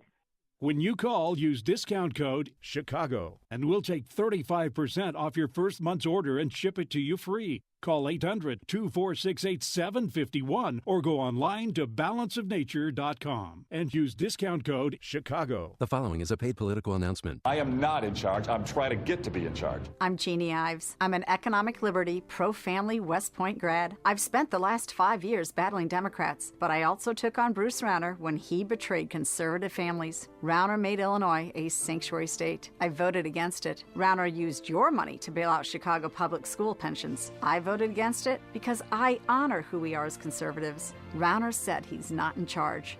With your help, I'll lead the charge. Paid for by Ives for Illinois. I am not in charge. I'm trying to get to be in charge. I'm Jeannie Ives. I'm an economic liberty, pro-family West Point grad. I've spent the last 5 years battling Democrats, but I also took on Bruce Rauner when he betrayed conservative families. Rauner made Illinois a sanctuary state. I voted against it. Rauner let Republicans surrender to Madigan on the income tax hike. I voted against it because I honor who we are as conservatives. Rauner said he's not in charge. With your help, I'll lead the charge. Paid for by Ives for Illinois. Signature Bank is Chicago's fastest growing independently owned business bank. It's a bank where relationships still matter. Signature Bank knows your name and your story. I'm Dan Proft, and I know this because Signature Bank is my business bank. I'm Bob Aument, a founding partner of the law firm of Daspin and Aument and longtime personal customer of Signature Bank. Our firm recently left one of the larger banks to bank with Signature Bank, and it's been a refreshing change. With Signature Bank, we've been able to tailor banking solutions that fit the specific needs of our firm. Beyond that, Signature Bank is responsive, efficient, and timely in meeting those needs. If I have a request, I pick up the phone and talk to Mick O'Rourke, not someone at a phone bank thousands of miles away. Daspin and Aument needed more than what the larger banks offer, and we found that with Signature Bank. Signature Bank is looking for their next success story. To learn more about turning your business vision into reality, visit signaturebank.bank. Signature Bank, helping local businesses succeed. Member FDIC, Equal Housing Lender. It either is or it isn't. When it comes down to it, that's all that really matters when choosing a certified pre-owned Mercedes-Benz. It's either certified by Mercedes-Benz factory-trained technicians or it isn't. It's either backed by an unlimited mileage warranty for up to 5 years, or it isn't. It's absolute confidence in 30,000 precision parts, or it isn't. The Mercedes-Benz Certified Pre-Owned Sales event now through February 28th, only at your authorized Mercedes-Benz dealer. Come in today and take advantage of 2 years of complimentary prepaid maintenance and special financing offers available through Mercedes-Benz Financial Services. There are those who settle for nothing less. For them, the choice is simple. It's either up to Mercedes-Benz standards, or it isn't. It's flawlessly maintained, or it isn't.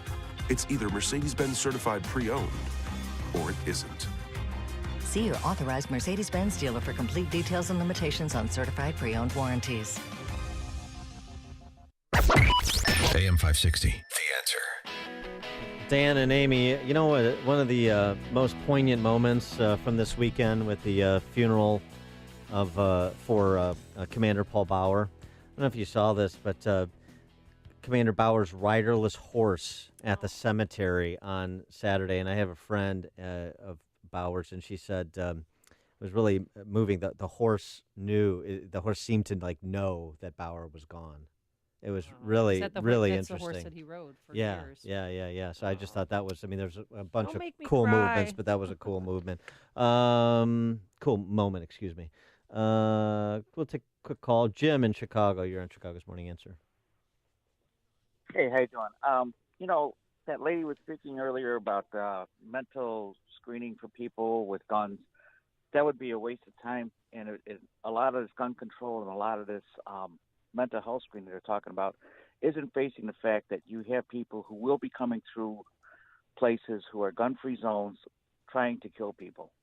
And that's what you need to address. You need to address the fact that even in the Chicago Police Department, with the training that we have and everything, there's a breakdown sometimes of officers where they commit suicide and do things like that. So mental health screening isn't the answer. What you have to do, if they have armed guards to protect money at banks, why can't we have armed officers, military, police, whatever you want to have over there protecting the children and taking away a potential threat? It was Columbine happened. There was a kid that was there saying, "I wish I had my hunting rifle that would have shot him in the head and killed him."